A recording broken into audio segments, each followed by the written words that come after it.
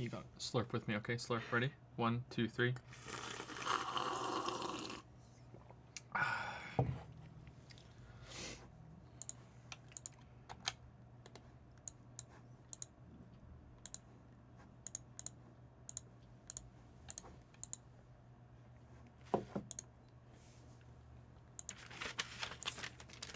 Ooh, rustling. Slurping and rustling. ASMR stream is real.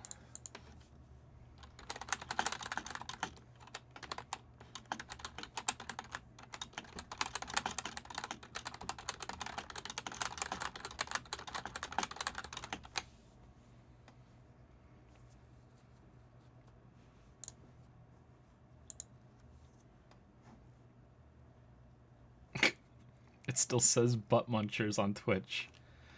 Why? Make it go away. God damn it. You can't get away from it.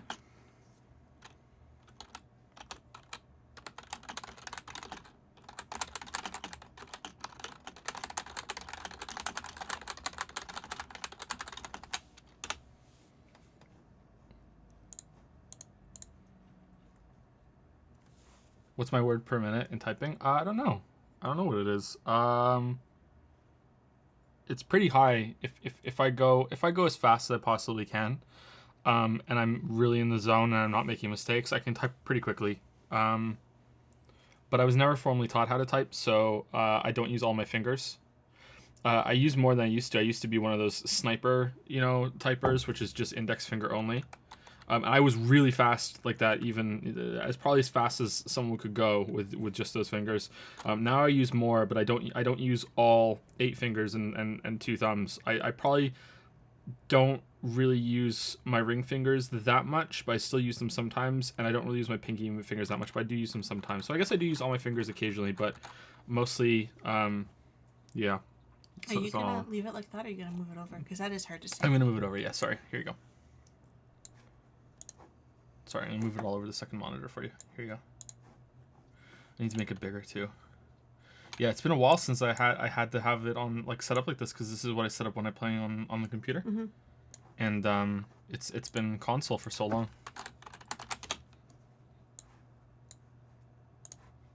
Back in our the Persona days.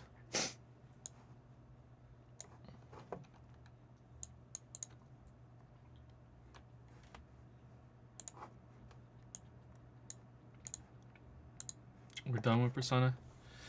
Yep. Okay. It should be moving now, right? Or maybe it was already moving. Okay, so we're gonna be playing Clicker Heroes, and by playing I mean it's just gonna be on in the background while we take questions from chat. We have questions on Patreon that are already listed up. I'll be minimizing the game to do that, and that should be the standard format. I'm curious if I move the window, will it mess it up on stream? All right, let's see. I just moved it a little bit. Will it mess it up on stream, or is it independent? Let's see.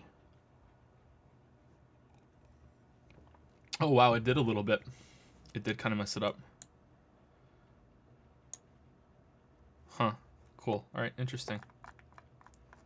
How are we? We're good, right? Yeah, we're okay. We're okay. The Phil Joe said he gave us an hour warning. Oh, not for these. These were called in advance. You had what? A while warning for that. They're usually the same time once the day's announced. Unless you weren't aware of it, yeah. But yeah, streams from now on will have maybe more than an hour if I decide I'm gonna stream at X time at a certain day. Then I can say, okay, I'm gonna be streaming in 6 hours. And I'll be playing this game. I wanted to finish Nier Automata before your video on it comes out, and I just finished it literally 10 minutes ago in the feels. Did you properly finish it, or do you think you finished it? You know what I'm talking about, right? Yeah, you had time. That video is not going to be out for a while. You had lots of time. So, as stupid as this is going to sound, there will be spoilers for Clicker Heroes in this stream, because I've already gone through ascensions and transcensions in this. This is an old save file I had for Clicker Heroes that is just automatically there on Steam. Because I was going to use Clicker Heroes for a video one time, and I got fairly high up on, well, not really compared to a lot of people. So yeah, if this looks oh shit, spoilers, you know what I mean? Like yeah, just be aware. Hey, it's my birthday today, and I got into the breach and a second monitor to watch your stream on while I play it. Happy birthday, Supreme Cool. Happy birthday. Hope it's a good one.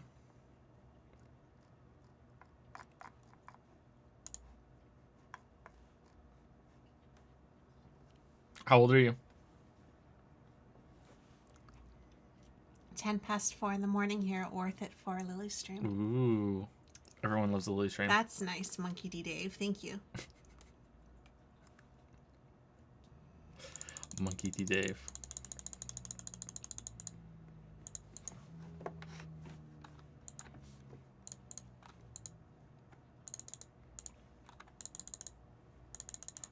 Okay, there's over 100 people here. So let's get a couple more minutes and then we'll start answering the questions. How do I feel about Persona 5 being over? Good. It wasn't bothering me too much, actually. I didn't mind Persona. It wasn't as annoying to listen to as Xenoblade got after a while. Really? Yeah, it wasn't that bad. Because I don't watch most of it, right? I listen. So I don't have context. So if it's the same thing over and over again, it gets kind of annoying. But no, it wasn't that bad. What was wrong with listening to Xenoblade? I was done very early. Very early on, I was done. Yeah, we're done. Yeah, really? I was done. Yeah. But no, I didn't mind it. But it would be nice to have something different for a change. It went on for so long. You didn't like their attitude? Whose attitude? Xenoblade? Yeah. You didn't like their attitude? They were a little bit arrogant, you know. They were a little bit cocky, dare I say. You didn't like how they beat everything with the power of friendship? Yeah.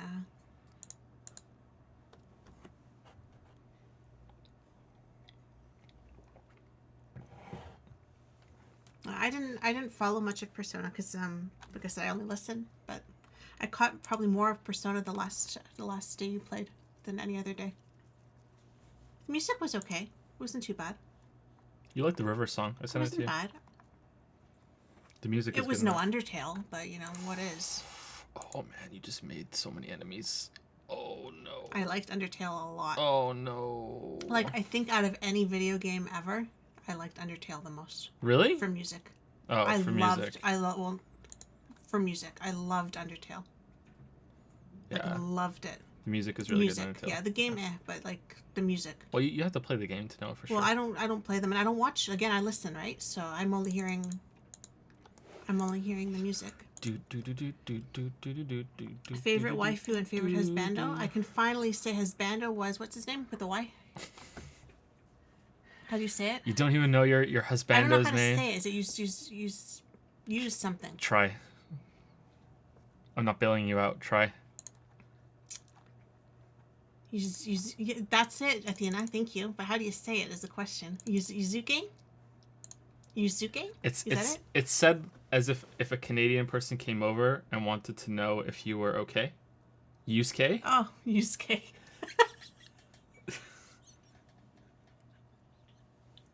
I should have gotten that. I like that. Yusuke? Yusuke. I liked Yusuke. And I think Sai should have been a waifu. Yeah, I think so too. Once I saw her in witchy form, that did it for me. If I had to pick one that you guys could pick, then what are you I'll talking go with about? Legs. She looks nothing like a witch. To me, she did. And I like witches, so that sold me on her. Chat gets so irate about the tiniest fucking things. I liked the stockings and the holster and the whole kind of look to her. Yeah, I thought she was very sassy. I wonder if anyone's ever cosplayed that. Hold on, let's see. Cosplay. But if I have to pick a waifu that you could actually pick, then I liked Legs. Oh man, look at her. That's good. She's pulling it off, huh? Yeah, she's good. If you want to see what I'm seeing, chat, type in cosplay Sai, SAE, and then it's Sai Nijima by Luxo Cosplay, the first result on Google. She looks pretty good. I think she's pulling it off. That's good. Maybe your friend should buy that outfit. What do you think? Maybe she should. Maybe she should more than, before TV. Maybe that should be the priority right now. I'll have to talk to her about that. What about Sai dressing up as 2B? Oh, that would just be off the charts, wouldn't it? Like, you're not supposed to mix your drinks. Are you allowed to mix your waifus? They said no already. I They said already no? tried this. Oh. Apparently you're not allowed, but I've also been told I can't be a waifu because I'm 3D. So why can't I take a page out of a waifu's book, if you will, and a little from here and a little from there? Because I'm not an actual waifu, so then I'm not breaking Not a any waifu. rules, right? No. The fact that you're not a waifu doesn't make you want a cryfu. A little bit. Waifu life goals, Why even tryfu? Lily life goals.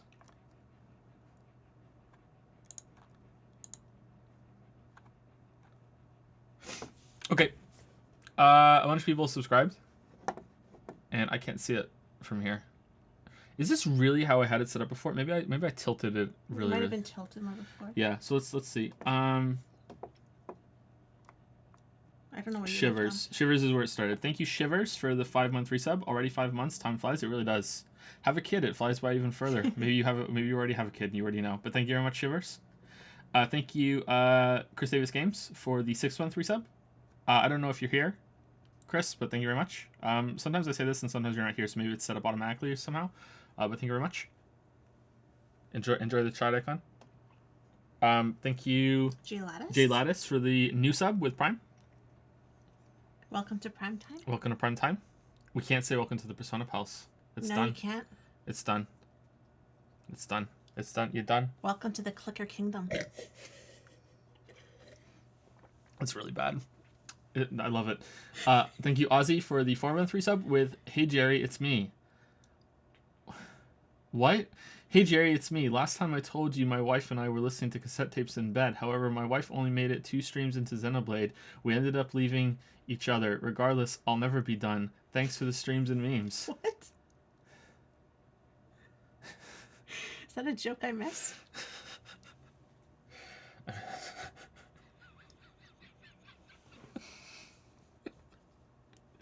All right. We ended up leaving each other. Thank you, Ozzy.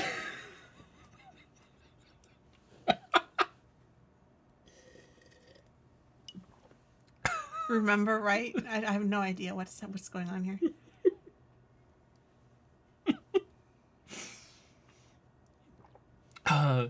Thank you, Benevum, for the new sub. New subs during a Q&A stream, really? I guess they like the Lily streams. It's a night stream. Lily streams are good streams. But thank you very much. She says, modestly. Welcome to Prime Time. Welcome to the Dragon's Den. Clawfist. Clawfist.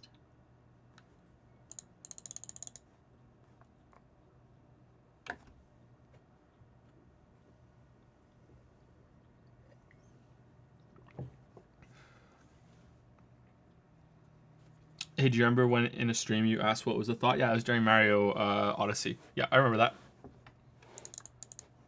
Everyone else does too, because it's one of the most watched clips from. I was there for that. From were you? Yeah, I was there. I learned what a thought was that day too. Yeah. When we were in high school, they were just hoes and sluts. They weren't thoughts back then. Now it's a whole new. Back in the day, You can when you were just a slut. You can say thought in front of authority figures, and they don't know what you're talking about. It's got its advantages. I think I remember the Jerry thing a little bit more now, but I think I have to watch the clip after stream. I don't think I can play it without having a mad echo of what's going on. Thought is still a hoe. She's just over there. Thanks for clarifying that. I feel good about it now. You eat ass for free, ass eater? No, I told you guys during one of the Persona streams that if you're good at something, you never do it for free. Never. You never do it for free. Okay, I think we should start taking questions because otherwise we're going to be here all night. Mm-hmm. Just laughing with chat. Yeah, so let me get this guy to 100 and then we'll go because my OCD is making me. Okay, there, he's 100. Okay, so let's take the first question from our Word file. Take it away, Lily. Solitary Gamer says, "Good evening, Joe and Lily. Keep living the dream. Here's a short question to start with. Joe, I'd like to hear you read a passage or page from one of your books. Do you think this is a good idea?" It's not a horrible idea. I don't know if people would enjoy it. If I was going to do that, I think I would like to have some time to pick a page or a line or something like that ahead of time.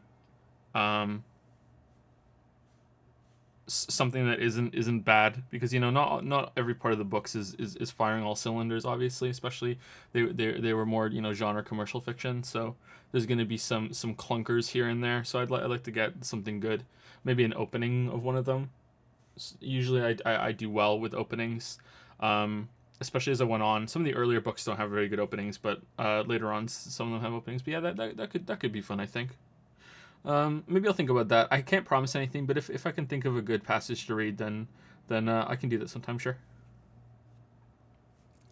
And here are my main questions. Approximately how many emails, tweets, Discord, DMs do you receive on average per week? I suggested to Lily that she could triage your inboxes. Okay, approximately. It's gonna vary, especially considering when a new video just came out. When a new video comes out, I get a lot more messages, like a lot more messages. So let me think. Usually when I check Discord and emails and everything and Twitter, I have a bunch in the morning. There's always something there, every single day. So let me do a little bit of mental math, and then I'll like multiply it by 7 to have a rough approximation. If we're including Twitter notifications and stuff and comments, that should probably count, considering sometimes people just ask me questions directly publicly on Twitter instead of asking me through Twitter DMs, but that happens as well.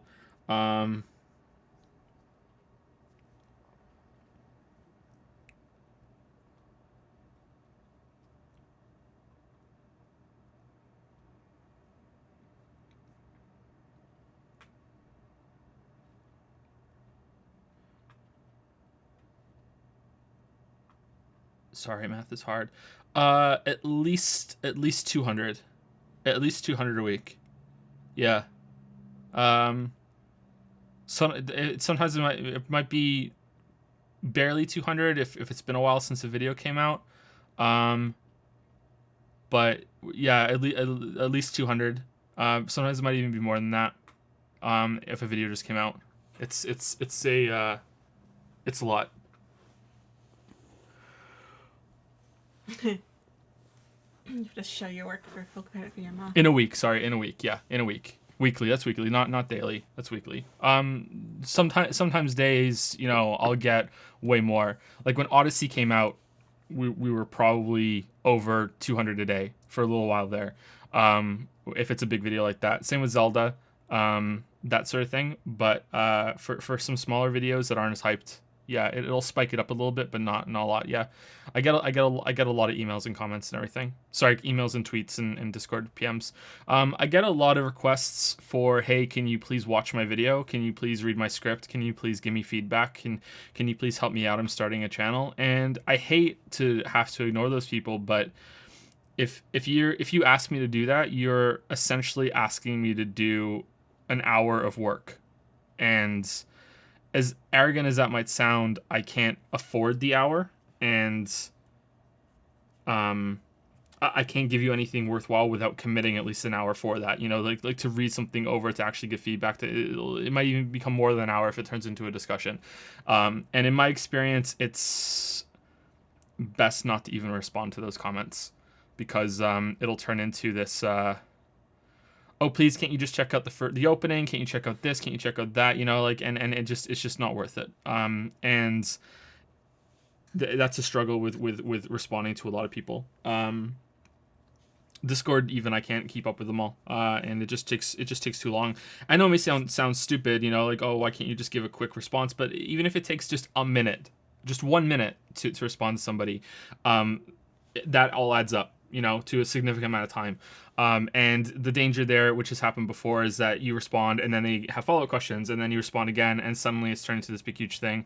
And sometimes people will message me and they will challenge me on something. It happened with the Cuphead video particularly, and I had this big long conversation with someone on Twitter. And usually when I have those kind of conversations, I always regret it, because the other person wasn't interested in the conversation. They were interested in just lecturing. They were interested in I disagree with you and you're a fucking asshole, so I'm just going to tell you off. And then you try and be courteous, you try and be polite, and you try and be like, okay, well, let's discuss it. And they're like, okay, yeah, let's discuss it. Let's have a debate. And then we'll have a discussion for maybe 1 or 2 back and forth. And then suddenly they'll be swearing and calling me names, and to quote Morgana, no, he said, make fun of, they're making fun of me, and it's like, to put the childish term, and it's never worth it. Yeah. I get a lot of I get a lot of comments. I'm not sure if that's more or less than you guys expected. If you want a scientific thing, I could record it for a little while, but that would take up time for me to know for sure. Where's Eric's response? Yeah. Hey, maybe he. For people who don't know on Discord, Eric was someone that came on who was quite insulting on Twitter with me. And said that I got too many things objectively wrong with Subnautica, and he can't trust anything I've said or will say in any video, past or present or future. All the Christmas Ghosts of Christmas, and he's like, you got so much wrong, I can't trust you. And he went on this big tirade about how obviously I wasn't paying attention to it because I streamed it, and I'm a fraud and all this other shit. Or I don't know if he called me a fraud or if he was just implying that I was a fraud. And then he came on Discord after I messaged him. I messaged him back on Twitter, saying, okay, name 4 things I got objectively wrong in the video. And then he came on Discord instead of answering me on Twitter. I don't think he wanted to talk to me. He just wanted to talk on Discord about how much I got wrong. And then we had a discussion on Discord because I just so happened to be online at the time. And we ended up having a good conversation, and it ended amicably. But he said, I'm gonna write a big response and show you everything that you got wrong, and you'll read it, right, and then respond to it. And I'm like, well, as long as it's not a 2-hour response, sure, I'll read it, sure, And I never heard back from him, because saying, hey, you got a lot wrong, but then when you have a conversation and the other person actually is providing evidence, it becomes hard and it becomes difficult to keep up an argument. But hey, maybe he's just taking a while to do it, and I don't mean that in a sarcastic, passive way, dismissive way. Maybe he is. Like, he said he was doing some paper at the time, so maybe the Legend of Eric will have a conclusion and we'll get an answer and we can have a good discussion, because the guy seemed pretty good. It's just when you are anonymous on the internet and you're talking with somebody. I've said this before in the written Q&As, but I don't think I've ever said it on a Q&A stream, but maybe I have. It's really easy to look at someone who has a channel, or has some sort of public presence, or is a newscaster or a celebrity or anything like that. Not that I am a celebrity, but just someone who is in the public eye sometimes. It's very easy after they reach a certain point to start looking at them as an entity instead of a person. I know I used to do it to a lot of other people. And you just see like a cluster of like, instead of seeing the person, you just see what they make, and you just see a tangle of opinions that you agree or you disagree with, but you don't remember there's a person behind it. And then you go and you talk to them, and you treat them like you're talking to a thing. You treat them like you're talking to an NPC instead of talking to an actual person. And that's something that happens. So I try to remember that, because people aren't usually that harsh. I think most people are inherently good, but I try to remember that. But yeah, I think that's where it comes from. On kind of a rant there. Just wind me up and watch me go. All right, what was the next question? Please describe in as much or as little detail as you wish the process that you follow to get a stream from Twitch to YouTube. Okay, it's pretty simple. There's an automated system, but I don't like using it because I don't like linking things. It makes me think of, the security problems, or, it just makes me a little nervous, or maybe I'm starting to finally become a little bit of a technophobe as I get older, but I don't think so. I usually embrace new technology. But I do think there's an automated way to do it. I take the stream file. Right now on OBS, I use OBS. Right now on OBS, there is a start streaming button and a start recording button. And streams just stream right up to Twitch. You have to put in your streamer ID, and it automatically links to your to Twitch. And it will automatically go onto the stream that you're watching right now, and it'll also be recorded on Twitch's end to be a VOD, video on demand. And then you can highlight it to be on there forever, and that's on Twitch's end. I think you can probably download them from Twitch. I'm not sure if you can do that through Twitch's interface itself, or if you need a separate program to do that, but I think you can download them from Twitch if you wanted to.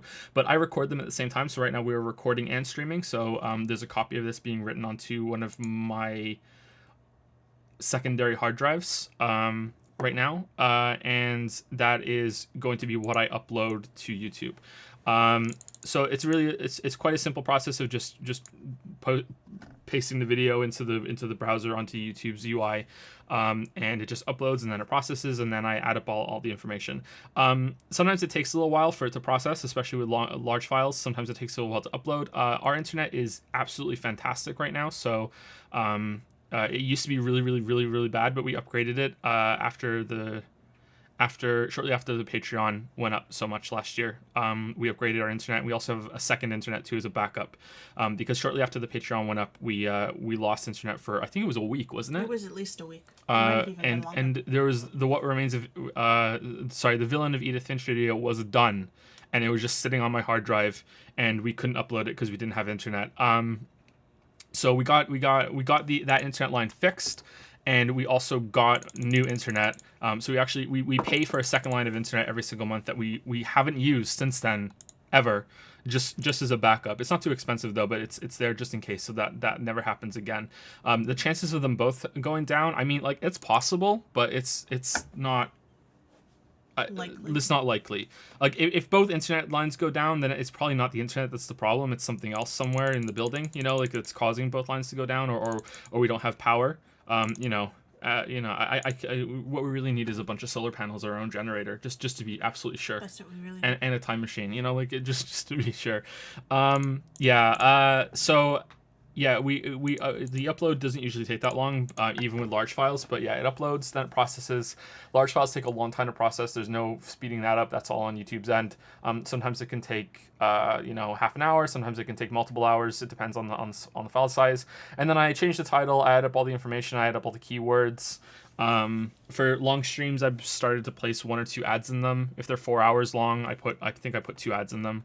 A lot of people said, I like to support you. I think you should, put some ads in them. You should put 6 or 7 ads in. I'm like, I'm not putting 6 or 7 ads in, but I'll put 1 or 2 in. So that doesn't take too long, but with the amount of streams that there are, sometimes that, it's like what I said, there's a couple minutes here, there's a couple minutes there. That can add up, especially if it's distracting you from something else. But it's not too much of a hassle. What can be a hassle, though, is the exception to this rule, which is when something went wrong with the stream, or the file size of the stream was too large because the stream went on for too long, or I was recording at a file size or quality that was too high.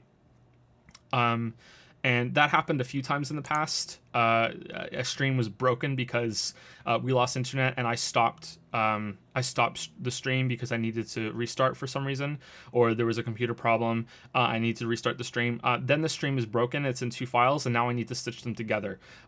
Someone said that there's a way to do that very easily, but I couldn't understand it because that was beyond my technical information or ability. So I can't do that. So when I was doing that in the past, and I haven't had to do it for a while, I think Neo was the last one I had to do. I actually had to render the whole thing, the stream again in Adobe Premiere, and that can take honestly, one of those Neo files took 36 hours to render. So my computer was just out of commission for 36 hours while that was happening. And that can take a while, and then it has to upload, and then it has to process, and that sort of thing. But the process is pretty simple usually.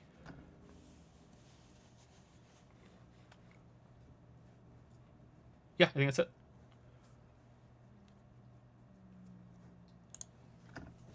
Thank you, Solitary Gamer. Titanfall stream upload when? Yeah, I need to stitch those 2 together. Maybe I'll do that. I have some rendering to do after the stream today. And maybe I'll do that sometime this week. I really want to get that one up there. Oh, you know what? Let's get all the Persona 5 up, and then after Persona 5's up, then I'll do Titanfall. They're still sitting on my hard drive. I deleted a bunch of old streams recently, but I didn't delete that one. I know that one has to go up. Yeah, that was a good playthrough. I enjoyed that. Okay, next question on Patreon. We have a lot of questions tonight. We have 50 questions, so we're going to try and get them done. Brad M. says, in the past, you've talked about how games have a lot of growing room in the story department. That got me thinking how movies and TV frequently adapt works from outside their own medium. Think Peter Jackson's film version of Lord of the Rings or HBO's Game of Thrones series. If stories are the weak point of so many games, why do you think we haven't seen the same leveraging of novel stories? That's a good question. Why haven't there been more video game adaptations of books? Usually when there is a video game adaptation or something like that, it is a video game adaptation of the adaptation, right? So you'll see the Game of Thrones video game, you'll see the Lord of the Rings video games. They're not adaptations of the books, they're adaptations of the movie, right? The movie and the TV show. I believe there have been some video game adaptations of the Lord of the Rings books, right? I think Mandalore had a video on them, didn't he? He did a video, and it was an adaptation of the book instead of the movie. I think it has happened, but it's fairly rare. I can't remember if the Dune games were an adaptation of the books or the movie. But I don't really know Dune that well, so I can't tell you. Maybe someone in chat knows if the Dune games, the RTS Dune games, if they were Dune, not Doom, D-U-N-E. I know with the way I pronounce things, you might be hearing Doom, but I mean Dune. I don't know if those are based on the books or the movies. Someone in chat is saying Metro 2033 is based off a Metro book. Witcher is technically based off a book, but it's not. It's not the actual books. It's based afterwards, isn't it? Or it's more of a spin-off of the Witcher stories. Yeah. I think that.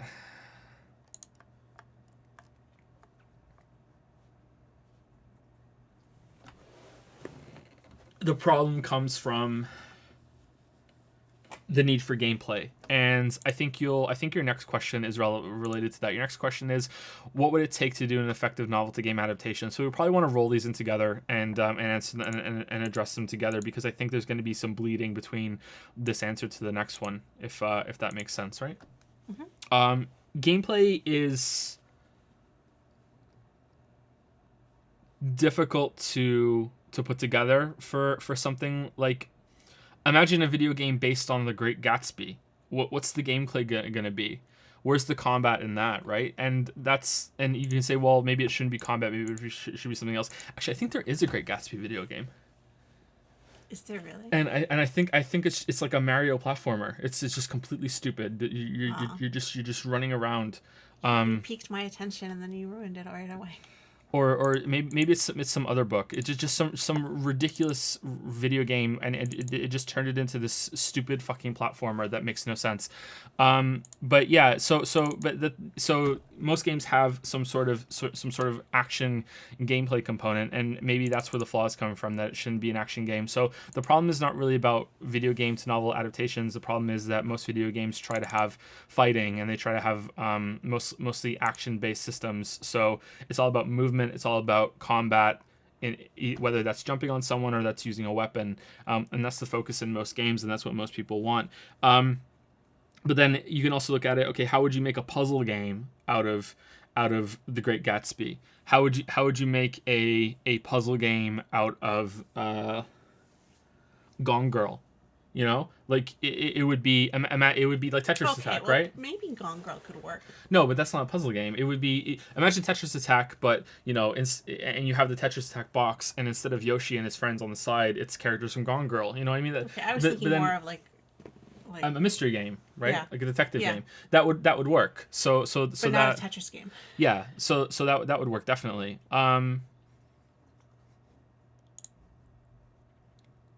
but that's hard to do, and those aren't popular. Like those games don't sell all that much.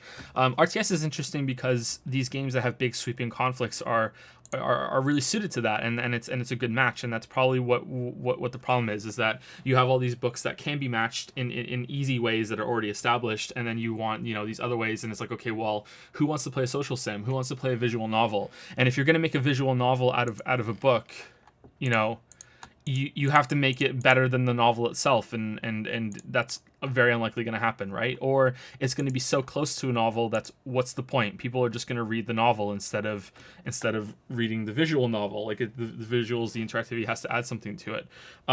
So I think that's the issue. But the other side to take your question is, why don't video game developers take more ideas from books instead of adapting books?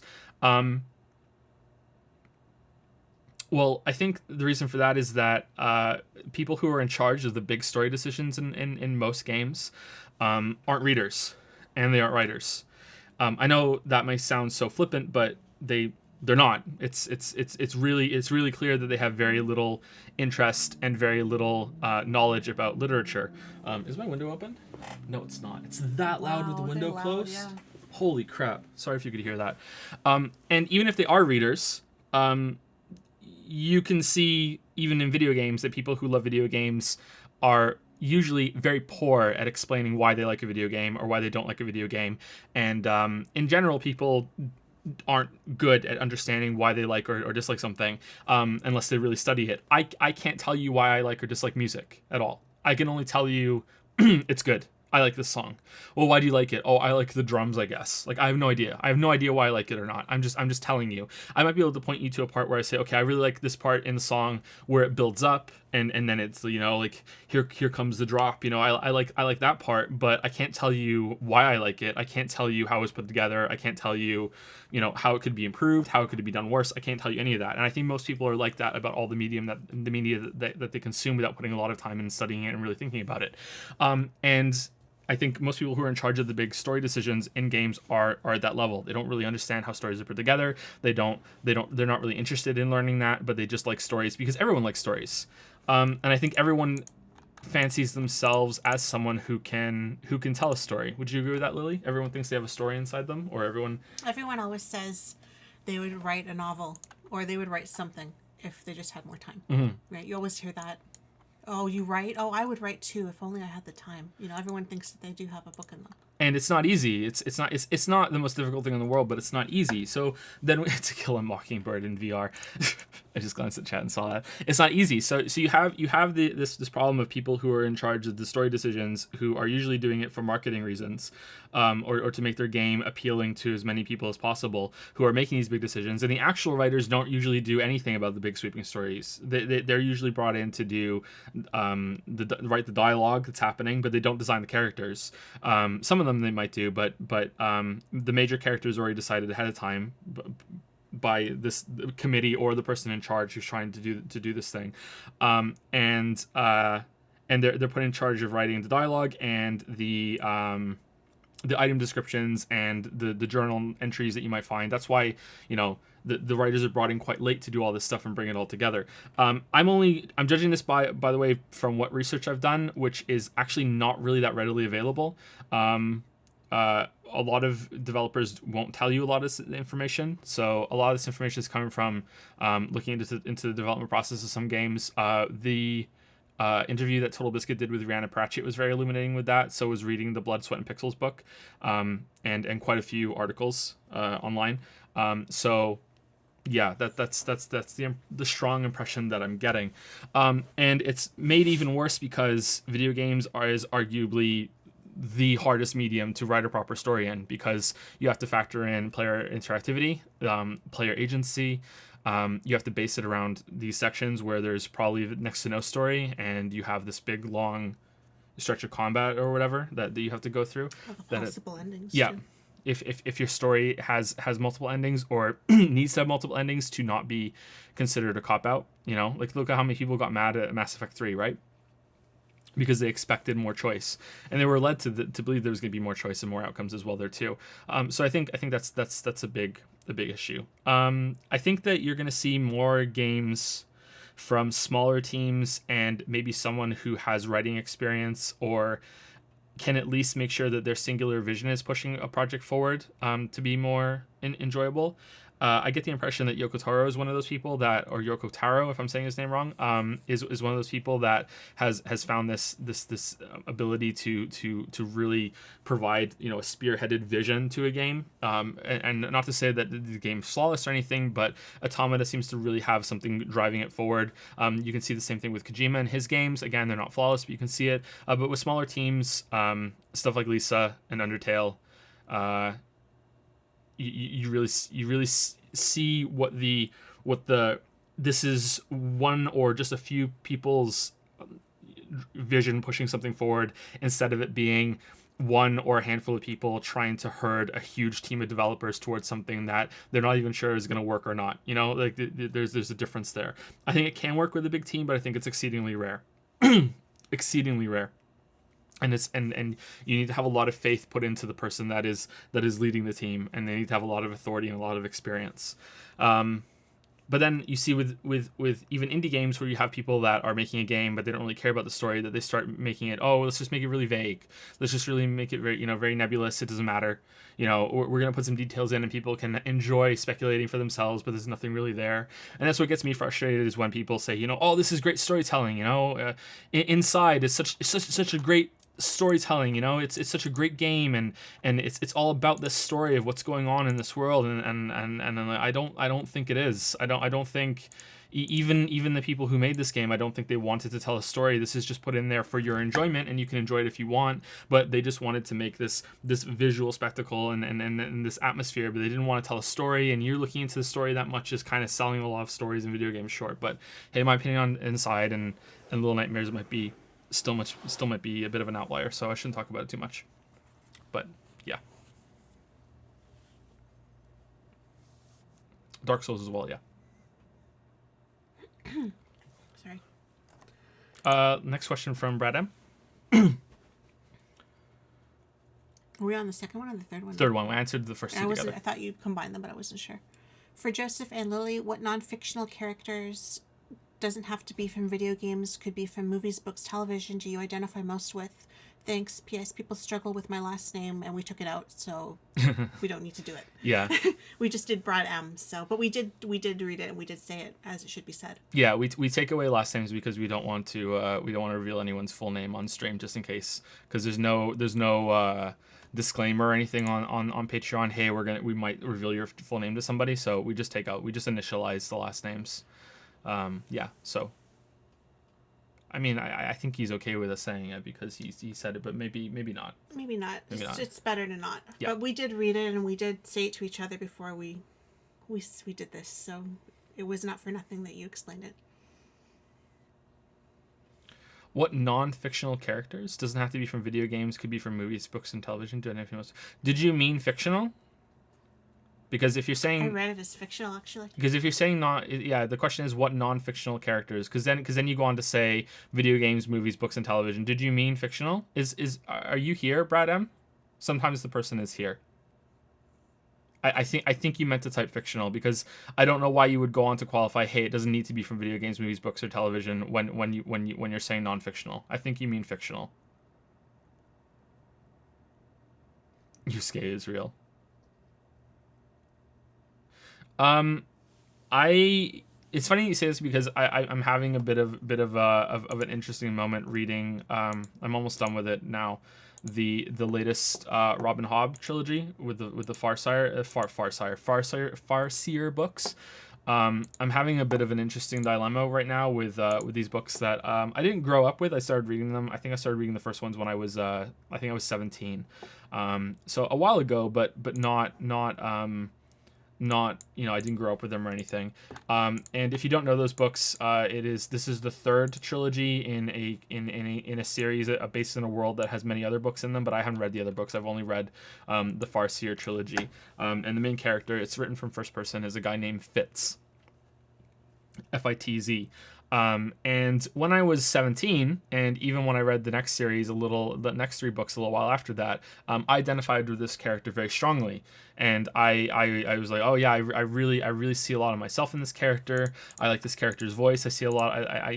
This I like this thought process.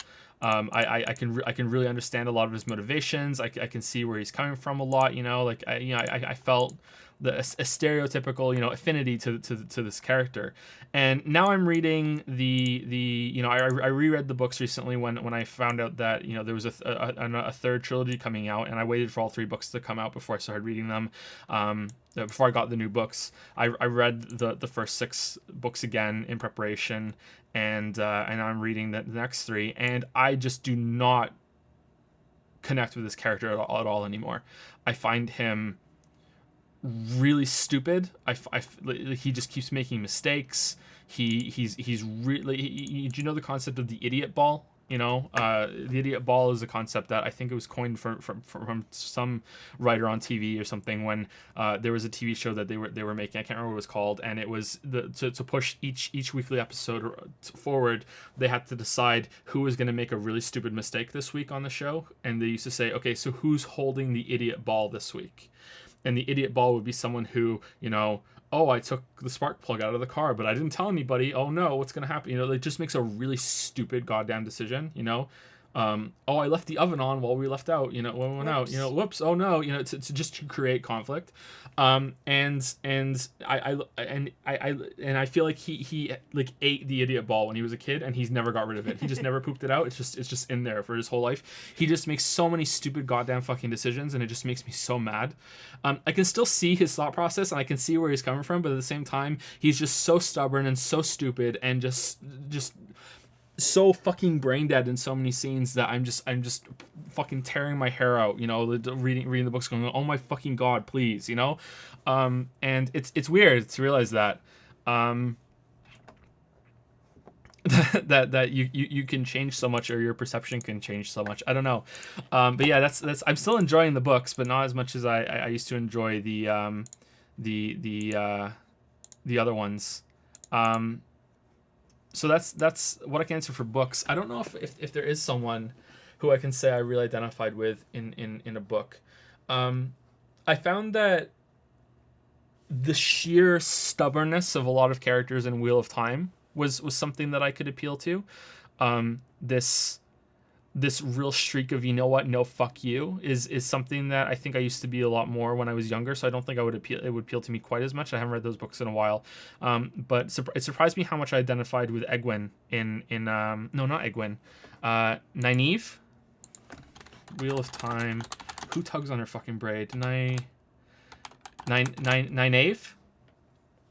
I every time she was in a scene, her attitude and her just no nonsense, this is a decision I made, I'm standing by this decision, and just I just completely uncompromising in what she felt, was like, I felt like, yeah, okay, this is me, but yeah, I don't know if it would be as strong anymore. I'm starting to think of a recent book that appeals to me. I don't really read books for the characters. I read them more for the plots and the stories that are going on. I'm less interested in the characters' perspectives and the characters' personalities than I am in what happens to them and the situations that they get themselves into. I am interested in those things, don't get me wrong, but that's the lesser focus for me in a lot of books. I prefer the larger story constructions. In Joe identifying with stubborn characters, yep, sounds about right, yeah. In video games, I don't think there's anybody. I don't think there's anybody in video games. No one's coming to mind. Seriously, nobody. Okay, well, maybe there's not. Don't force it. Yeah, I don't think so. If there isn't.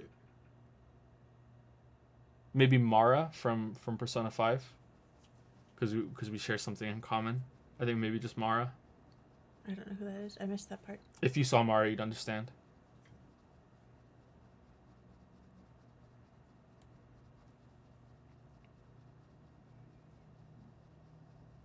Anything from movies or TV or anything like that? I'm trying to think. I can't really think of one. That's why we watch so much TV and so many movies that it's hard to think, right off the Yeah. top of your head, you know. Mara's a giant penis.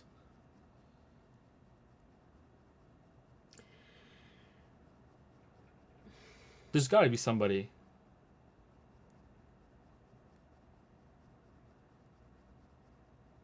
I don't remember Mara. They're saying I saw it, but I don't remember. The fucking sigh.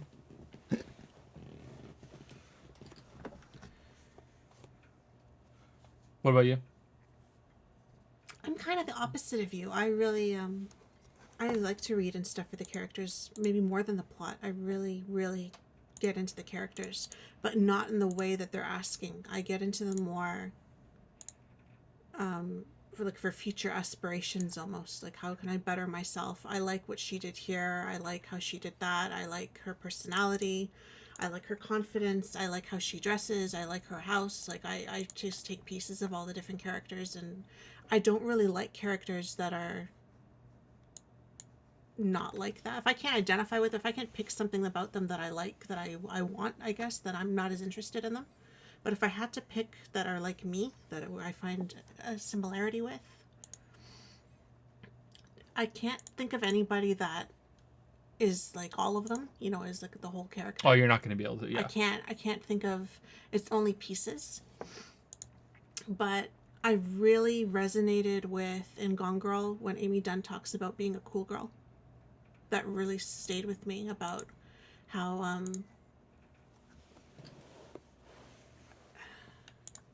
you Be careful of spoilers. yeah, I don't want to spoil anything. She talks about being a cool girl, and basically a cool girl is one of those girls that all the girls want to be and all the guys want to fuck. Basically, is a cool girl. And I remember when I was about 20 being like that and really wanting to be that kind of person that everybody liked, and everybody wanted to be around, who was more fun, and that really stayed with me. And the only other one I can think of is Carrie Matheson. Yeah? Yeah, that's From- okay. From Homeland? From Homeland. Yeah, She's okay. bipolar, and she's the first time we started watching that around the time I was diagnosed, wasn't it? Or was it a couple years ago? It was around I the think same so, time. yeah. She's the only time I've ever seen someone with that mental illness that I also have portrayed as more. She has her moments, her crazy moments, and she has her extremes and everything like that, obviously. But She's gifted and human without being a savant, you think? She's not totally off the charts, Yeah. She's not overly brilliant, and she's not overly crazy, and she has her, she kind of utilizes her talents and everything, her gifts. And I don't know, I really latched on to how she was a real person. And how sometimes she would take her meds and sometimes she wouldn't, and sometimes she would be manic and sometimes she wouldn't, and sometimes she would have these brilliant moments where everything is connected in life, and this is, everything makes sense, and I can relate to that. So she's probably the only one, more than anybody, even more than Amy Dunn, that I watched that and went, I understand that, I get that, and someone else gets that, which is amazing, that it's not just me, right? So, but not all of her, and I'm not as extreme as her, and I'm not as promiscuous as her, and as, she takes her mania to a whole new level, and I'm not as flippant about my medication and stuff like that too as she is, but I think that scene in the book with her talking about the cool girl will resonate with most girls and all the expectations that society places on them to be this contradiction. I thought about that for like a good week afterward. Yeah, after I read that. It was a really good part. That song by I think it's Cake, Short Skirt Long Jacket. That's I played that for you the other week. Remember? It's the opening from the Chuck TV show as well, and it's all about how he wants a girl that's a complete contradiction. He wants a girl that goes that gets up early but stays up late. Wants a girl with a short skirt, long jacket. And these are all the things that I would look at those other characters and say, well, she gets up at 6 a.m. and she waters her garden. I should have a garden. And then I would, but she goes out and drinks with the guys at night. She's cool. And but how would you stay out late with the guys and then get up early and water your garden? Like they don't all fit to be the same person. But I'm really bad for that, where I pick pieces that I like, and I always say I'm not trying to build a perfect person. It has to be balanced, but it's never balanced. It always becomes this perfect, impossible person because there's no way that that person would exist. Joe and Lily, I want you to be the parents of my children. We have enough children, thanks though. we have enough, thank you. I thought of something while Lily was speaking. A movie character that I've connected with, and it was way more in the movie than in the book, was the nameless character in Fight Club. The main Edward Norton's character, who doesn't have a name. Some people call him Jack, but it's not explicitly said that that's his name. And not because of what happens at the end of the story, but just because of his trouble sleeping and the way he describes insomnia, and just the day-to-day life. That really, really, really resonated with me. And that's probably why I love the movie so much. When I was a kid, I think I lied to myself a little bit and said, I like it because it was this edgy social commentary, but really it was because of those scenes with him being an insomniac. And it was really, I didn't realize I had a problem until watching that movie, and that made me start to think. Yeah, I can see that. Yeah. There's a saying about how I think the first person I ever heard say this was Billy Connolly. He's a Scottish comedian. He said, do you know the saying about a woman didn't know that she had married a drunk until he came home sober one night? He had been drunk the whole relationship, and he's like, oh my god, my husband's a drunk, I had no idea. I think he then goes on to say, I didn't know I slept poorly until I slept well one night. And I think that movie was kind of like, for me, I didn't realize I had a problem until I was like, oh wait, everyone isn't like this. Yeah, you think everybody's like that. Why wouldn't you? Yeah, so that was a really important part of that movie for me, and probably why I love it so much. Yeah. That was pretty bad. Pretty bad. We need to take a short. Are we done from that person? I don't think so, right? Yeah, we are. We're done. Are we? Yep, that was it. Yeah. Brandon. Oh, we are. Okay. Yeah, because I combined the first two. Yeah, that's okay, why. I'm confused. We need to take a couple-minute break. I'm still gonna be here. And you will. I can't hide it from you guys, but we will shortly see. Okay. So maybe I should mute the microphone. Yeah, I'm gonna mute the microphone for a couple minutes. You guys will figure out why. It's not a video though, so don't get too excited.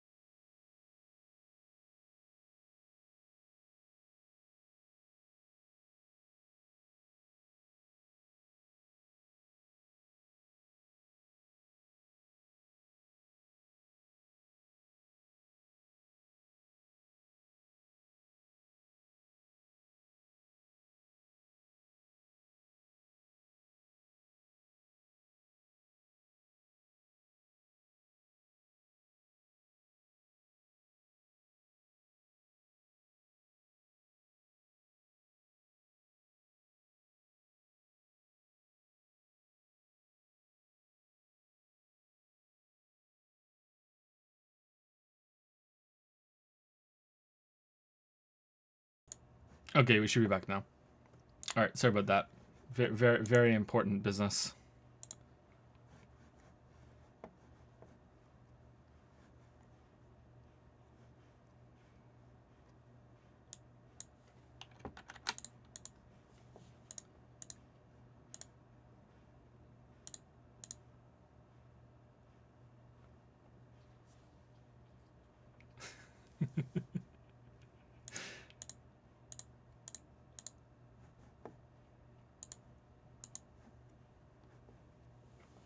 Okay, next question, which is from... Before we do that, can we take a minute to thank the people that subscribe? Because there's been Sure. a few in the last half hour. Sure, 1 second. Let me get my screen set up properly now. Okay. That's the next person. All right, so a couple questions. Okay.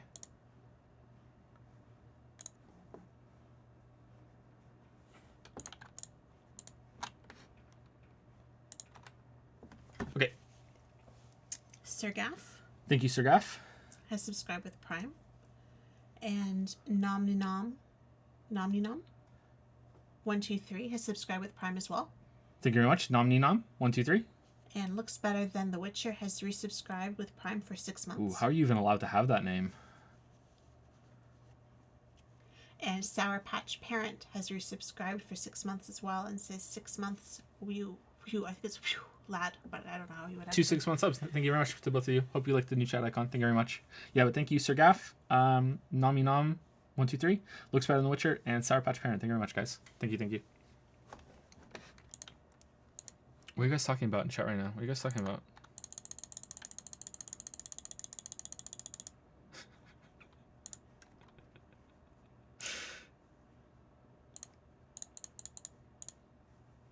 Okay, next question from Patreon. Actually, let's take a couple from chat.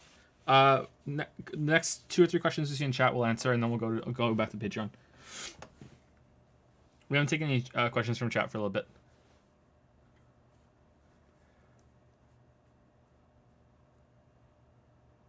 Favorite game on the Nintendo Switch? By Nintendo, Breath of the Wild. But not by Nintendo, probably Stardew Valley. I like playing Stardew Valley on the Switch. But yeah, Breath of the Wild, definitely. Breath of the Wild's really, really good.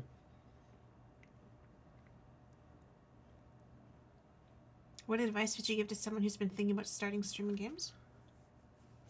Oh, I'm not a good enough streamer to tell you that. Sorry.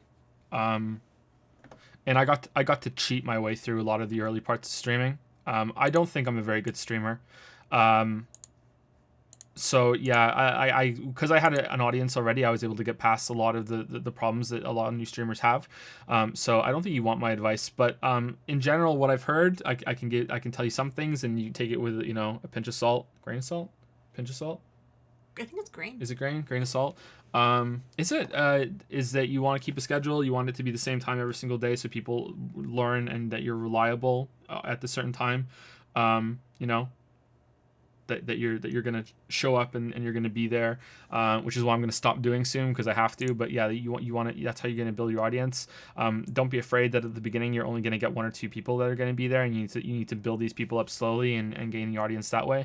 Try and play games that you're familiar with so you can still interact with chat at the same time, but don't go overboard with interacting with chat. You're not there to talk to people, you're there to play games at the same time too. Yeah, and that's just the general advice that I know.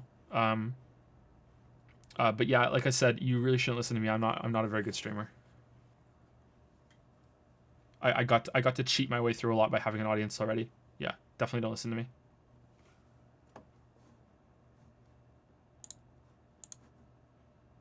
Any other question from chat? Are you the kind of person to always try to stealthy in games, no matter how poorly the stealth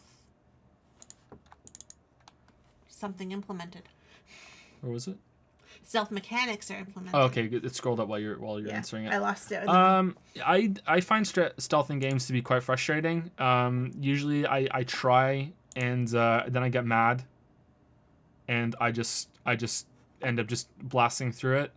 I like stealth games that are only stealth, and then you have to do it, and the whole game is built around it, because usually stealth is kind of half baked, right? When it comes to when it comes to games. you know, think of stealth in a game like Skyrim or Fallout or anything like that, and any of those kind of games. They're very, it's not because the whole game wasn't based around it. It's kind of bad. So the whole game needs to be built around it. Is a very, you know, kind of roundabout way of saying it. Yeah, but I try. It appeals to me more in concept than it does in practice. But I try. Skyrim, I tend to always end up being a stealth archer because the rest of the combat is so shit that that's just the fastest, most efficient way to get through it. So I think that speaks more about how Skyrim is a train wreck rather than when it comes to combat. When it comes to most things, actually, but I still like the game than it is anything else. But yeah. Someone asked how much storage do I have? I saw that a few times. I have a 500 gigabyte solid state drive as my main drive, which I wish it was a little bigger, but yeah, that's all we could really afford at the time. And I have two other drives. I think one is 2 terabyte and the other is 3 terabyte. I can tell you exactly right now. Give me a second. Yeah, one is 2 terabyte and the other is 3 terabyte. I used to have on the old computer I had before I built this one, after Breath of the Wild, I had 3 1 terabyte drives as the backups. For some reason I didn't want to get more than a terabyte, but then I just kind of just cut that rule and I cut my losses, and you know, whatever stupid hang up I had over you know, keeping it 1 terabyte, I just said fuck it, and then I got bigger ones, and I wish I'd done it sooner.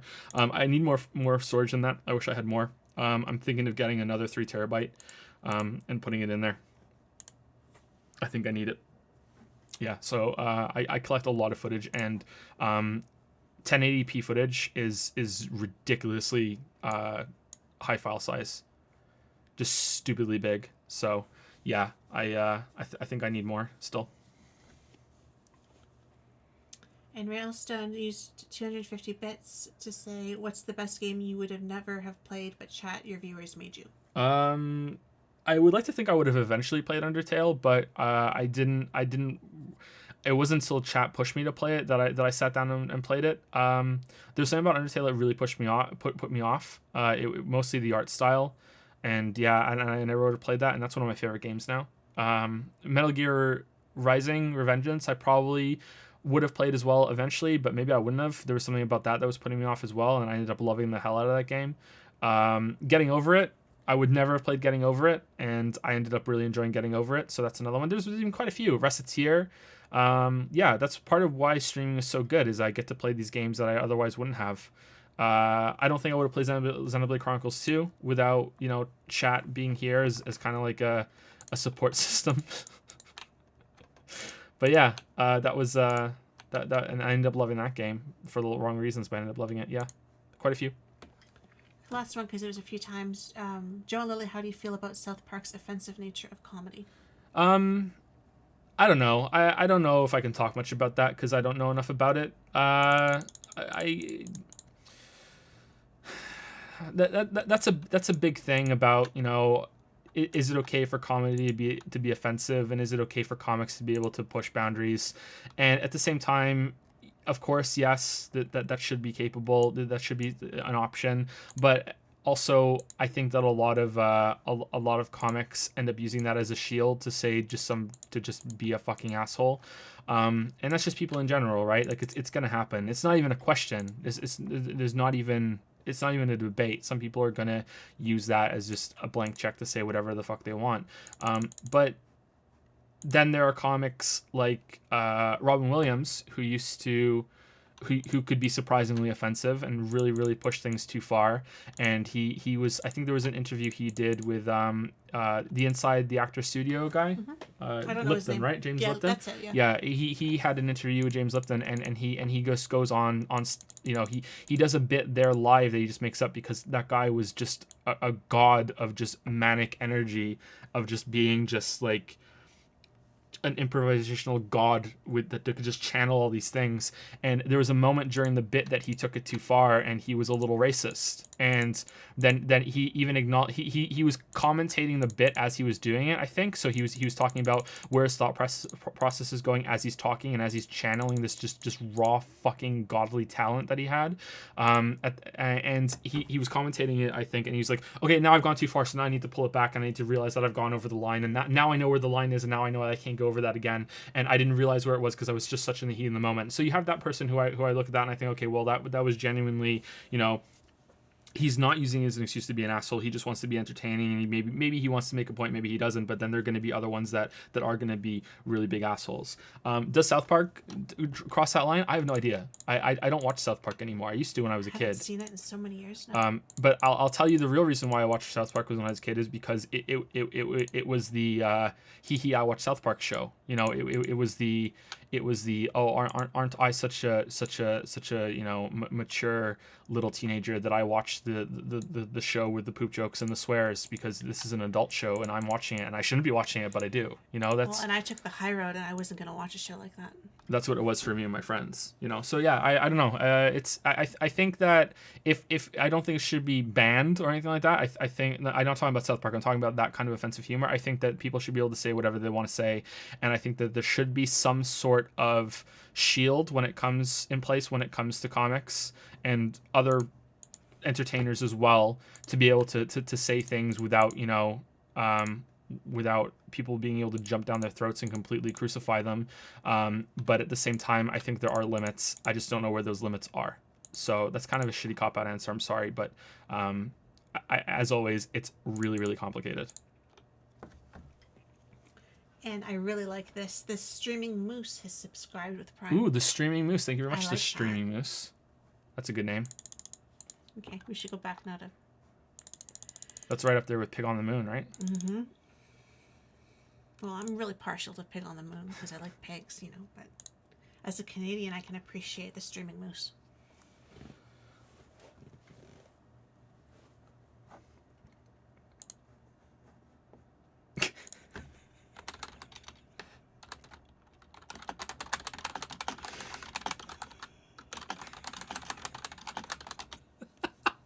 Sorry.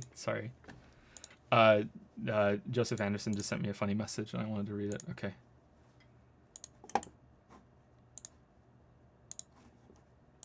All right. Well, fuck. I'm so bad at having all my menus in the right place today. Okay. That's first. That's first. Okay. So let's take Patreon question. All right. So this is good luck pronouncing this name, Lily. Again. Get closer. Sorry. Oh, okay. It's Annie Rude. I think that's how I said it last time. I think this is Annie for Prez, right? Yeah, it is. Yeah. Hello again, Joe and Lily. Hope everything is going well with you. My long questions are, for as much as you analyze games and their design and all their nitty-gritties that you figure out, surely you must be coming up with game design ideas of your own, considering you constantly try to come up with suggestions to improve the games that you critique. Now, my question is not about what ideas they are, because you may want to keep them to yourself. My question is, what genre of games do you most think of designs for and why? Yeah, I do. I think about it a lot. I just want to clarify. I don't think that you think this. You think this, but I know a lot of people do. It was especially apparent when the Subnautica video. When I give suggestions in games, and I try to qualify this in the video itself, but some people just decide to ignore that, I guess, or I don't make it clear enough. I'm not trying to be a game designer in those parts. I'm trying to.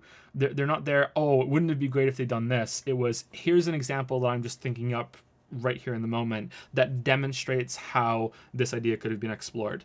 I see a lot of people say, oh, Joseph Anderson doesn't understand that his suggestions are going to change the whole entire game, and I don't agree with that. I think the ones that I proposed for Subnautica would have been quite tame, and I try to be very aware of what the limitations are of the current game that I'm looking at, and to think that something that would fit very well with it. Some of the story changes might be considered sweeping, but a lot of them were removing things instead of putting stuff in, so it wouldn't have been that much. It would have been less work, not more. But the idea of exploring the different biomes in that game and having reasons to put things there, I think works really, really well, and it wouldn't have been that much work. A lot of the assets are already in the game, especially for the suggestions that I made. Yeah, I think that they would have been not that bad. I don't to implement. I don't think they would have been a huge improvement. They're just there as demonstrations to be like, okay, look, here's a flaw, and to demonstrate the flaw, here you go, or how this could have been explored. Yeah, I try not to do it, but sometimes I think if I qualify it in the video, it'll be okay. And sometimes it is, sometimes it isn't. Some people really like the suggestions. They like that there's an example given. And I think those are the ones that understand what they are. That it isn't, oh, I wish this exact thing had been in the game. It's just okay. It's an example. I can roll with it. Yeah. I think a lot about mixing genres together because that's what I really want to see more in games. And I think as more and more games, Total Biscuit was talking about this on Twitter recently, how he has so many games in all the different in so many different genres sitting on his Steam list that are probably all pretty good games. There's not a lot of tat on there. There is obviously some, but there's not a lot of real shit that's there. But there's so many pretty good games that pretty good isn't good enough anymore. You have to really stand out, and even if your game is better than pretty good, you still might not stand out just on the strength of how much more your game is over pretty good. So I look at that and I think, okay, well, how can we mix genres together so you're not in a saturated genre with a bunch of other games? If you mix and match, you might interest different people from different groups, or you might create something new. There are people who really like city building. There are people that really like action platformers. There are people that really like both, and there might be a game that has both that would appeal to both markets, and yours is the only game doing that right now. So it's like, oh, okay, cool, let's go with that. So I think about that a lot, and how and what genres could be mixed together. Sometimes I try and think of genres that couldn't possibly be mixed together, and just just oil and water, that kind of, an oil and water experiment. Is there a way to get them to be cohesive, just for fun? But I think mostly about games like Stardew Valley and Factorio, surprisingly enough. I think about those kind of games and how I would make something like that, and how I would make something that would be really large and sweeping, and keep growing instead of being a very shallow experience. How could I make an experience like that keep expanding and stay interesting for lots and lots of playthroughs without it being grindy? Or sorry, for a long playthrough instead of being grindy. What kind of elements could I add to it from other games as well? I think a lot about Recettear and the shopkeeping part of that game, and how much fun that was, and how I don't think I've ever seen another game do that, and I just don't understand how that was. And I think chat responded to it well. It was like, holy shit, this is awesome, and you just get so into it, and it's something everyone understands. Everyone's gone shopping, you know what I mean? Everyone's tried to haggle at some point, or understands the value of money, and it's just it was just set up so well, and yet it was so simple that it just got me. And I think about that a lot. I was instantly into it. I think about that quite a lot. But and obviously I think about games like Hollow Knight, and like Zelda, the 2D Zeldas, the top-down Zeldas, and Dark Souls, those sorts of games. And mostly my thoughts end up being on bosses, and how you create a boss, because I think that's really tough. I think that's hard work, and that's when it comes back to my experience with World of Warcraft raiding as well. When I used to have to, I would make strats. My raid team was a bunch of idiots for a long time, and yeah, they were really dumb. so, so I had to tailor, because if you raid in World of Warcraft, it's a bunch of people. It was 40 at first, then it was 25, then it was 10, or you could be 25, then it moved down to 20, I think. And you could have you could have a group, and you could get to a boss, and you have to coordinate. I was a raid leader, and you have to coordinate this group to kill this boss. And you could go on to different websites on YouTube as well, and you could find strategies that you could use for your raid, and they'll tell you how to kill the boss. But the thing is that a lot of those strategies assumed that everyone in your raid had a baseline level of competency. That just wasn't the case in our guild, because we had a lot of people in the guild that World of Warcraft was their first video game. This was the kind of guild that we are. So I shouldn't say they're idiots or inexperienced. Just idiots is just a fun thing to say. So the goal was, and and the answer is that, okay, we'll just get better people. Well, that's not really an answer a lot of the time. So we had to tailor make tailor? Just tailor. Tailor. You have to tailor the strategies that we had to account for the fact that these people weren't that great. So, and when you start digging into that and you're making your own strategy, sometimes I wouldn't even bother looking up the strategies anymore. I would just watch someone do the fight, and then I would look at the skill list that the enemies had, and I would figure out how it worked, and then by figuring out how it works, you can figure out how to exploit it, and you're deconstructing it, and you learn how it was put together as well by doing that. And I think that I use that experience a lot when thinking about bosses in games, in action games, and how they're put together, because I think it must be really tough. And the fact that a lot of games do it so poorly is more proof of that as well, especially in something like Dark Souls. The Surge only has, I don't want to spoil it, but put up your hands. You, like, spread your fingers and your thumb, okay? The Surge has less bosses than that, okay? Arguably, you could drop a hand, you know, and it would still be true. And only one of them is good, you know. It's a really good boss. That one boss is really good, but the rest are complete shit. So I think in that game especially, it must be, that kind of genre must be really bad, because must be really hard, because they got the enemies done quite well.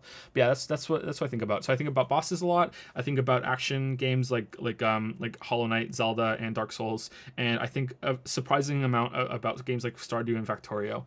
If I had $1 million right now just given to me to make a game, I would probably make something that was a mix of Stardew and Factorio. I think that's what I would do. And funnily enough, you mentioned Factorio in the next question. If you made a Stardew game, maybe I would even play it.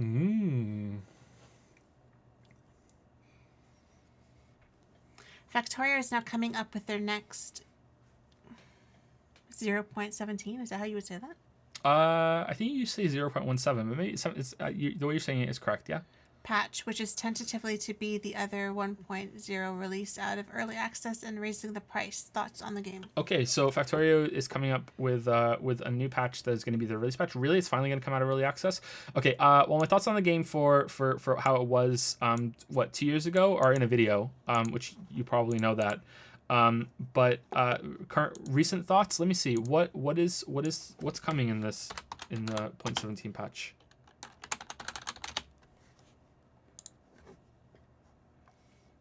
Planned mini tutorials, improve quality, cover the rest of the game mechanics, improve first steps campaign and new main campaign, GUI rewrite, improve the look of the GUI, change the way it works, new graphics backend, SDL, OpenGL, DX, blah blah blah, recipe tree, GUI. Is this out already, or is it going to come out later?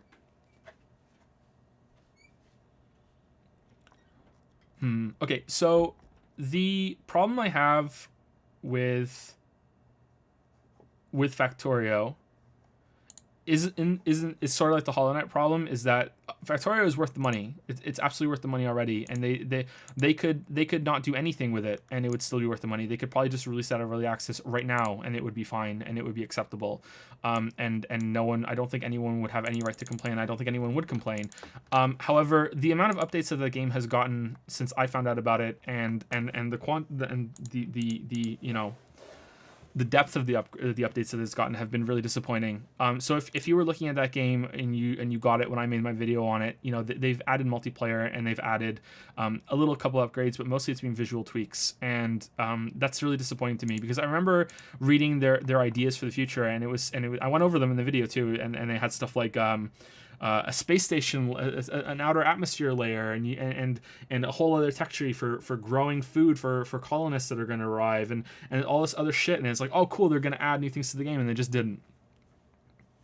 So that's where I'm disappointed in Factorio. I feel like they haven't really added much that's substantial to the game, considering how long it's been since I properly played it. But I don't know, maybe that's not fair. Maybe they had to remake the whole game from scratch in order to get multiplayer and the new graphics in, and maybe there were some massive stability issues, because it is a huge game and it's really complicated. But yeah, I don't know. Yeah. I'll try it when it comes out, and maybe I'll make an updated video on it of like, hey, it's finally out of early access, let's talk about it. And maybe that will be my main criticism. That when did my Factorio video come out?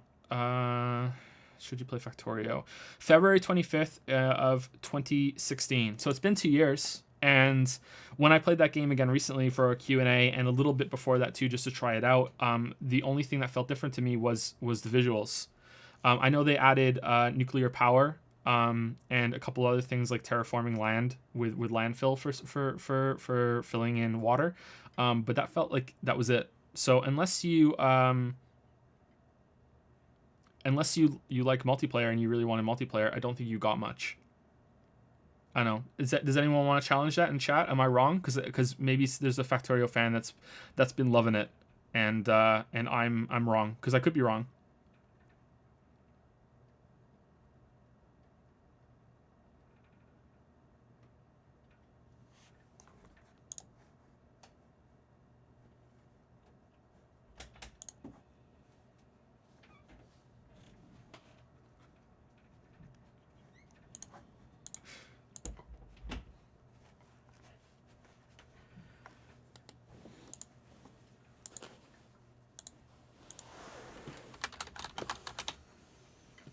I'm always wrong.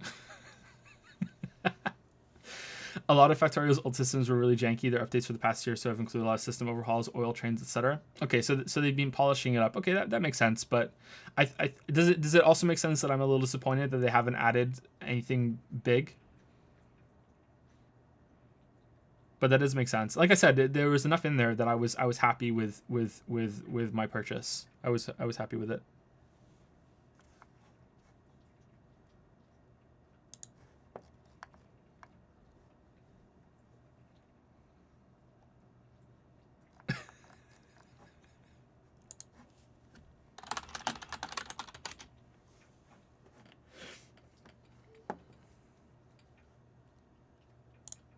Sorry, things are spiraling out of control in the background here.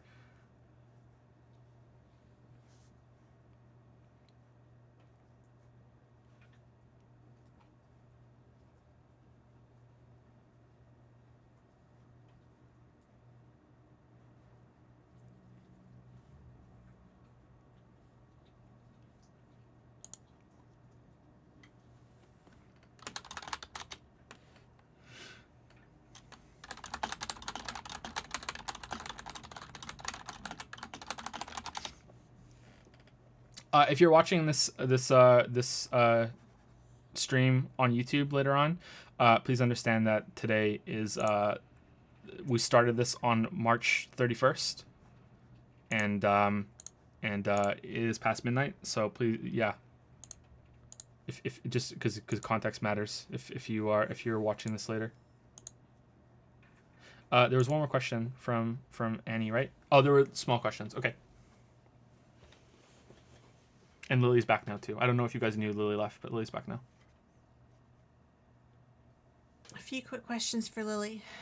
How much shit have you given Joe for turning into a full-time weeb? You want to slap me? Whoa, what the fuck? There, is that good?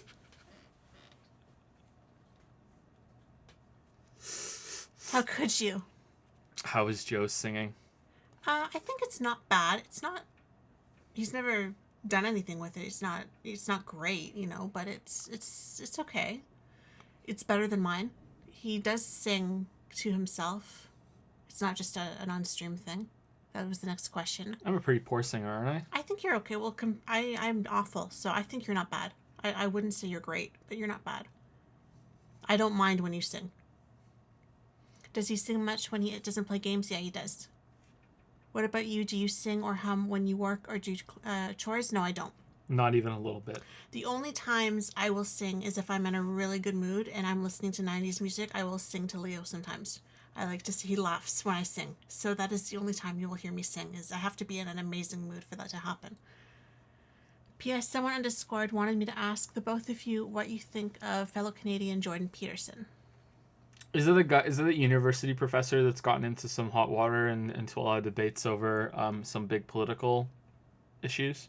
I don't know enough about him to talk about him, and I don't think Lily has ever heard of him. I've never heard of him. Yeah. I don't know enough about him to talk about him.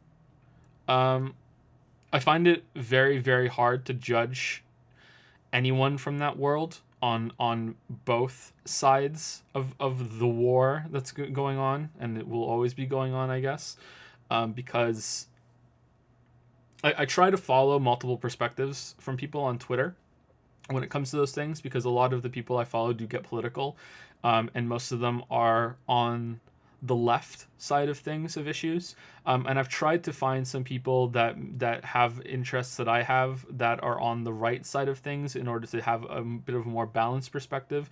And for a while I could put up with it, but then I had to purge Twitter because it just got really, really depressing.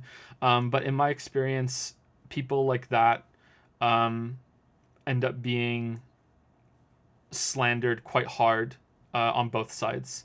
So people that the left rally behind get slandered, people that the right rally behind get slandered, and you'll see these Twitter chains of people quoting tweets. You know, someone said this today, but this contradicts something that they said 4 years ago. You know, like, oh my God, life comes at you fast, huh? You know, like, oh shit, he said something that he didn't agree with 4 years ago. And it's like, oh well, people change their minds. You know, like it's and is this even true? You know, it's so depressing, and it really gets me down. So for a while I tried to have a more balanced outlook, but I couldn't do it anymore. So I just washed my hands of the whole thing, and I dropped a lot of people. And when it comes to political stuff, I just ignore it on my timeline.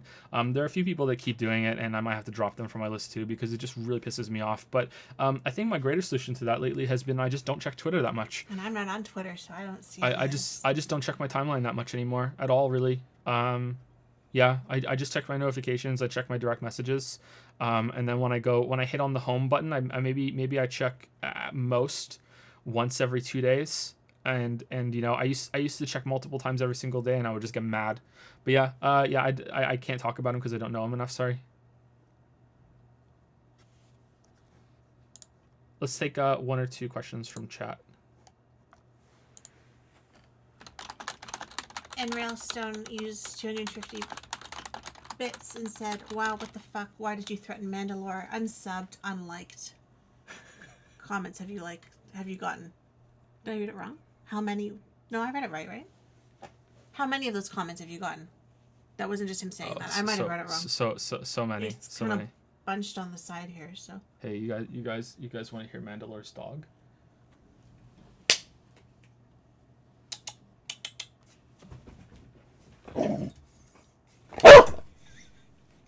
Good girl.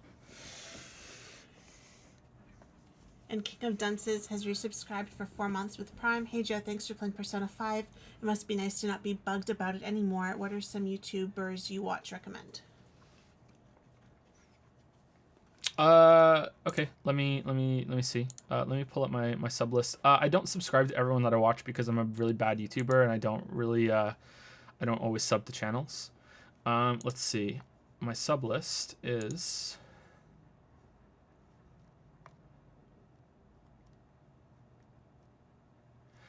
for video games, Accursed Farms, Angry Joe Show, August Keller, Bokenjima, KG Videos, Katroner, C. Marshall, Chidanda, Chris Davis, Chris Wager, Core A Gaming, Critique Quest, Daryl Talks Games, Electron Dance. Is this who I think it is? Yeah, that's not video games. Game Soup, H Bomber Guy, Heavy Eyed, King K, Lambhoot, Leonardo DeCidsi. I shouldn't say his name wrong. Mandalore, Game Maker's Toolkit, Matthew Matosis, Mika Edmonds, Mr. Caption Rip, Mr. Wendell on Games, Mr. Betung,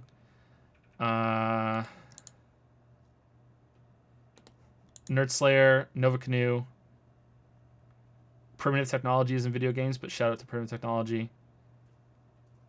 Pyrocynical for some of the video game content that he does. I really liked what he did for Petscop.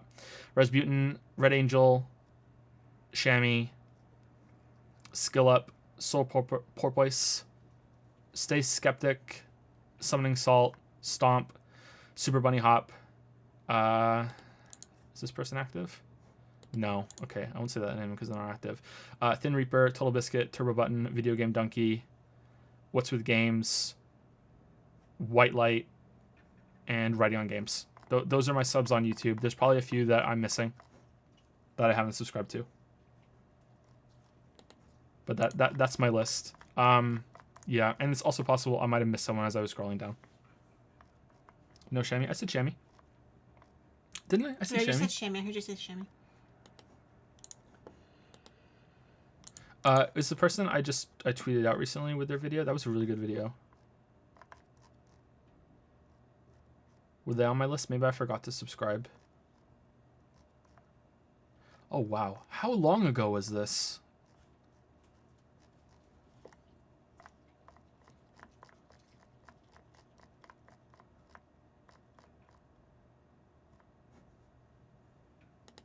Oh yeah, it was Mika. Okay, yeah, there we go. There's probably a few others that I would go through and find out. Yeah, that's it. One more question. I don't know if we've taken a question. I've just been reading bits. And Oh, okay. Lunar Homo sapien has resubscribed for 5 months. Are you and Mandalore the same person? Maybe.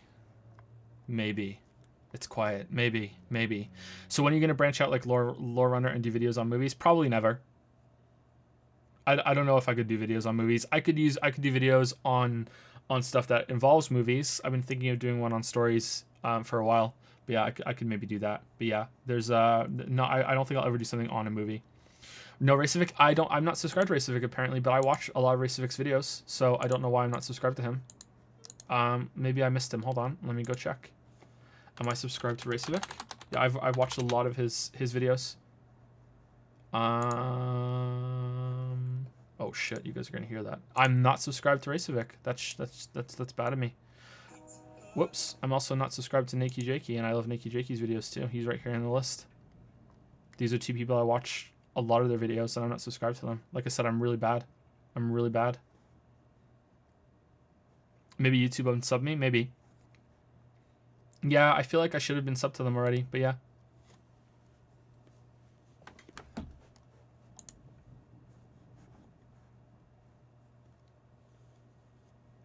Not very good.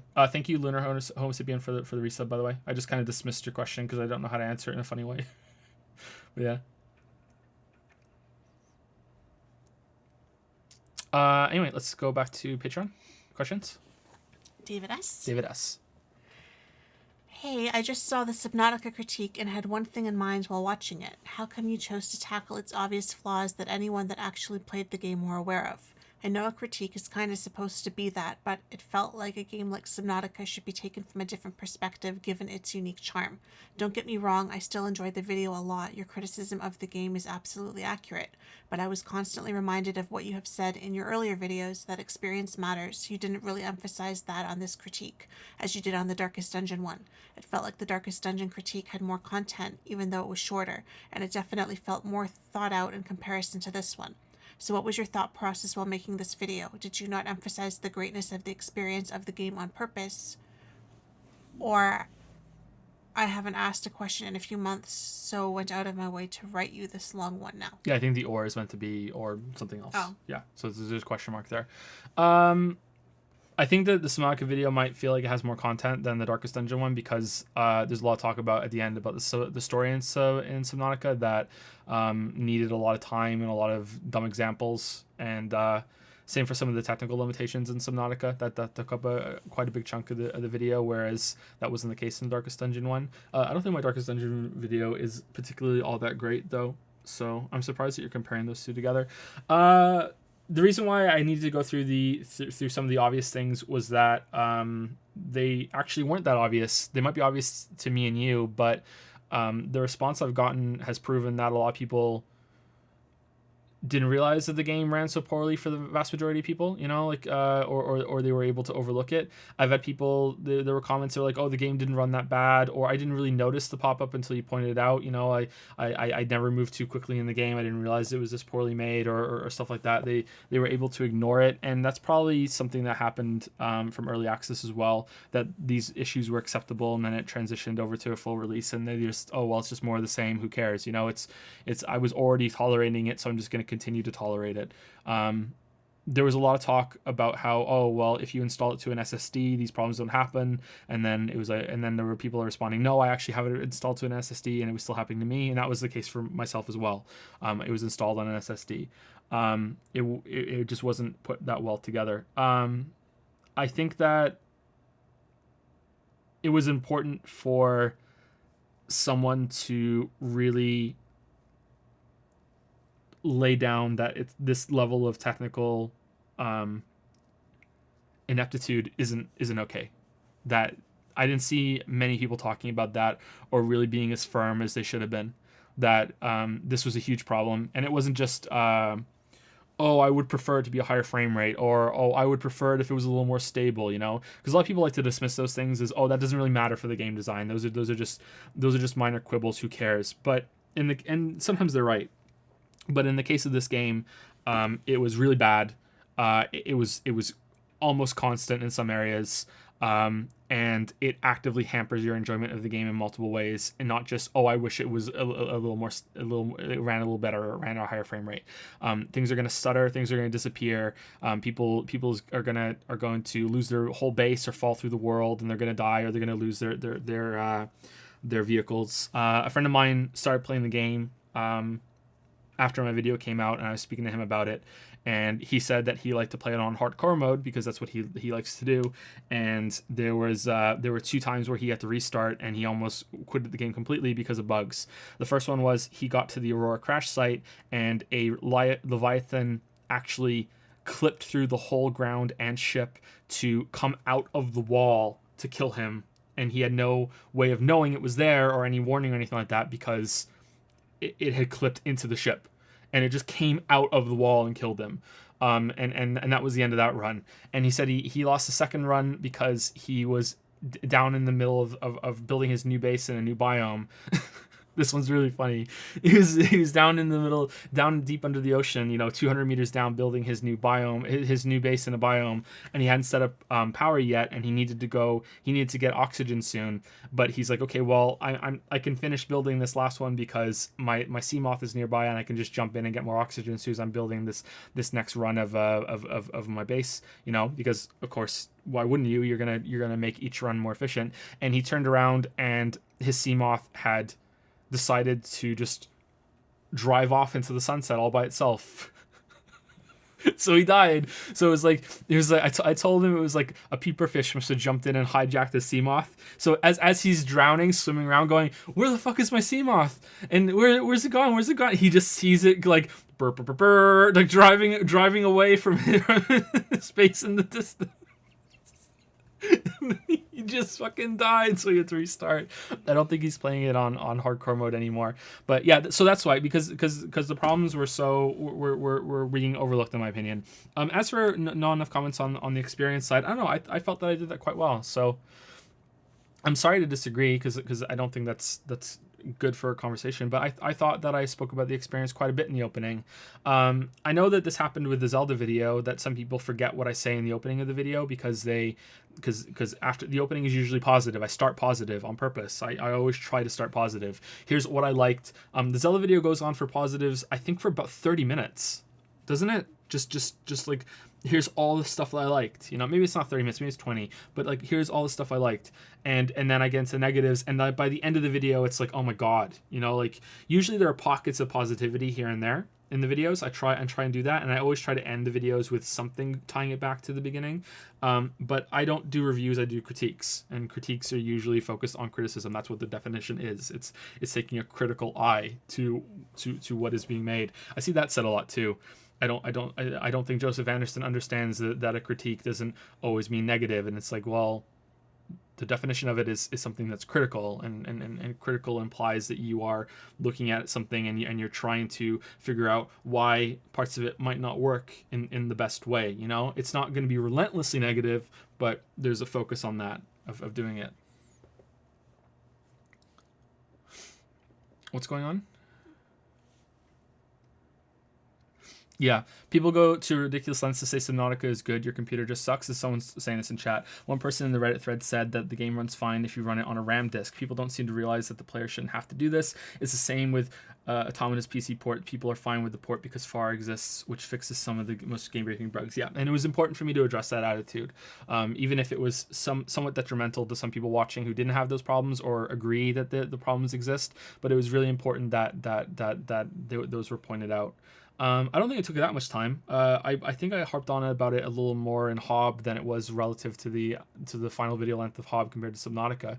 I don't know. I thought that I did a fair job with the experience in Subnautica, but if I didn't and you thought I could have done it better, then I don't know. I'm sorry.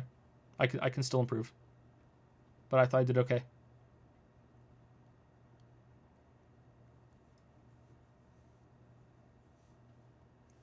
That's all I can say, I think. All right. Sorry, David. Next question is from Donovan H. I'm new to Patreon and your channel. I just have one question. How come you chose to never do a review analysis of Nioh? Time constraints. That's it. That's the only reason. Nioh is very much like Dark Souls. There are some people who are big fans of Ninja Gaiden that say that no, it's more like Ninja Gaiden. I've played Ninja Gaiden, the 3D Ninja Gaiden, and it is definitely inspired by Dark Souls. It's not even a debate. I don't know why people don't want the game to be compared to Dark Souls. I have no idea why. It is heavily inspired by Dark Souls. There's a lot that's similar. I also see the similarities to Ninja Gaiden, but yeah, it's very similar to Dark Souls. The reason why that's relevant is that a Dark Souls video is a big undertaking. There are bigger undertakings. Odyssey was a bigger one. Breath of the Wild, I think, was a bigger one too. But Dark Souls video is very, very difficult to put together. And Nioh would take a long time, and I have a lot to say about it, and that for video production, that's worse than anything else. You know, it would be a very long video. I'd have to have a lot of examples. I'd have to play the game probably 5 times because Nioh has very few weapons that are quite different. It has even more now with DLC, but I don't think I'd have to play them with all of them. But I think I would want to play most of the game with most of the weapons. Then there's magic, then there's the grinding, the items, then there's the end game. Nioh is a huge game, and I love it to death. I love that game so much.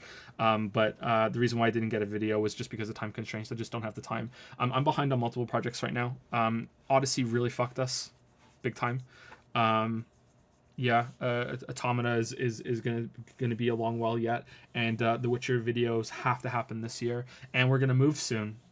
We're gonna go to the bank next week, so and we'll know, and we're gonna try and get a mortgage, and if they say no, then we're just gonna rent a place. So we're moving no matter what. No matter what, we're gonna be. We're blowing this joint. Yeah, we're leaving. We can't stay here anymore. We've reached our limit. We've reached our limit break. We're out of here. So yeah, there's a lot that's gonna happen. So if we're gonna be moving soon, I'd rather not start a big project in the middle of moving. But yeah, there's also a bunch of unfinished scripts and unfinished videos that I have. I have probably tens of thousands of words written that I can put to video, and tons of ideas and tons of scripts like half finished as well. That I need to that I could do. But yeah, Nioh might not ever get a video. I'd like to, but I don't know. There's always something new coming out. There's always something else I could be doing. There's unlimited video projects I could do. I would love to do a video on Nioh, but I just don't know. Let's see a couple questions from chat.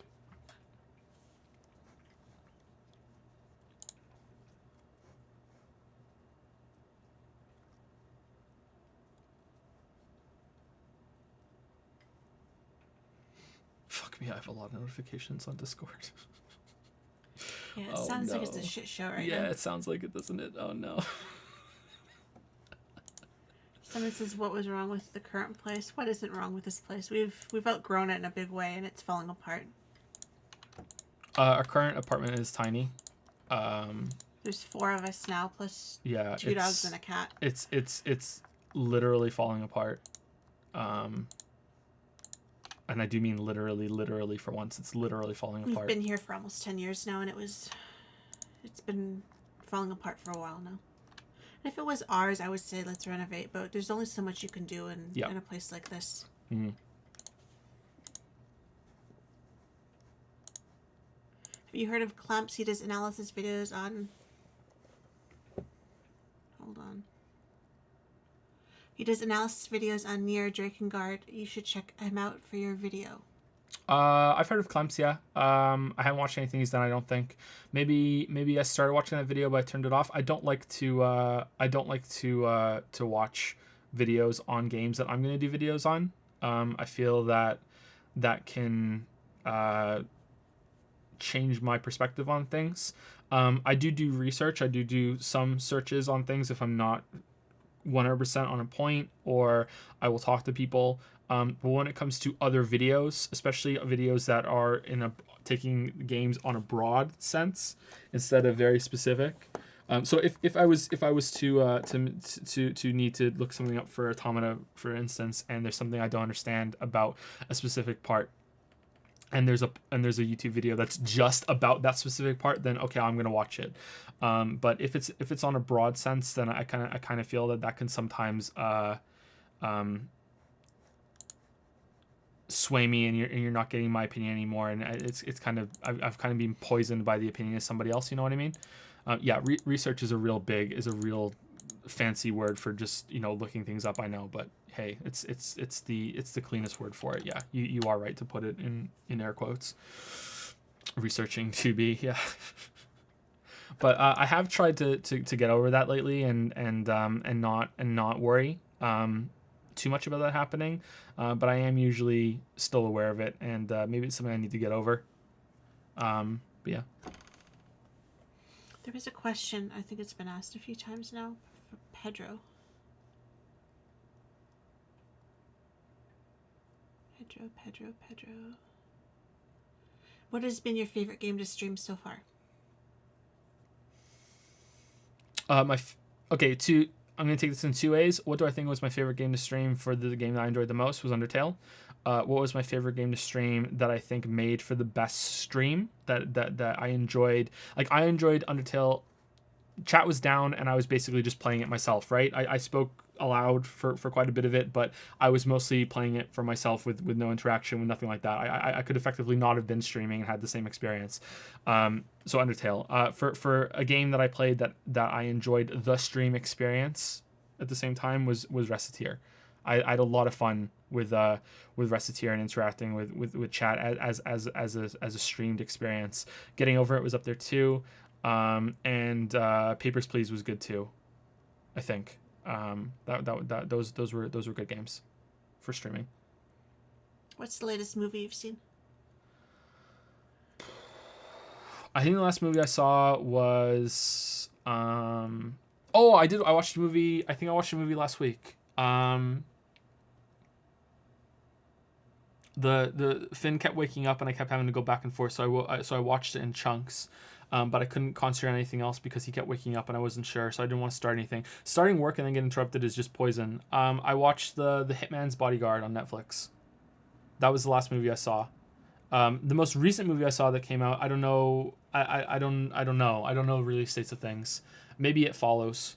Did Hitman's Bodyguard come out after It Follows? I don't know. I watched the Hitman's Bodyguard. I like Ryan Reynolds. I like Samuel Jackson. It was okay. It was pretty good. I enjoyed it. Victus forgot to ask a question for the Q&A this month. No, it wasn't It Follows. I'm sorry. It was It Only Comes at Night. Or It Comes at Night.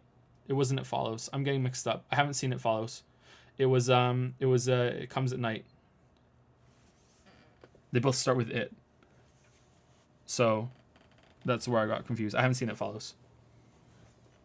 Watch Ready Player One, embrace your gamer culture. That just doesn't appeal to me at all. I don't think it's going to be Just wanted to wish you and Lily a happy Easter from the future. Also, you ruined Discord. Uh-oh. Happy Easter. Who is the sexiest Canadian and why is it Ryan Reynolds? It's either Ryan Reynolds or Ryan Gosling. Which Ryan is it? I like Gosling. You're putting Gosling on the same level Gosling. as Ryan Reynolds. Yeah. What's wrong with you? I go back and forth between which Ryan is better. Get your head out of your nappy. What's wrong with you? Okay, let's go back to Patreon. Oh, I think I need to go to the bathroom, so let's take a 5-minute break. Have we been at this for almost 2 hours? Yeah, it's 1 in the morning. Okay. Go brush your teeth, chat. Well, I'm still here. I don't have to. You're going to the bathroom, so I can't brush my teeth.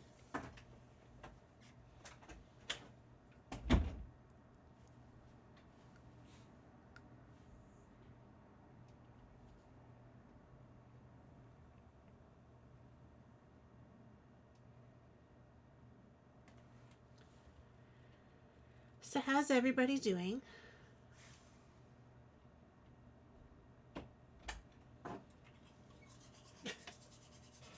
Joe's brushing his teeth very loudly from the doorway.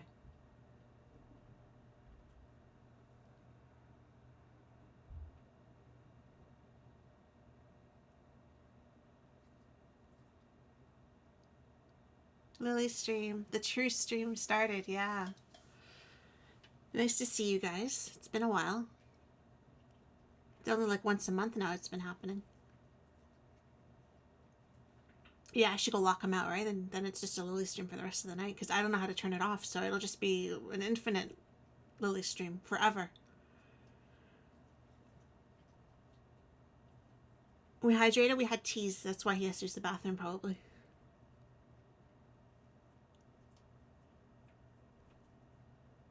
We miss you. Aw, Victus. Thank you.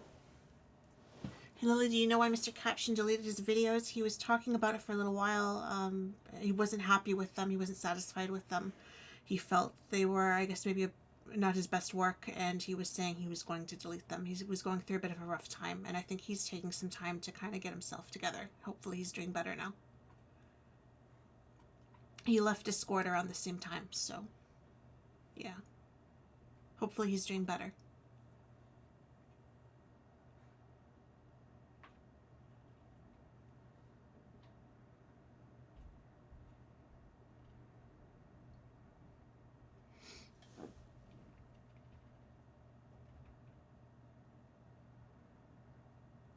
I know Mr. Caption from Discord. I was speaking to him quite a bit in Seriously Serious. And we had a few DMs back and forth about writing questions. He was working on a project, and I write, so he was asking me questions, and I was helping if I could. But we have very different writing styles, so very different processes, so I don't think I was really any help, but I did try. Did Joe have any other Persona 5 moments after the egg cooking incident? I don't think so. Not that I remember now. Seinfeld versus Friends? Friends all the way. I was very into Friends. Not when it started, but about halfway through I got really into it. Seinfeld was a little bit... My dad used to watch Seinfeld. I've never... I actually want to watch it now, but I've never seen all of it. Friends I've watched from beginning to end several times. I love Friends.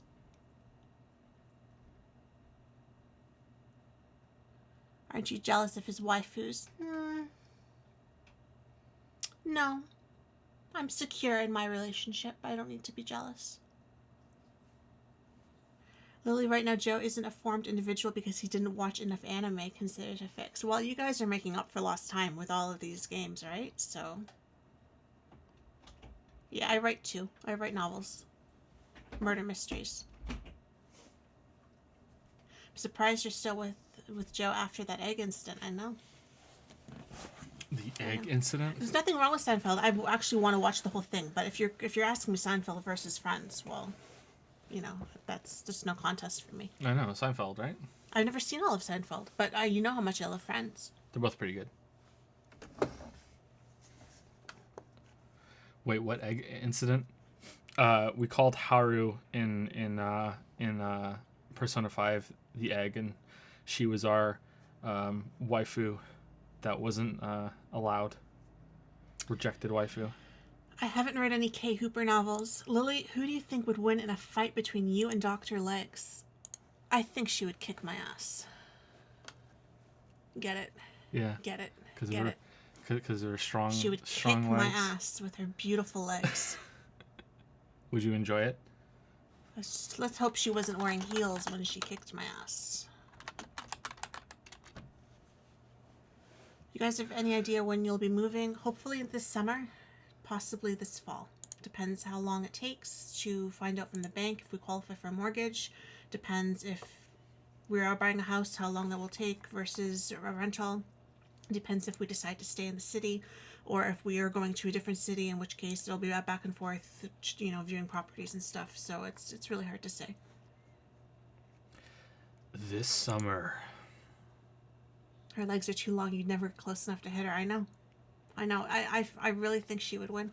Now, if it was one of the other ones, I might have a fighting chance. At least if they had long hair, I could pull some hair. But like Dr. Legs, I don't think so. She's the Chun-Li of Persona 5. No, Hifumi though. Hifumi I have beef with. Because Hifumi was the winner. Hifumi is the rival. I think I could take Hifumi. They're just 2D. They mean nothing. They mean nothing.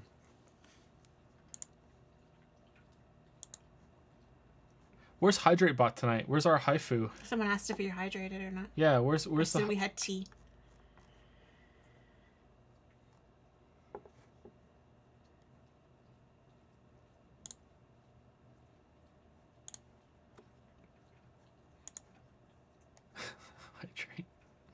Hydrate inmate.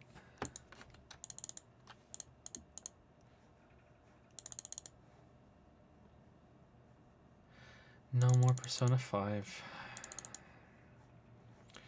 Womp womp. Touch Hifumi and I'll send a strongly worded letter. Canadians don't like strongly worded letters. It would work. Sorry. It would Sorry, eh? It would totally work. I'm really tempted that I thought what popped into my head when he said letter wasn't like a written letter. It was like a alphabetical letter. So my first thought when he said that was, is it going to be F for Hifumi? F for Hifumi. F to pay respects. Yeah. You okay, listen. Okay, I know you're the real Canadian, I'm not. Okay, but I need to teach you. Okay. So I'm all ears. Okay, so it's so when you get hit and you have a bruise, it's sore. Right? It's sorry. Sorry. Sorry. Sorry. Sorry.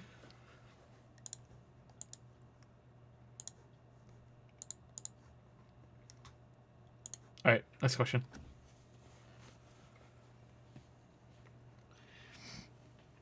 Okay, I'm not sure how to say this name. I want to say it's Noe because there's an accent, but it might be no or it might be Noe. S. So I apologize if I have said it wrong. I must have said it wrong at least one of those times there. So, hello, Joe. Thanks for those regular Q&A. Thanks for those regular Q&A. These regular Q&A. Did we not fix it? No, I copied it over. Maybe.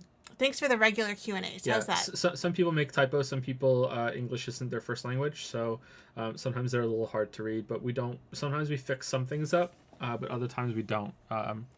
We fixed some things up this time. We must have missed this one. Okay. Yeah. So thank you for the regular Q&A. Yeah. It's an amazing opportunity for us to get in touch with you. Here are my questions. You already claimed that A2 is not best. Uh-oh. Near waifu. When she clearly is. Uh-oh. Who wouldn't want a badass covered in dust waifu? Why is life so complicated? God, Joe, stop lying to yourself. Embrace A2 as best waifu. This question is first because it's important. I need answers, Joe. For what part? Damn it, Joe. For what part? Why is life so complicated? Because it's all chaos. That's why. You pick your waifu and you hang on, and you don't let anyone criticize it because that's what makes your life stable. That's it. That's all you've got. Life is if you don't have a waifu, what's your life? Life is a big, harsh vortex, and in the middle is your waifu, and you just hang on, and that's it. Hifumi. I mean, to be. Fuck that shit. I don't know. I just think the 2B is better than A2. I'm sorry. Okay, what's the best way I can get out of this? They're both shit anyway.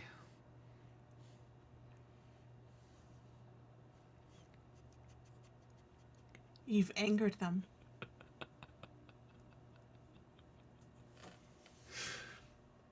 What do you mean they're literally the same model? A2 is all like broken and shit, and she doesn't have the hot maid outfit. What are you talking about? Of course they may be the same robot, but they're different to me. God damn it, they're different. Well, I like 2B because I like her outfit. Yeah. A2 in the outfit. Maybe I think A2's attitude is better than 2B's. Maybe if A2 had the attitude and the outfit, things would be different. But it's like they gave one the outfit and one the attitude. It's like they like, you know. What a nerd, Lamayo.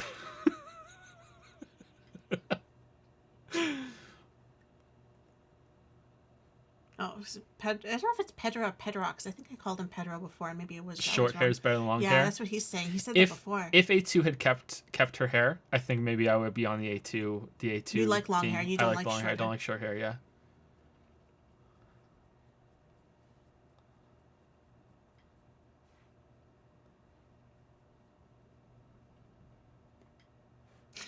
Wow. Wow. Wow. I just think that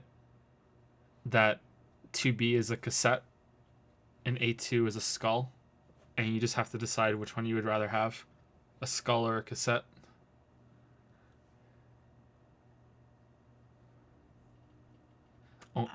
Only stream fans get that one.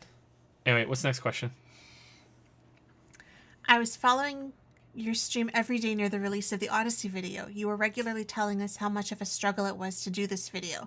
I then proceeded to stop being an everyday viewer, so I can't really tell, but it seemed to me that poof, one day the 1 hour long Subnautica video popped up on YouTube. So here's my question.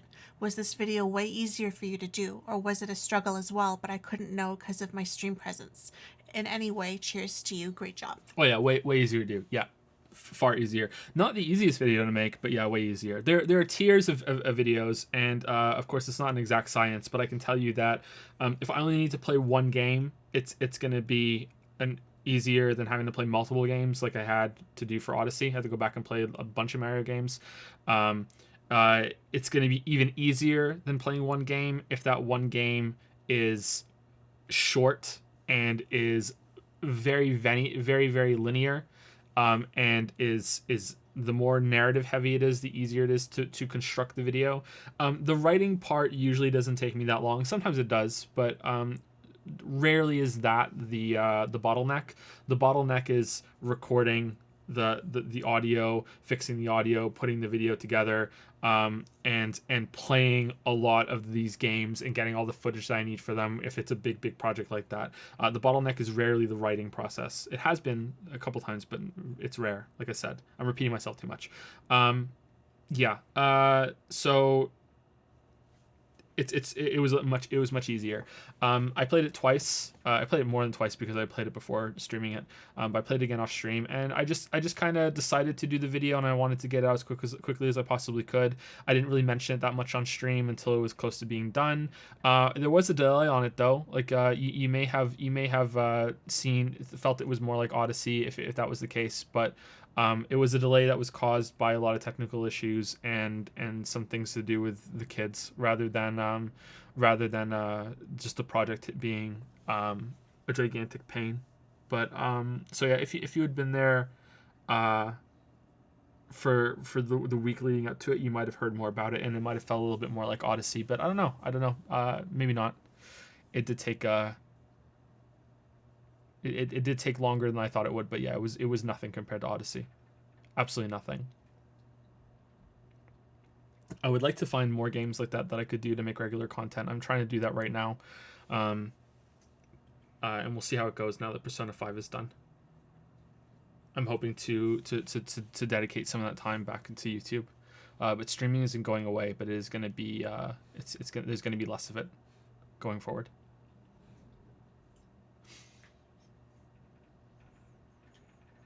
Why can we only hear Lily? Where is Mr. Streamer? Was I whispering? Are you making the weeb joke that weebs can't hear whispers? Was I whispering? So. I'm sorry. I didn't mean to whisper. Did my voice get lower? You're right beside me, so. Yeah. Okay. I'm sorry.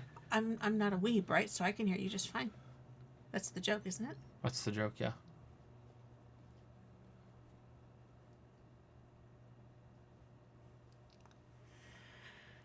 It now seems to me that you're in this business of game critics or critiques for the long run.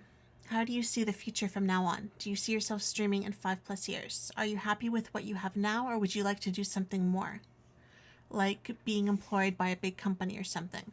I know I ask many questions in every Q&A. You obviously don't need to address all of them. It's more of a direction I try to give. Thanks again, Joe. Thanks, Lily. I don't want to work for a big company. I wouldn't mind running a company. If we were to transition somehow into video game development, I think I would enjoy that, but that's a long way away.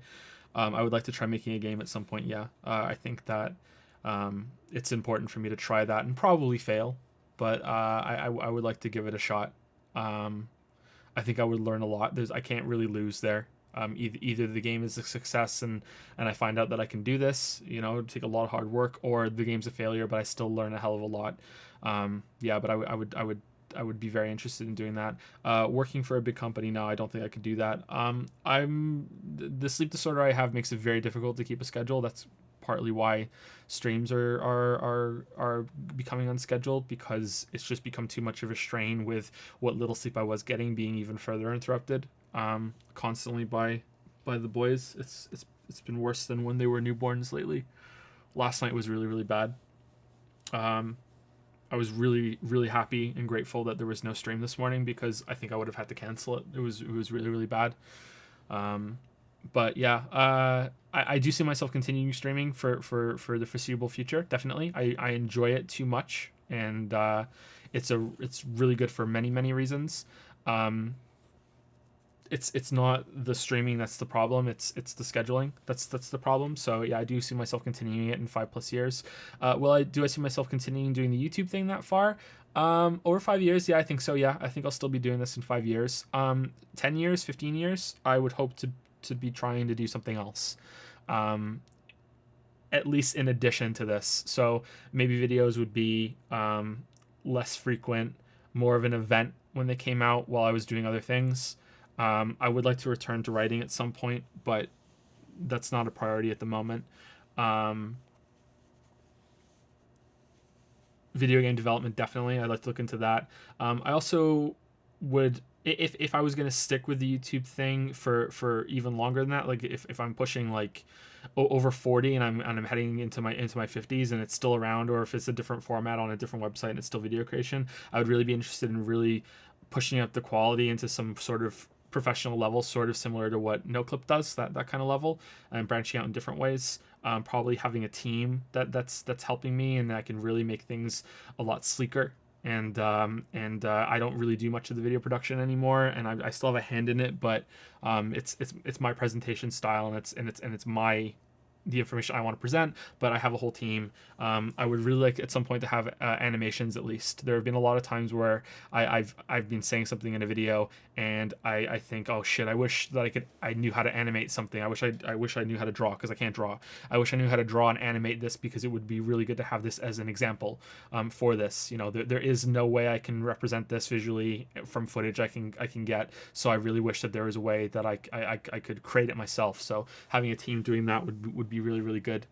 So yeah, that would be something to look into sometime in the future. But for now, we're mostly looking in over the next year. Moving is something that we keep bringing up because we're both obsessed with it. Lily and I never thought we would be able to get a house, because we live in Toronto, where housing prices are very, very expensive, just like most big cities are. And we thought that we would be stuck.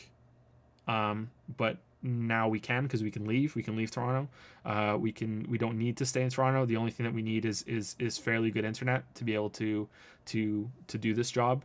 And we need some sort of safety net just in case something bad happens, that there's still some work somewhere else, but it wasn't really something that we could do until recently. So we're just looking at that and getting that sorted, and that's going to be a big life change for us. And then we're probably going to try to have another kid at some point. I don't know when, but I think we want more than 2. And after that, it would be further in the future. I'm getting older, so it's something that you can't procrastinate on for too long. But yeah, definitely something to do with video game development, and at the same time, ideally both. Something to do video game development, and then having a team to help with the video production, because I'm still gonna play games. It's my favorite hobby. It's what I do. Yeah. If we have a third boy, we're gonna call him Yusuke.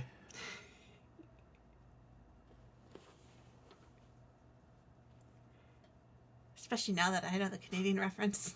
That makes it more personal. Dadapon, it seems that I have shit my nappy. Could I trouble you for a fresh nappy? This is quite a fruity packet of baby food. Who knew the world had such wondrous fruits?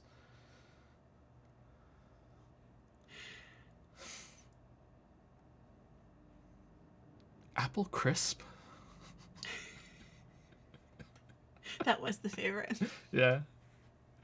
Doesn't it sound so good? Apple crisp, you know? does. Yeah, it does sound good. All right. It's almost 1:30 and we're not even a quarter of the way done. So let's focus on getting some of the Patreon questions down. What if it's a girl? Yusuke could be a girl's name. Right? Probably could. Yeah. So either way, it's gonna be the part of me, the rather large part of me inside that is a huge name nerd and loves names, is crying right now.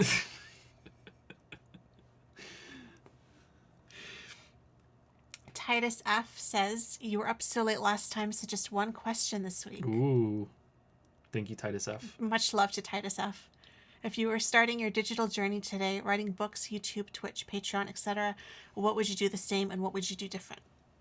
Okay, so that's quite a that question can go in multiple ways because there's the books, the YouTube, Twitch, Patreon.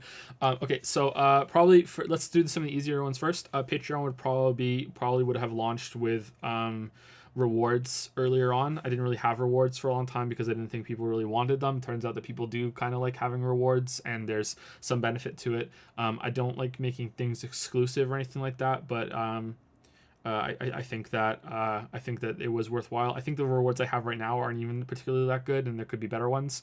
But yeah, definitely having rewards, and not being afraid to push it maybe a little bit more.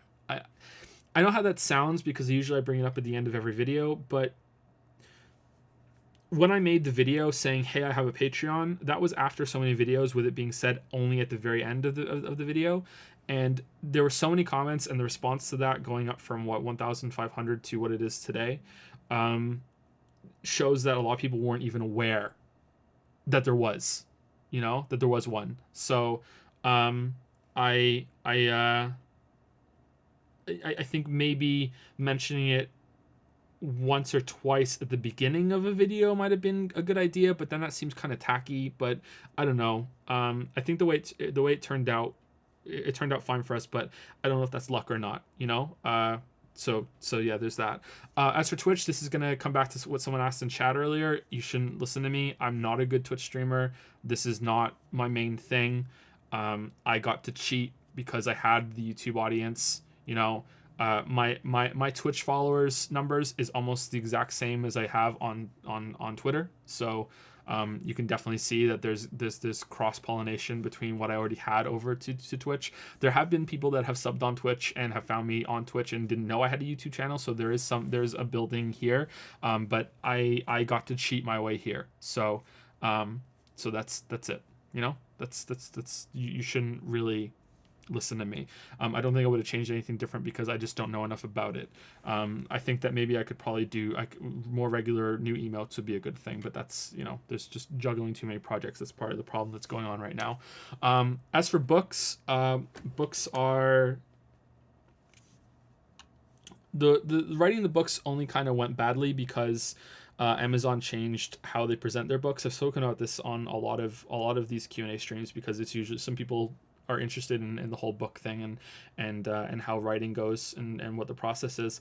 The book sold very, very, very, very well and were very successful until Amazon decided to not include self-published books in a lot of search parameters on their website anymore. There used to be a tag system and self-published books used to be presented just alongside traditionally published books, and that doesn't happen anymore. And before that, the books were really high up in the rankings. They would sell regularly. It was a good source of income. They were so high up in the rankings at one point that one of my sci-fi books was below The Hitchhiker's Guide to the Galaxy in the top list, and the fantasy one, The Wizard and the Dragon, which isn't even my best book, was below Game of Thrones when it hit the height of its sales numbers, really really high. We're talking like top 500 in the whole store high. That's how high it was. Those books are paying rent. Yep. That's how well they were doing. And then within the space of a month, it went kaput. It went right down. So if I was to go back and know that, I would have started sooner. I would have written more, and I would have pushed it more while that was still there. Because if you built enough of an audience up there, you could have probably maybe weathered it.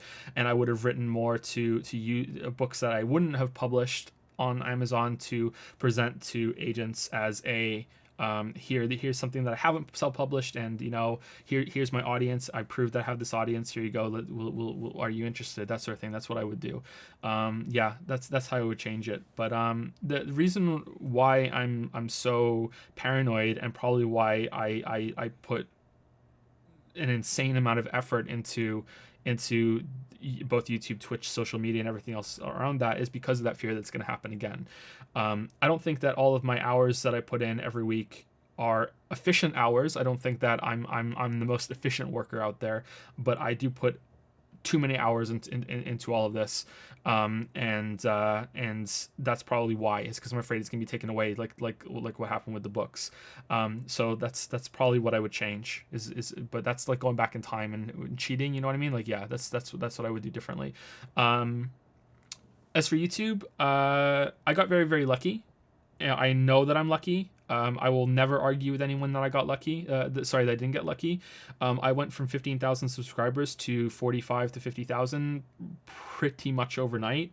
And then after that, I had, multiple streaks of good luck with the Witness video getting recommended, which took me up even further. And then Fallout 4 1 year later was just a gigantic hit, and it's going to hit 2 million views in a couple months, or maybe several months. Maybe it'd be toward the end of the year.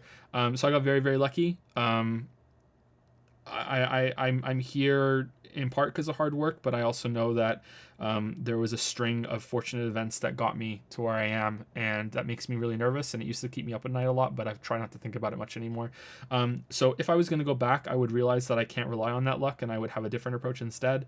I would focus on making smaller videos. I would focus on making videos on newer games, but on topics that were easy to present with a lot more of a visual flair and flourish, that they're very presentable, very digestible, and then work my audience up through doing regular releases, preferably weekly, with that sort of content, and then transitioning over to the long form content that I wanted to do. That's what I would do, and that's how I would build the YouTube audience up, and I think that would be a lot more of a reliable way to do it.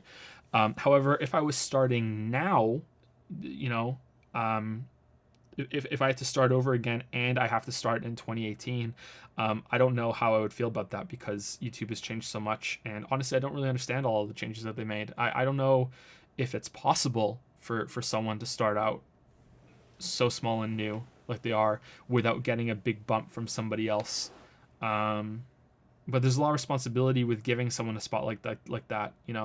I tweeted out someone's video recently, and they were a very small YouTuber, and it gave them a bump in views, and they messaged me and was like, holy shit, this is so cool. You just gave me so many new subscribers, you just gave me so many new views, and that's I'm tiny. I'm tiny. Like a 250,000 subscribers is not a lot compared to a lot of people on YouTube. I'm still very much a small fish. So imagine if someone who was even bigger did that for somebody, how significant it would be. And there's a level of responsibility with that it's not always a good thing to do that to somebody. But I wonder if it's even possible to get yourself out of the pit that is the beginning, like early stage of YouTube, without that help now. I'm not sure. So if I was starting over today, I might just do something else instead. I don't know. Yeah, I really don't know.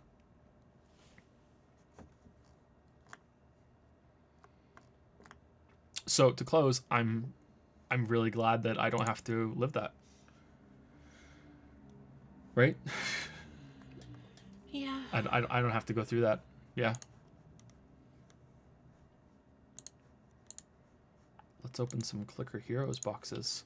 Cat Hands has resubscribed for 5 months. I've been watching that Fallout 4 video on repeat 24/7 just to push up those numbers for you, buddy. Thank you, Cat Hands. Have you ever tried playing a keyboard?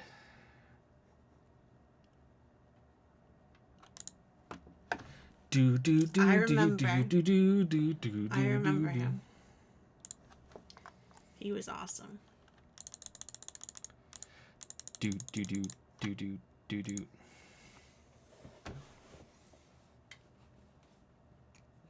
I don't know if that's my best video, the Fallout 4 1 Year Later one. I don't know if that's my best video. Maybe. Check Creator Insights on YouTube, YouTube's official channel for explaining stuff. Do you know Tom Francis of Gunpoint and Heat Signature fame was a writer for PC Gamer? I think this type of transition is definitely doable. Cat Hands plays drums mostly. Still counts. It still counts. I didn't know that about Tom Francis. No, I didn't. He's a good person to follow on Twitter.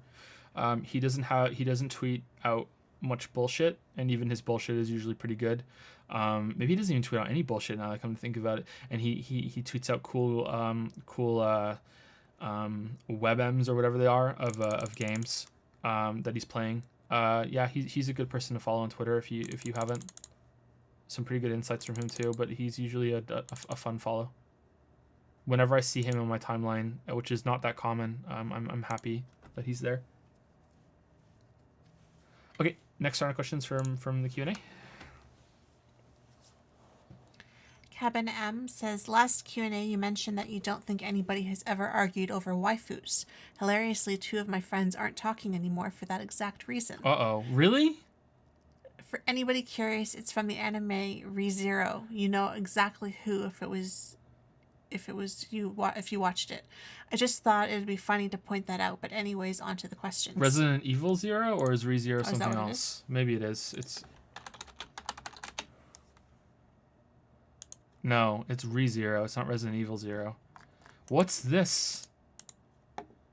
Oh god. Oh, what the fuck is this? All right, so it's a bunch of boys dressed up as maids pretending to be girls. Is that what it is? With pastel colored hair. Yeah. Okay. Why are the boys dressed up as maid girls?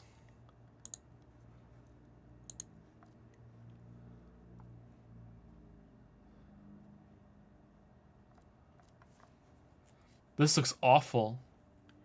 This looks so bad.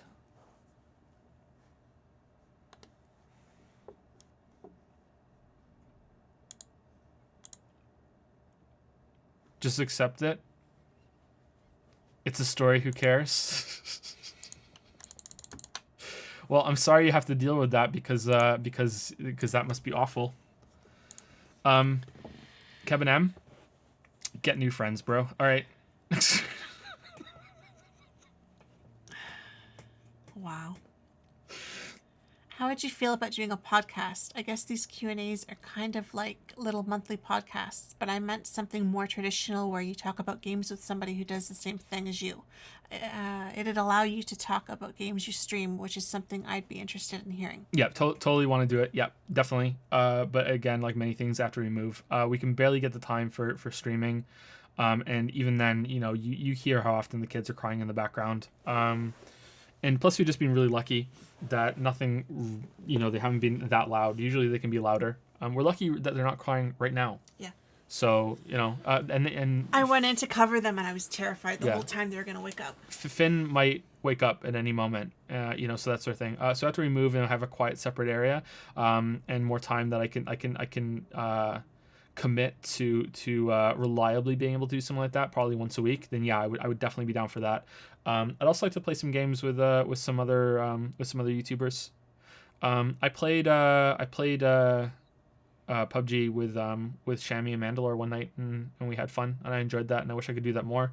And we did it one night, and we could never do it again because I just couldn't. I just don't have the time, Shammy and Mandalore did that King of Limbo game stream, and that looked like fun. I'd like to do stuff like that. Yeah. Oh, how can a poor boy do? Such a good song. The King of Limbo. Did I show you the song? No, you did. Oh, so you just no, think you I'm didn't. nuts Yeah, right now? yeah. Okay, No, shit. you didn't. So Okay, I I have no didn't. context. Okay, shit. This happens actually a fair amount. I'm not sure if this was asked before, but have you ever considered uploading a video onto your second channel of a video editing session? You wouldn't have to add much to it, and I think it'd be interesting to watch. Plus, you wouldn't have to worry about chat much, which you might have to worry about if you streamed it. So show song on stream, someone says. That would spoil it, and I don't want to. If you don't care about being spoiled for that, because I think, okay, here's what I think you should do. I think if you want to know what we're talking about, you should watch the playthrough that they did, okay? Because that is, I'm telling you right now, if you just go and Google it, you will not have the same experience. You have to have some build up before that, because otherwise it's just, oh, okay, whatever. But if you have the build up beforehand, you're just like, oh my god, what? Like, you have to have the build up. Anyway, about uploading a video editing session on YouTube or streaming it. I thought about doing that, but would it really be interesting? Would it really? Because I don't think it would be. There's a lot of downtime, and I would feel compelled to just sit here and do the whole thing, which might impact the quality of the work, because I would because I like taking breaks every now and then and going away and resetting my concentration and then coming back. Usually I guess I could just stop recording when I do that. But then I'd have to stitch it together. I definitely couldn't stream it, I don't think, because I think chat would be a distraction. But would it be interesting? I don't know. It's a lot of just searching for clips and then arranging them for the most part. Like it's not really that interesting. It's a lot of busy work and going nuts, and making sure that the next clip is starting at the exact right frame and matching things up and everything. So maybe it would be interesting. I don't know. I just don't think that it would be that good. But I could try it maybe with a short video, and we'll see. Maybe a video that I could edit in one really long session without any breaks. But yeah, I think that I could try it like that. It's something to consider, but I don't think it would be that interesting. But hey, who am I to say what you would or wouldn't find interesting? But there's an interview that Jerry Seinfeld did when someone asked him, what's the process that goes into writing a joke, and he opens with his answer with, "I can tell you, but there's no way your viewers are going to find this as interesting as you think that they are." And he went through it, and it turned out that, yeah, he was right. It wasn't really that interesting.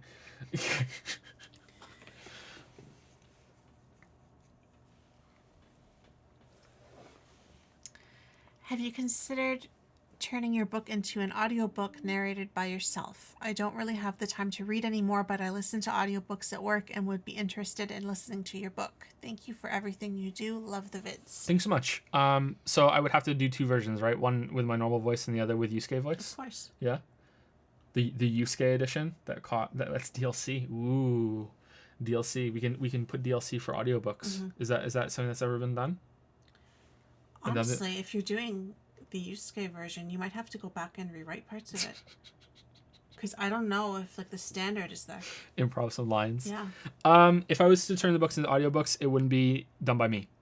I find it very hard to record while reading. I think some people might have caught on to that for Persona 5 more than anything, because there was a lot of reading for that to do. Now, part of that could be that I was playing it on a 720p TV that is not really a good distance from me, and I don't wear my glasses either when I'm supposed to. I haven't worn my glasses in over a year. I should get contacts. I think we're going to do that very soon. I'm not blind without my glasses, but I should be wearing them, and I don't. And I don't know, I sometimes think that I might be ever so slightly dyslexic. I used to think this when I was writing a lot too. Dyslexia is more complicated than not being able to properly read. It's something else instead. And apparently a lot of people don't realize that they have some mild form of dyslexia. When I write a lot, especially with a pen instead of typing, I will sometimes just skip over a whole word while I'm writing a sentence. Do you ever do that? It's just, I'm writing a whole sentence and I will just miss a word. It happens to me quite often. I do, but I notice it a lot with your writing when I have to edit. Yeah. there's usually, if you've gone back and fixed stuff, then there's a lot less mistakes. Mm-hmm. But if you haven't, if you've just written it and given it to me to read, there are usually a lot of words missing, or like in the wrong order, Mm-hmm. or like. Yeah, I get them mixed up quite a lot, and I noticed that what was happening when I was reading the Persona 5 streams is that, and I noticed it was happening with books too a little bit, is that a word from, so if you look at the screen here, Lily, so the next question, or someone next question, for some people, your videos could give the wrong impression. Like, I obviously would jump up from the line below into the sentence, and I would read. For some people, I don't do that. You obviously, your videos obviously could get the wrong, and I would wait, and it happened a lot during the Persona 5, and I just wonder where that's coming from, because I don't think it's from my eyes. I don't think it's from glasses. I think but you're also very tired, so maybe it's possible your eyes wander. It could be that I'm just tired, but I don't know. I wonder sometimes. But anyway, the point is that I struggle very very much to record what I do. Even the video that's coming out in a few hours is very short, and it took me a long time to record that compared to how long it is. I think it took me almost an hour to record that, even though it's so short. It's not a good problem to have for someone in my line of work, but I think that recording a whole book would be hell. I think I would hate it so much. So I don't think that I don't think that I would be able to do that. So I would get someone else to do it. Yeah. I know some people might prefer my voice. I don't know why some people like my voice. I don't really like my voice, but some people do. But yeah, I don't think I could do it. Audiobooks definitely should happen at some point, though. I don't know when. We still have to get the book out first. That's so many things that we're behind on. Yeah, it's on the list. We just completely put that on the back burner when we started streaming, pretty much.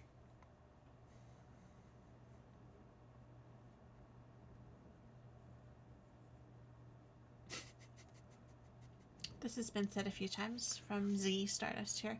Did you know Makoto's English voice actress, I guess, Jeremy Lee, is the same as A2's voice actor? This means she has disappointed you twice already. By the way, she also voices Gage in Borderlands. I didn't know that. That's interesting. I thought she was pretty good as Makoto. I thought that she was one of the better voice characters. None of them were bad. Even Morgana's wasn't bad. I don't think anyone did a poor job. But yeah, hers in particular, I felt had more nuance to it. I'm going to say if I had to say, gun to my head, say someone has a bad voice actress or voice actor, I would say An. I think An was the worst of the team, at least. But even she wasn't bad. She really wasn't bad. Oh, old lady, but he's not part of the team. Yeah, Shinya was really bad.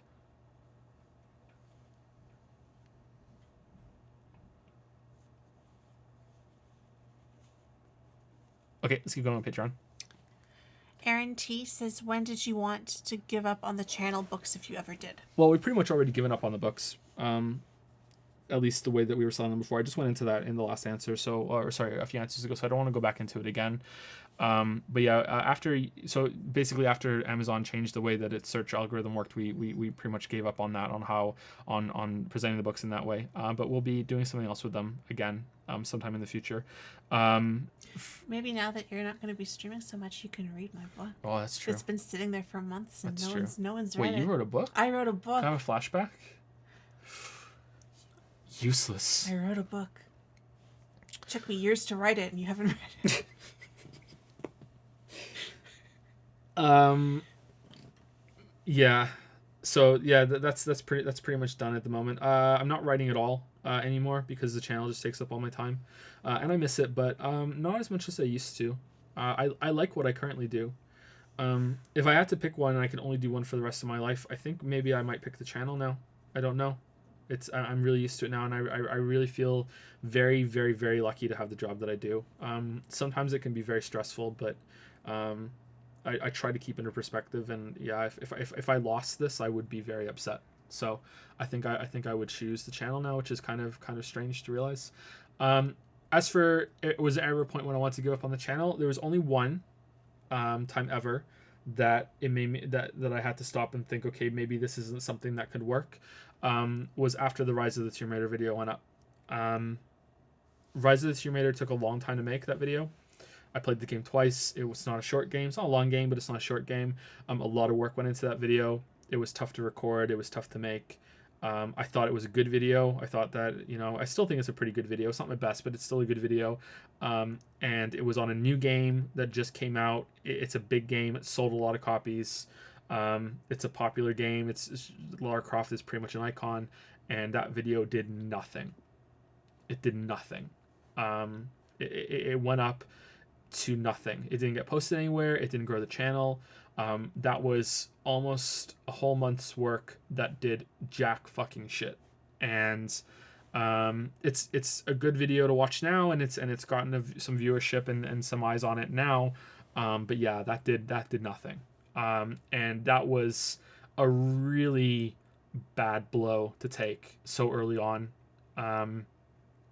And it made me really question whether I should continue doing it. And I think Lily and I sat down and had a really tough conversation about that. And we were like, okay, let's give it a couple more chances. And if that keeps happening, then we're going to have to try and do something else instead. I remember that. It has 192,000 views, someone says. Yeah, now it does. At the beginning, it did nothing. It wasn't posted anywhere. It didn't get posted. Okay, at the early stages, you don't get grown from YouTube itself. You get grown from being posted in other places. And it didn't get shared anywhere. On Reddit is the main place that you want something to be shared. I don't post my own stuff anywhere. So Reddit is the main place you want to be shared.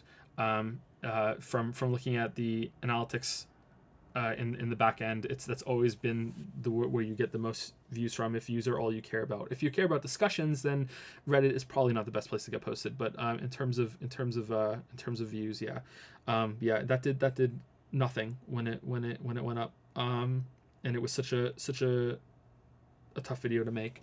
Back then, at least. And right now, I could probably make that video a bit faster than I did back then. But yeah, that's the only time. A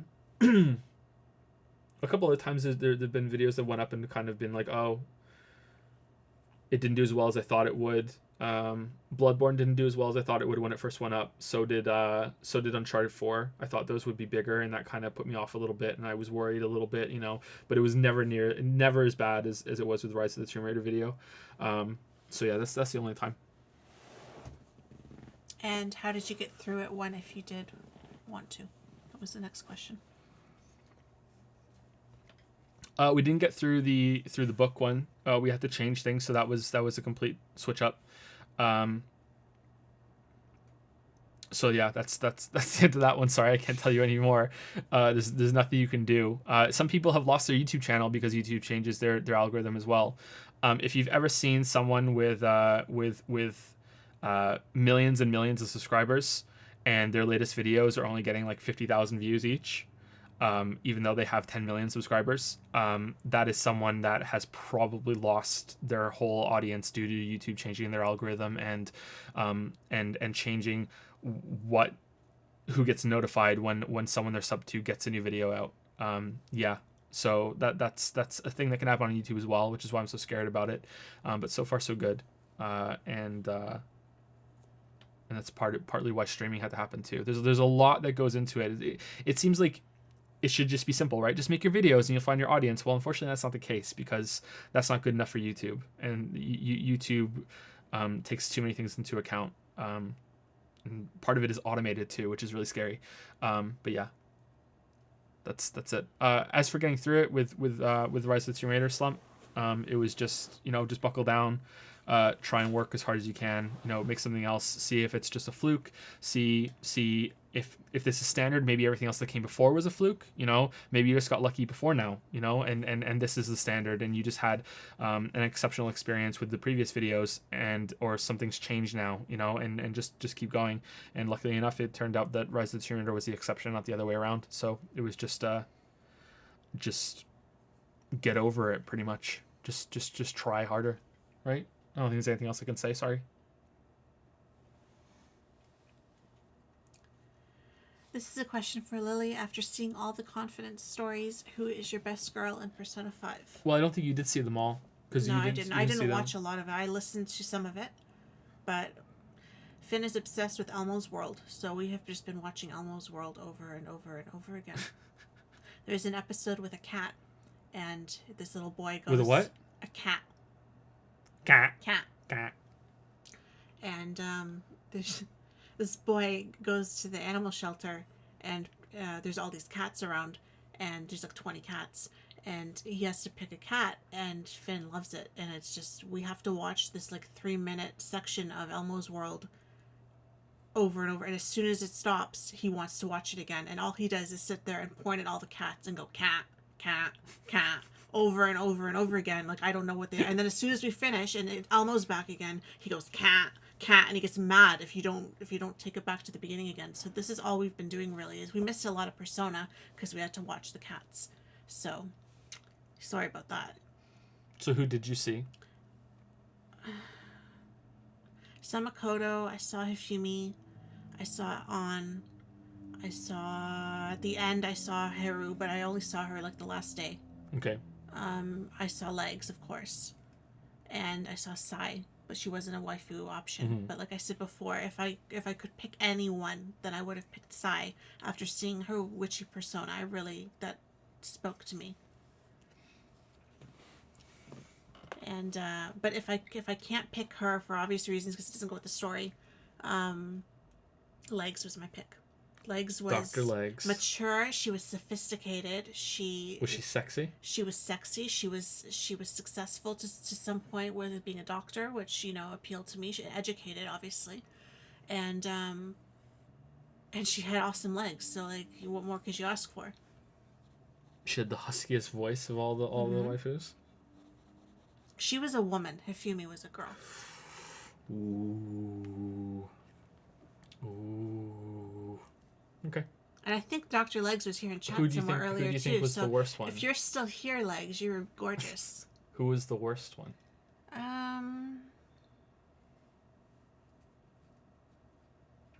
Do you want a refresher?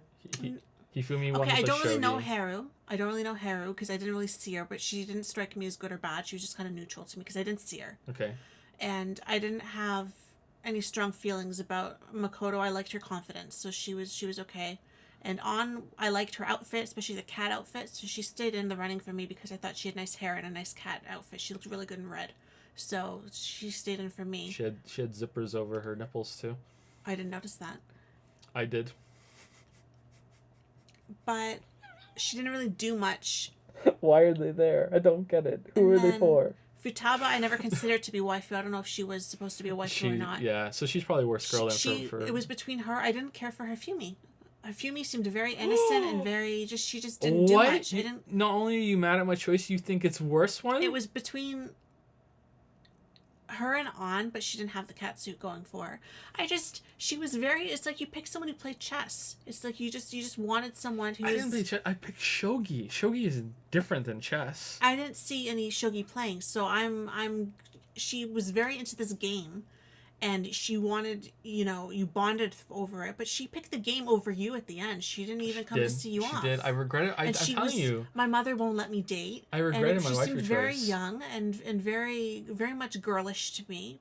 So it was between her and Futaba, but if I had to pick between the two of them, Futaba to me seemed definitely too innocent and too little sister. Very little sister, very insecure, very give me love and affection and very cutesy, and to me not a waifu. Not like that. A friend, someone who will be there for you in the long term, but not in a waifu way. That was Weeaboo Bill's choice. He went with Futaba. Somehow that doesn't surprise me. Really? I thought he would have went with somebody else. Well, he's very... I don't know. I don't want to say anything in case he's listening. He said, and I quote, "God tier neat shut-in waifu." I feel like he would pick the young innocent one. He would like that. That would appeal to him in some kind of a perverse kind of way. Is Weeaboo Bill very weeb? If you hear Bill, we love you. Let's put it this way. If I whispered, he couldn't be able to hear me. Let's put it that way, okay?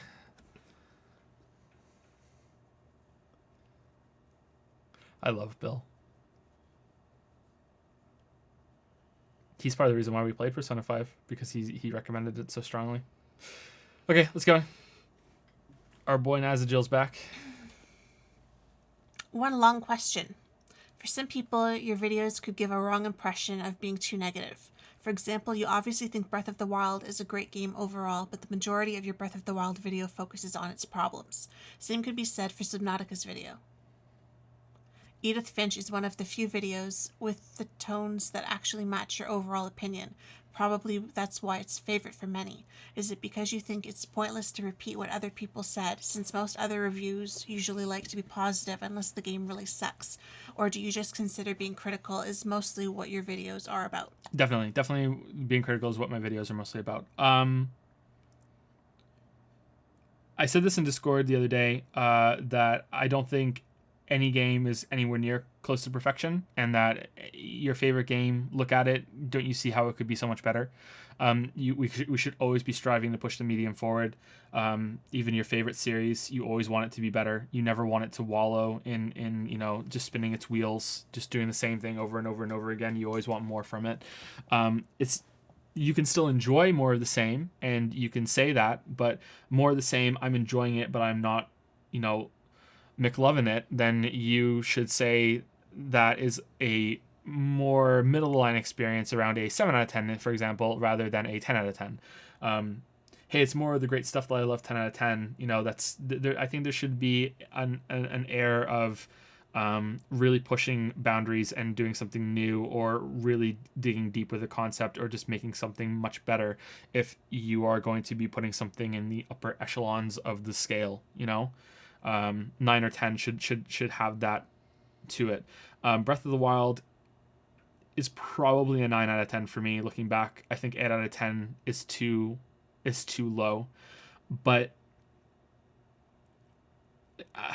there was I really have to divorce all the bad stuff in the game in order to make it a 9 out of 10, because there's just so much in it that just brings it down, and there's so much about it that's so disappointing. But the things that it does well, it does so well, and it does qualify for pushing things forward. It just comes at the expense of some things being really, really far behind, and a step back even from anything else. So I know 8 out of 10 feels way better. Maybe I should do a cop out and do 8.5. But yeah, I don't know. It's really hard. That's why numerical scores are shit, and I'm only using them as examples right now. But yeah. I definitely think that my videos being critical or what they're meant to be about, and that's why most of them are critiques. And they're all about, okay, how could this be done better? Let's explore what could be improved. What are the mistakes here?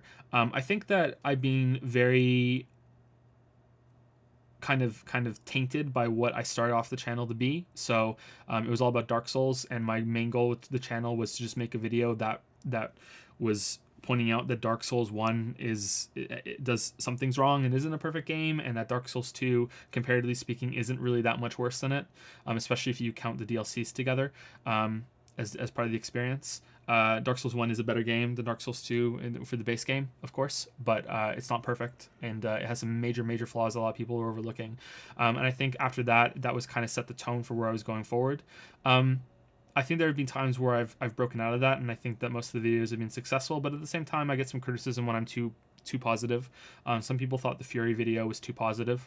They were like, I come to you for criticism. I didn't really enjoy this video. Same for someone like Stardew Valley, the Stardew Valley video. I don't know if I agree if the reason why a lot of people like the Edith Finch video is because the tone matches what I said about it, or that there wasn't much criticism in the Edith Finch video. The Edith Finch video is not really a review or a critique. It's just kind of talking about the game. And that's something I would like to do more of. Some people say what I do is a video essay, and I disagree with that very strongly. I don't think I make essays. Essays imply there is no actual definitive meaning that the word essay carries. Essay can be a catch-all term for article. I was surprised by that. There is no, this is what an essay is, but essay comes with the strong implication that it's going to be arguing one point, that an essay is thesis statement, proof of the argument, ending summary. That that's what an essay is for a lot of people. And I think a lot of people that watch my videos expecting a video essay are going to be very disappointed because my videos are rarely, if ever, about one point. There are multiple points. They're discussing a lot of things and often how they interconnect and spread out over the whole entire game. And it's looking at whole entire games instead of one specific part of them and trying to prove one specific point. And I think a lot of the criticism I get are people that don't understand that. And are like, where's the thesis statement? Where's the format I'm used to? And yeah, I can definitely understand that if that's what you wanted, that the videos would be very jarring. I don't know if that's why people like the Edith Finch video though, or if it's just because the Edith Finch video ended up being well put together. It's probably in the top 3 videos that I've made. I've watched it. Favorite. I've watched it back myself, and I enjoy it quite a lot. And it's a video that I made in a couple days. I played the game, I played it again, I wrote the script, I recorded it, I put the video together. It was a very quick turnaround. It was kind of like Soma, and it's a very quick turnaround. A lot of discussions, a lot of going into the story. And I enjoyed making it, and it was one of the easiest videos to make. It just kind of came out, just like here you go, vomited it out. But I think that maybe that was a special case, and I don't think I could make that happen regularly or reliably. I don't know. Yeah. So I don't know if it's because the tone matches it, or is it just because that video ended up being special in some case. But the game is also special. It's a very good game. So maybe that's why. I don't know. I'd have to think about it. We have to discuss it maybe. I haven't really discussed my videos with anyone really. It's never happened. Usually when people discuss the videos with me, it's on Discord.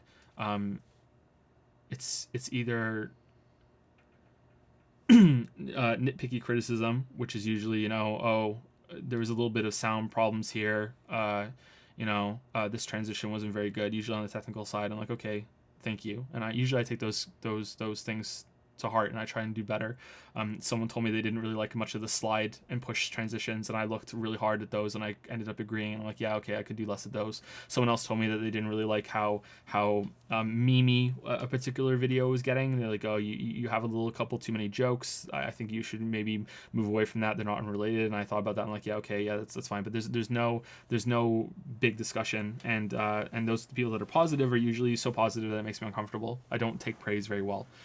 So I just try to say thank you and then just, move on. I don't take praise very well at all, but that's my own hang up, and I need to get over it. So I don't know.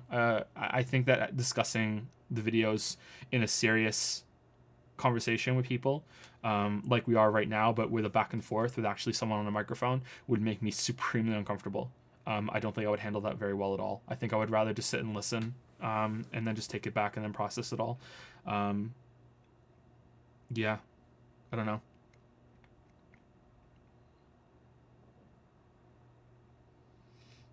Would you ever consider doing a video on gaming concepts, ideas, etc., rather than specific games? Yeah, I'd like to.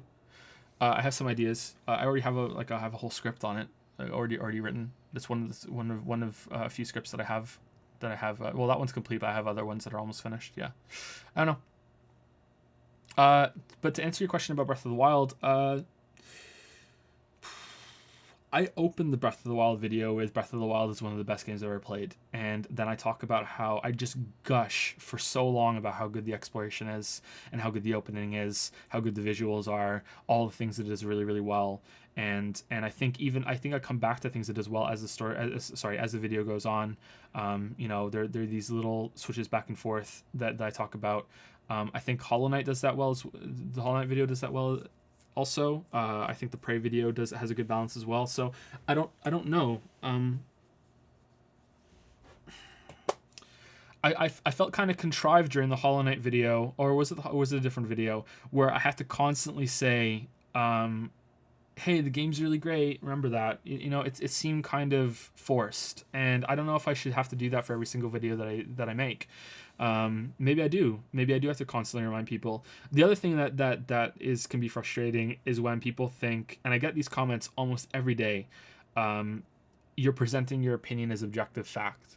And what's the solution for these people? That at the beginning or end of every sentence I need to say IMO, or in my view, or in my perspective, or I think.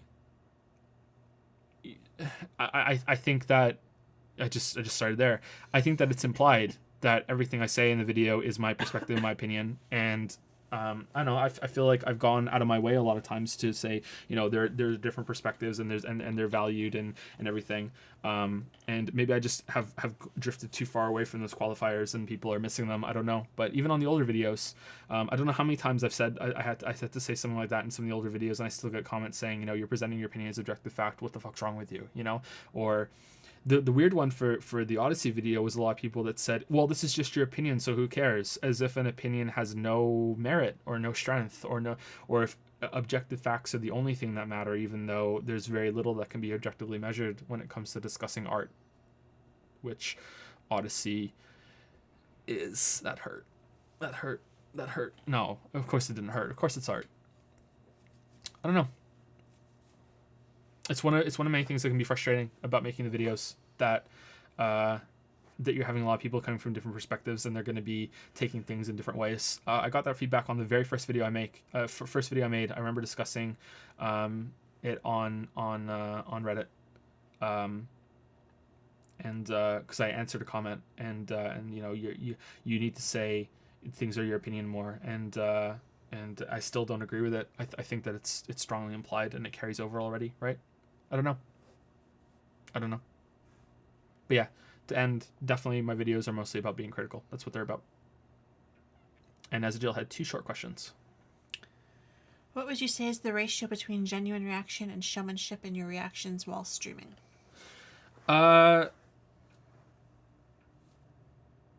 If I'm hamming it up, it's usually really, really obvious. I want to say always obvious, but I don't know. I don't like saying always.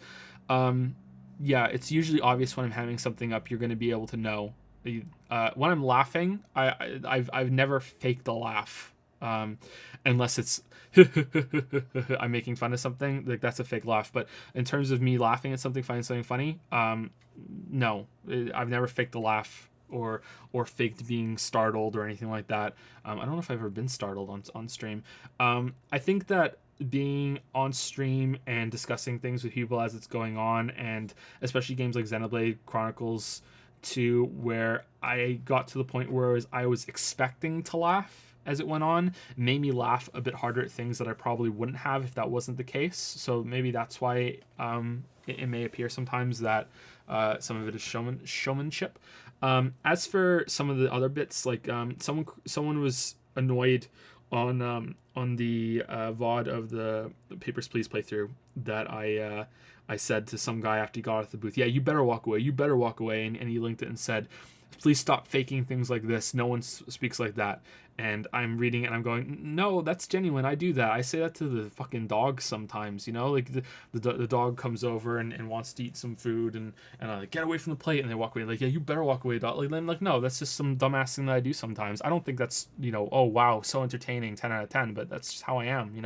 I'm very, sometimes I'm quiet and reserved, and sometimes I'm kind of wacky and all over the place. It's gonna depend, like it's no one can fit into one little box. I know it may be kind of jarring to go from stoic, here are, here's my presentation, Anderson, and the videos, to, oh, I'm just here to have as much fun as I possibly can on stream. Like, I know that can be a bit jarring, but isn't that part of the fun? That I don't think that people would want me to be this super, super serious, dry person on stream, and I don't think people would want me to be the kind of wacky, trying to have as much fun as I can in the videos either. That's why the videos are edited. That's why they're prepared. They're not a stream of consciousness. They're different. That's just how I am. I've always loved jokes and laughing and trying to make other people laugh and all of that all throughout my life. And that's just never come through the videos. I used to tell people that the closest early video that was to my true personality was the Diablo 3 video. That was a bit dry in parts, but there was a lot of sarcasm, a lot of jokes in that, and that's closer to what I am in real life. I'm constantly trying to make Lily laugh, usually with very bad jokes, but usually it works. I have a horrible sense of humor. So wow, just right. I do. Right I have. My heart. I'm really. That's why you do it so often, right? No, but take full advantage of it. But yeah, I don't know. I don't think that the rest is here. I was having a lot of fun and I was really into it. But that's when it becomes difficult to know if it is genuine or showmanship, because maybe I'm performing without realizing it. I'm not a performer. I'm not an actor. I'm not anything like that. I'm just me. So maybe I get caught up in the frenzy of people watching me and people are enjoying it, and I say something and people like it, and then I'm like, oh, well, let's do that more. Let's have more fun with it. Let's commit to this statue narrative that we're making in this game. Let's have some fun. So is that genuine at that point? I think that would still be counting as genuine, because it's my honest reaction. I'm just going with the flow and I'm having fun and I'm enjoying myself. Whereas other people might look at that and go, well, you wouldn't be doing this if you weren't on stream, so maybe that's not real. I don't know. I think that's kind of blurring the lines, and that's it. I don't know. I think that's part of it.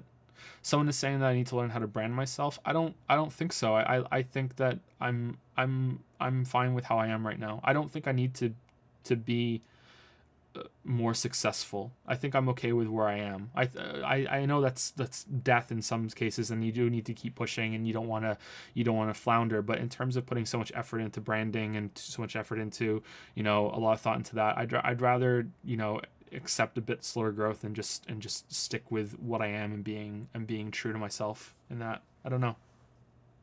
I think I'm okay. I'm happy with what I am.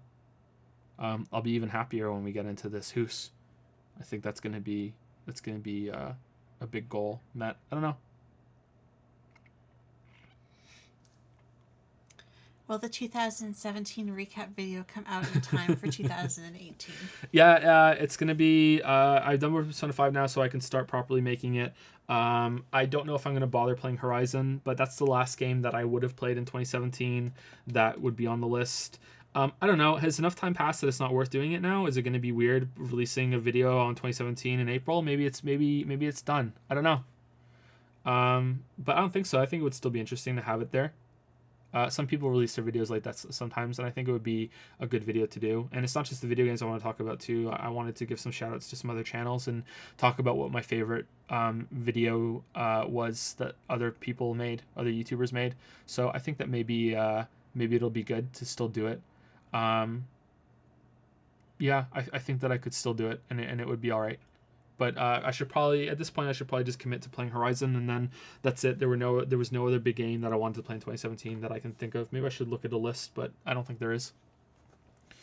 Your Movie Sucks does his recaps 2 years late. I remember seeing a Your Movie Sucks video that said he doesn't like to do his top of the year until he's seen every movie that he wanted to see in that year.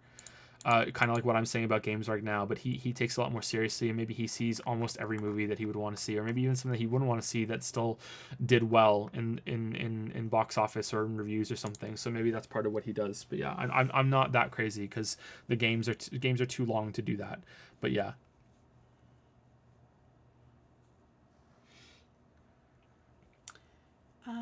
Gankle Beef has used 95 bits. Hey Joe, so I've been watching your vids since the Dark Souls 2 videos and just wanted to thank you. I've been on a personal struggle for a while, but finally things are picking up. I have been doing what I love for a long while now, and I have to thank you for getting me out of that slump to some degree. I've tried to do a similar way of speaking during my presentations about either my art.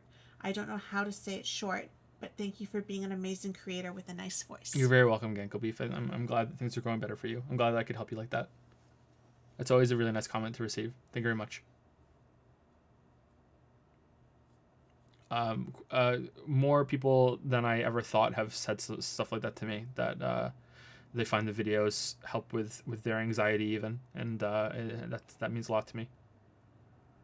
Thank you very much.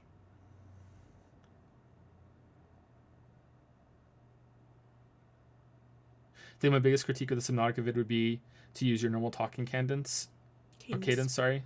You're very monotonic. Monotonic? Maybe. It's monotone. Sure. Maybe it's monotonic. Maybe it's monotonic. When you record audio for vids, and when watching you stream, you're so animated, it's jarring how dissimilar it is. That's part of the problem with me reading stuff from text into a microphone, that it's so difficult to get a natural speaking pace down. But I kind of like that it's not completely natural. It's from Monotonous, yeah. You're right. We got there. Don't worry. We got there, chat. We got there. It's always something I could improve. I was too fast before. Now I'm too slow. I think I put emphasis in much better than I used to. So I'm getting better at it still. But I think I need to be a little faster and a little more lively. But I don't know specifically how I can improve that without just practice. But yeah, I find it hard to read with a proper voice. Maybe I need to adopt a character or a persona. I'm not kidding. It's an unintentional joke. Sort of like the Yusuke voice. You know what I mean? For that, I think I did try that in one of the earlier videos. Part of the Dark Souls one, especially. I tried to do kind of like a radio voice, and it was a bit of a strain, and I felt kind of like a fucking tool doing it, so I dropped it. But maybe it was better if I had stuck with it or something. I don't know. But yeah, I have no idea. I don't know. I don't know. It's one of many things I could work on.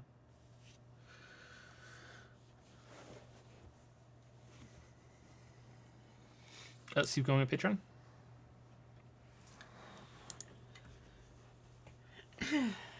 Irvin, right? Yep. Irvin says, "Hi Joe and Lily, thanks for answering my questions last time. I hope you've been getting better sleep and that Persona 5 finished to your satisfaction. I started playing Celeste after watching part of your playthrough and I've been enjoying it a lot. However, I found it to be hand-crampingly difficult as well, even as I'm amazed by what the game demands of its players. So far, I've been too stubborn proud to turn on the assist mode in Celeste, but it's definitely been tempting to slow the game down to 80% in order to make those B-sides a little easier. I also noticed that you never used the assist mode in Celeste, at least as far as I've watched, and have tried to play games on higher difficulty modes when available. It's probably because of your preference with how you play games, but I'm still interested in what you think of these options, and if they even factor in when playing through games for critique. Mario Odyssey and Subnautica had similar modes as well. Considering this, and you may want to read all these questions before answering. Also, if the night is going long for you, feel free to only answer... What does that stand for again? Too long didn't read. That's it. Question at the bottom instead of the main three. What is your general opinion on difficulty modes and assist modes?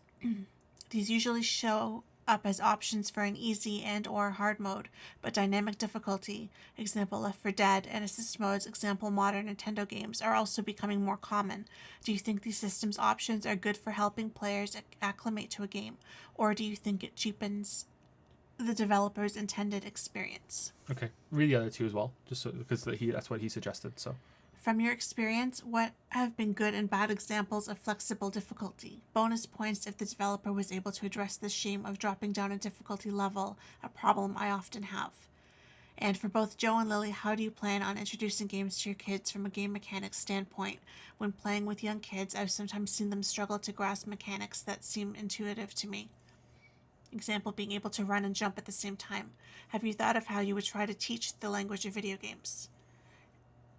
And then there was a bit at the bottom, which was the too long didn't read version. Where are you on the spectrum of playing games the way the developer painstakingly designed, even if you never finish them, versus playing games however the heck you want, challenge or intention be damned?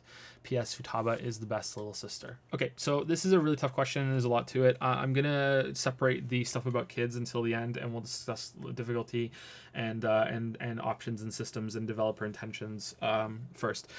So this is a really, really big topic. It's something I'm really interested in. This is actually the topic that I have a script already done about. I think I want to make some changes to the script. I wrote it a while ago. It is called Death of the Developer, so it's definitely relevant to what you're saying, and it's all about intentions and what's there, and it's all about difficulty as well. What I'm about to say is probably going to be a lot of spoilers for that video. I don't know if anyone cares, and my thoughts on the video are going to be a lot more structured anyway, and there's going to be visual examples and a lot more to it. So I'll try and remember as best as I can what I said in the script that I already have written. There are multiple ways to approach difficulty. So the thing that you always have to look at is what do the developers actually want. So do the developers want to challenge everyone who plays the game, no matter what skill level they have, or do the developers want to challenge people who are only at certain levels of skill? And do they make the beginning part easy so that people who are new to games still have a challenging time and can enjoy themselves as they learn going through the game? Or do they make it hard right from the beginning so that you have to prove yourself to the game no matter what your skill level is? And if they do make the beginning easy, is it accessible enough for experienced players that they can just zoom and zip right through the early parts until they get to the harder stuff later? And if that's the case, is there enough harder stuff at the end to satisfy them? So I described this in the script as a net. So it's a difficulty net in this kind of approach for when you want to challenge different skill levels of players and you want to teach players to get up to a better skill level to rise to the challenge of the harder stuff. So the net would start off with very loose, and there would be big holes in it, and if you are very very sharp at games and you're very experienced, you just slip right through until you get to the next layer of the net, and the next layer of the net would be tighter, and eventually you're going to get through really really quick until you get to the tight part that clamps around you, and now you get to the hard part. Whereas people who are worse at games are caught right away, and they have to struggle each step of the way. A key part of my thoughts on this is that video games have to be difficult in order to be fun. If your game isn't difficult, your game isn't enjoyable. The problem is that difficulty has been fetishized a little bit, or maybe that's too strong. Difficulty has been misunderstood. A lot of people think of difficulty as Neo. You're gonna die a lot, and you're gonna fail, and you're gonna have your face rubbed in it, and it's gonna be this arduous experience. Doing your first jump in Mario is difficult too. If you're new at games and you're playing Mario for the first time, that first Goomba is difficult. And that's a different level of difficulty than something like Neo. And I think that's what people forget when they're discussing difficulty. And you get a lot of these people that are like, "Oh, games don't need to be difficult. What the fuck are you talking about?" It's like, well, no, they do actually. It's just that you think difficulty means tearing your hair out, screaming at the screen, whereas difficulty can also mean engaging enough that you're challenged, that you're not bored, because that's the other end. It's a constant balance between boredom and challenge. There are other ways to enjoy a game. You can enjoy the story, you can enjoy the art, you can enjoy all these other things, but those aren't the game part. Those are other things. It doesn't need to be a game for those things. The only exception would be the experience, which is its own separate thing that's very hard to discuss, but there's some validity there to enjoying games as an experience instead of as a gameplay. But my position is that in order for gameplay to be fun, it has to be difficult in some way. I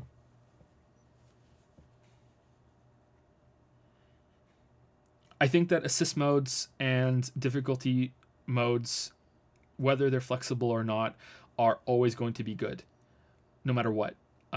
There should be more of them. I think Celeste does it really, really well with you being able to scale it. That it's not, easy is just so easy, and normal is so hard, that you can actually make it, there's a gradient there, and you can make it a little easier for yourself or a little harder for yourself, instead of having to look at it and think that you're practically cheating when you pick easy mode or the game is being really condescending with you. These are basically ways that you can, if you think of the net analogy, that you can make the net tighter earlier, or you could make it looser earlier if it's too difficult or too easy for you. And I think that should always be something that developers are striving to. I think that the idea that Dark Souls in particular has been spoken about this, is that there's an intended experience and no matter what you have to go through it. I think that's bullshit. I don't think that's true at all, because there are many people out there who are experienced with Dark Souls and think that Dark Souls is too easy now, that Dark Souls 3 is too easy, and it's not about an easy mode, it's about a hard mode. I want a hard mode. The problem is that when you add a hard mode to a game, then hard mode can be seen as the new normal mode, and normal mode is now the easy mode. So there is a failing not for being accessible to to new players or inexperienced players, there's a failure to cater to people who are very, very, very familiar with the series and are not getting the experience that they want. The intended experience is that the game is meant to be difficult, and yet there's this whole group of people that is not getting that because there wasn't these options. And you're kind of stuck, because if you make it harder, then you are making it so that the new players are going to struggle too much, but it still needs to be there. I think Dark Souls 2 did it very well with the Covenant of Champions. To get to your good and bad examples of flexible difficulty, you can turn it off whenever you want, and there's no penalty for it. They could have made that clearer, but I think the Covenant of Champions is really good. I think they could have presented it much better, and I think they could do it much better with the subsequent games. I think a good idea would be just basically having the option in Dark Souls 3 to just start at New Game +1. Just right off the bat, New Game +1 for really experienced players. Maybe New Game +1 wouldn't have to, couldn't be as big of a bump as in previous games because it might be too bad, but I don't know. I think that's an idea worth exploring. The reason I say that, a lot of people respond to this by saying, well, why don't you just play through the whole game and then get to New Game +1? It's already there for you. Yeah, but then I've already spoiled myself by having a face roll easy mode the whole time through, whereas I would really like my first experience, which is, in my opinion, the most valuable experience. The first time you play a game is the most valuable. I wish that I would have had the difficulty experience that I want tied to it. Yeah. I think that's good. To stay with Dark Souls for a little bit, I think that having the Estus system in Dark Souls 1 is just absolutely fantastic, and that the series has never done it better. And having the option to try the area, Dark Souls 1 has a difficulty mode, you just don't know it. It has very hard, normal, and easy. And those are the Estus levels that you kindle the bonfires to. Does it go 5, 10, 15, 20, or does it go 5, 10, 20? I can't remember. Is there a 15? If there's a 15, then it's only hard, normal, and easy. Does it go 15? I can't remember. It's been that long since I kindled a fucking bonfire. It's been that long since I played Dark Souls 1. That's the difficulty mode. And the great thing about that is that at every level, you get to try on hard mode first. And not only that, you kind of want to try. It's like, because you don't want to waste humanity, because if you're new at the game, humanity isn't something that you can reliably get. So it's like, okay, well, I want to try first. Can I conquer this area without having to go on to normal mode? And it just makes you a better player. It's the best thing that the best system they've ever had, and they've never done it again. So I think that's a really good way of doing it. And if you go back to the net, it's like making the net, loosening the net a little bit. I do think that every game should strive to be beatable by anyone playing, and I think that by purchasing the game, again, I don't want to say every game. I'm gonna backtrack on that a little bit, because there's going to be exceptions, but I think almost every game, if you pay the money, that you should be able to see all of the content. If that content is the difficulty and that's part of it, then there should be a strong incentive to trying to see it on that difficulty mode, because that's part of the experience. But if for whatever reason you just can't do it and you try really, really hard, I think there should be systems in place that allow you to continue and be able to see that. I think cheat modes are great. I don't see anything wrong with cheats. I wish they would come back. I think that that's a good system, and I think that having cheats in older games was really good. I used them when I was a kid a lot. I remember playing Turok on the N64, and I couldn't do it. I couldn't beat it. I just couldn't do it, and I had a lot of fun with cheat modes in that game, going through and getting all the guns and seeing all the guns and just stomping through all the levels, because it was too hard for me, because I couldn't make it work. But then again, maybe I used the cheats too quickly and I just spoiled the challenge for myself. But yeah, I really enjoyed doing that, and I got to see a lot of stuff in that game, and I have fond memories of it. So yeah, that's pretty much how I feel about it. I think that the more options you give the player and the more information you have about those options, and you are educating the player in a very efficient way so they don't feel overwhelmed with all the different modes, and you're giving them a lot of choices ahead of time to experience the game at the level that you want. I think that's a good way, and but it should also be for players on the higher end of the spectrum too, that that they should cater to people who are very good at games, and having to go through so much easy stuff before you get to the good stuff can sometimes be very frustrating. I think Celeste is probably too hard, and it doesn't have enough at the beginning without having to go into turn it down a little bit. and it has more than enough at the end. But I love Celeste so much that I wish that the C sides were longer, and I wish that there were even D sides. I wish that they got even crazier with its mechanics, and it started mixing everything together. So that's the kind of player that I am. It pushes stuff so far, and I still want more. So I guess there are players like me that are never going to be satisfied. But yeah, that's how I feel about that. For teaching the kids, I definitely agree that a lot of people don't understand that you can run and jump in a game. I've seen that happen myself. A fun little story right now that I'll tell you is that one time my dad was playing video games. My dad played some games as he was when he was still in my life, and he would play some games, and he played games with me when I was a kid, and he was playing Star Trek Voyager Elite Force 2, I think that was it, or Elite Force 1, I can't remember which one it was. He was playing that game and he was enjoying it. He liked Star Trek. He was playing that game, and he calls me into his room one day, and he says to me, I can't get past this jump on this level. I can't get past it. I just can't do it. Can you tell me how to get past it? And I try to do it, and you can't get up enough speed to do it. I already played the game. So I hit caps lock on his keyboard, and I said, "You've been on walk mode the whole game." And he said, "What?" And I just lost it laughing. He had played that game for like 12 fucking hours with caps lock on, and didn't realize that there was a run mode. He didn't know it was the whole fucking game. He had played it like that, and so yeah, that's that. So yeah, I definitely see people, especially people new to games, that they don't understand simple things like you can run and jump at the same time, or hitting two buttons, or combining buttons together. Yeah, I can definitely see where that's coming from. Yeah. Oh man, that was bad. But yeah, to teach the kids, I think I'd like to see them stumble and try and get through themselves. No one taught me how to play games. I just taught myself. I think that's the case of most people, that they're going to teach themselves. I think I would like to see them struggle and fail, and then see if they get it. I think that's the best way, and only intervene if it's something that they really can't get past. The first time I played Mario Bros on the NES, I probably died on the first couple of levels so many times before I got to the next screen. It probably took me so long to get to the castle. I remember getting to the castle thinking, "Oh, is this the end of the game? Is there more after this?" And there was more. I had no idea. I was so young. I was 4, and it was just crazy how difficult that game is when you're a kid. And I think that was why I liked games so much, and I really got into them. Yeah, so I think I'd like them to learn on their own and not intervene unless it's strictly necessary. But I'd also like to play games with them as soon as I possibly could. I'm really looking forward to playing Smash Bros. With them, Mario Kart, and games that aren't video games too. I want to play board games with them too. So yeah, I think that would be good. To end with your too long didn't read question, I think developer intentions are very important. But at the same time, I think that a player has a responsibility to find the fun as much as they can.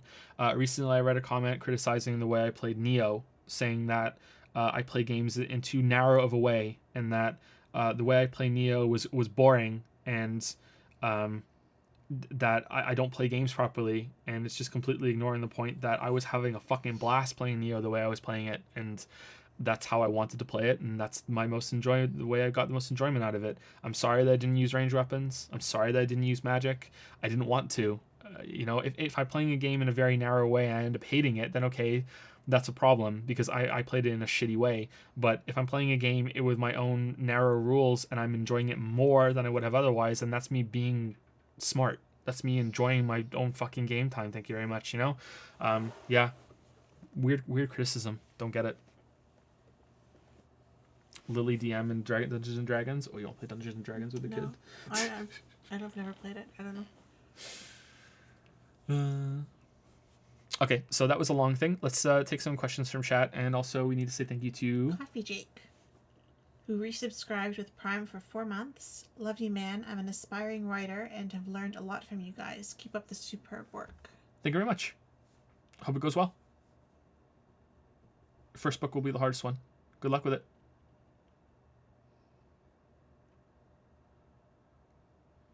My biggest critique with your Super Mario Odyssey video is that you pronounce Mario's name wrong. Could you say it right for me just once to put me at ease so I can finish the video? Sure. Mario, right? Super Mario Odyssey. There you go.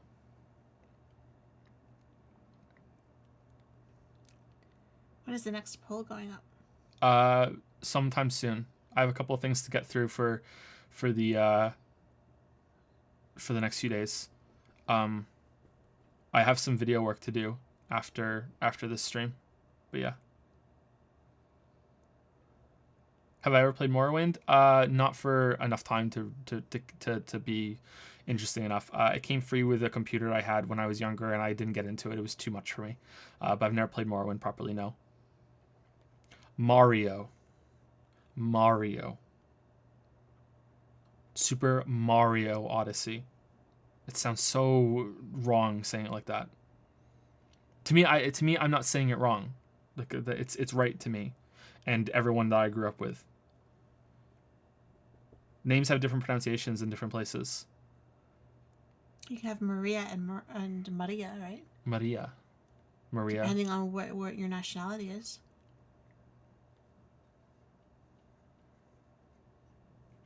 Joseph.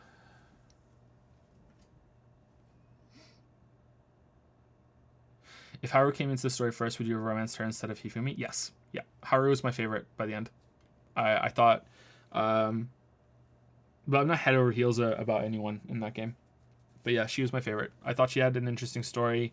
She was kind of sweet. She had more going on in her life than just one thing. She has goals that aren't, I just want to be a model because of my friend. You know, the story was mostly about her instead of someone else, which I found more interesting. And she's filthy rich, man. Filthy rich. We could open a coffee house together. Make a girl cry, that's not gonna fly. Make a girl smile, you passed the trial. Futaba actually reminded me a lot of my younger cousin's sisters in enthusiasm and sass. If for some reason you picked Futaba, I would have ditched the streams entirely, no joke. Oh shit, it would have been too awkward.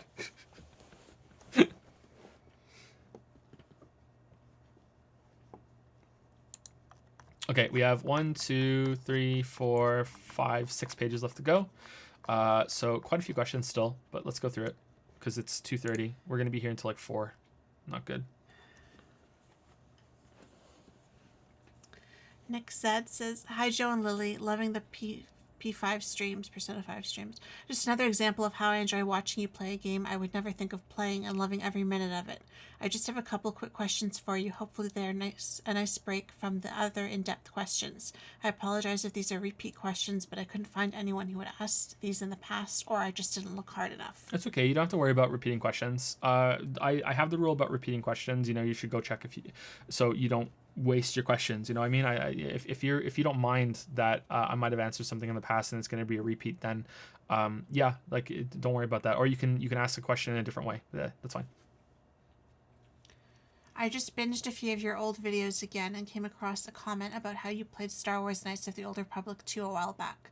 I'd really enjoy hearing any quick comments or thoughts you have about the game. I have a bit of nostalgia for that one.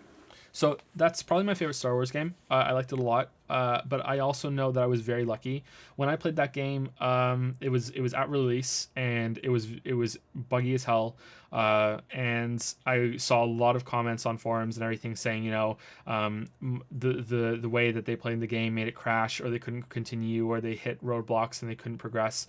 The way I played it in the order of planets that I went to, it just so happened that I had quite possibly the best experience. There were hardly any bugs, no glitches that I saw. It was pretty much bug free, and I had a blast with it. I thought that the way that it twisted how the Force works was really good, and there was a lot more gray about it than just, you know, Jedi good, Sith bad. I thought that was very interesting. Kreia was an interesting character. I think I'm saying her name right. I'm not sure about how the ending treated her without spoiling anything, but yeah, I thought that she was an interesting character. I like the setup with how it made the Force something that was contextualized in gameplay by making it so your character is able to influence the people that gather around them. Also in a way that, you know, the Force is doing it and you have this ability, but also that the player would also be able to control party members and inflict their will on them. You know, I thought that was an interesting commentary there, and it made things make a lot more sense and click together. I thought that was the most interesting Star Wars story. It wasn't the most fun game to play because the combat in those games is dog shit, but it was still better than some other RPGs that I played. Yeah, I had a blast with it. I can't remember it as well as I would like, and I like to play it again with the fan mod installed because I haven't done that yet. I hear the fan mod installs fan mod adds a really bad planet though. The droid planet is apparently shit. They took some liberties with that one, and it's not a good place. But I don't know. But yeah, I had a really good time with it. I will say that I did hit some bugs at the end. At least I think so. The ending felt very rushed. Maybe that's not a bug. Maybe that's just how it is. But the ending felt really really bad, and kind of brought the experience down a bit. But there were some parts of it that were still good, and I ended up enjoying it quite a bit. Yeah. Would you ever consider opening up a P.O. box for fan mail, or do you have one set up? Just curious. No, we don't have a PO box. I'd like to set one up. Sure. Yeah, that'll happen sometime in the future, but probably not for a year at least. Yeah. Maybe a little sooner. I don't know. We'll see. I don't know the first thing about setting that up, so I'd have to look into it. But yeah, it's possible. Yeah, I would like to do that. Yeah, I think that would be cool. Thank you for the easier questions, Nick. Thank you very much. All right, let's keep going. Oh, someone asked, how do my armpits smell? Pretty good, to be honest. Very manly, don't you think?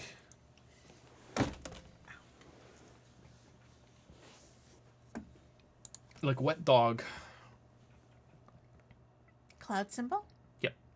Greetings, Joe. I'm a new patron, but longtime viewer of the channel who found it while looking for Dark Souls content. I get a genuine deep satisfaction from your videos. They scratch the long-form video game analysis itch I regularly have. Thank you. You're very welcome, and thank you for telling me. How often do you find yourself looking back on past videos? Additionally, how often do you look back and disagree with something you said in a past video? I used to watch the old videos quite a lot. This is really embarrassing, and I probably shouldn't say it, but I'm going to say it anyway. I used to watch, very early on, I used to watch something like the Diablo 3 video back, and just be kind of like, I can't believe I made this. Not because it was great, but because it was actually a fully functioning video. You have to understand, I didn't have any video experience at all, so I didn't know what I was doing. When I hit export or render at the end, I can't remember what it was called back then because I was using PowerDirector 14. When I hit that and it was actually a video and it actually played and there was no, big fucking black marks over it where there was no footage, you know what I mean? Like it actually functioned. It was like, oh my god, it actually worked. I can't believe it. It's like, making, assembling a computer for the first time, and you turn it on and it works and you're like, holy shit, I can't believe I did this. That's what I felt like watching the videos back. It wasn't even about the content. It was about, holy shit, it's actually on YouTube. Whoa, holy fuck. It's there. People can watch it, I put up the Dark Souls Part 1 video and someone watched it in the first 20 minutes. Just so happened that someone must have just been typing it at the same time when it went up. And it just blew my fucking mind. I was like, holy shit, someone out there is watching my video, it was like that, and yeah, it was crazy. So I used to watch them back and just be, and be like, holy crap. It's here. I don't do that much anymore. I do sometimes go back and watch them because I think it's good to learn from prior mistakes or to learn from something that maybe I did well. Usually it's about mistakes. I don't think I've ever disagreed with anything.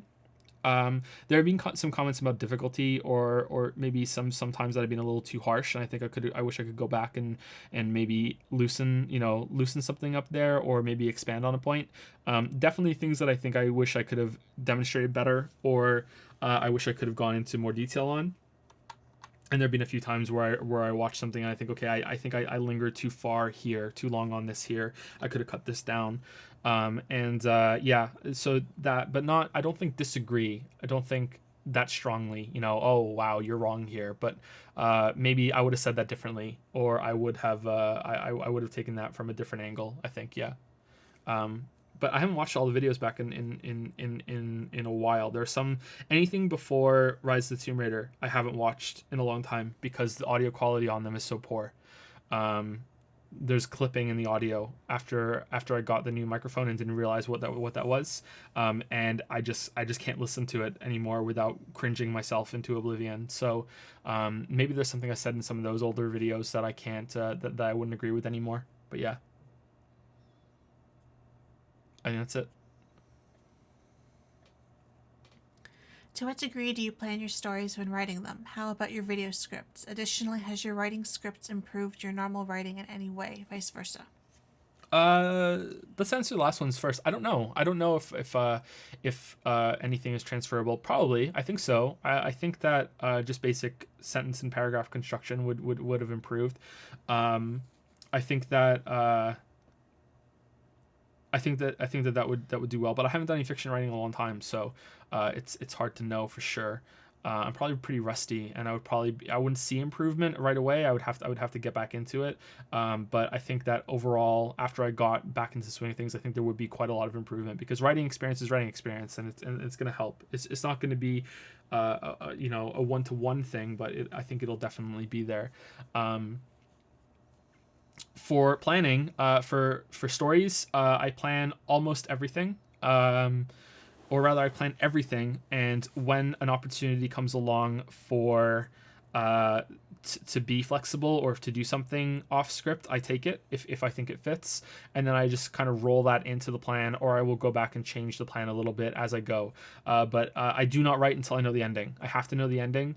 I hate stories that have bad endings because they weren't planned. I hate stories that have bad middles because they weren't planned. So I have to know. I know everything that happens, and there are always surprises along the way that I just incorporate into that plan, like I said. Even the stories that I have that aren't finished all the way, I know the endings. The Bounty Hunter series still has a few 100,000 words to go before the ending, but I know it. I've known it for a long time. Same with the Monster Slayer series. I know they sound very similar, but that was kind of what we were going for when we put our things on YouTube. I know them. There's a bunch of other stories that I've had planned. I have so many word files of story plans that I had. I always know the endings. I have to know. For video scripts, I'm actually surprisingly looser on that requirement. I have a bullet point of lists, and I know everything that I want to say going in. But I will just start writing, and I will focus on getting a hook statement at the beginning. Lately, it's been some sort of mini review at the beginning of the script that ends with a spoiler warning. That's kind of what my style has evolved into lately. And then I will start with a second hook after that, and I will go through all my points.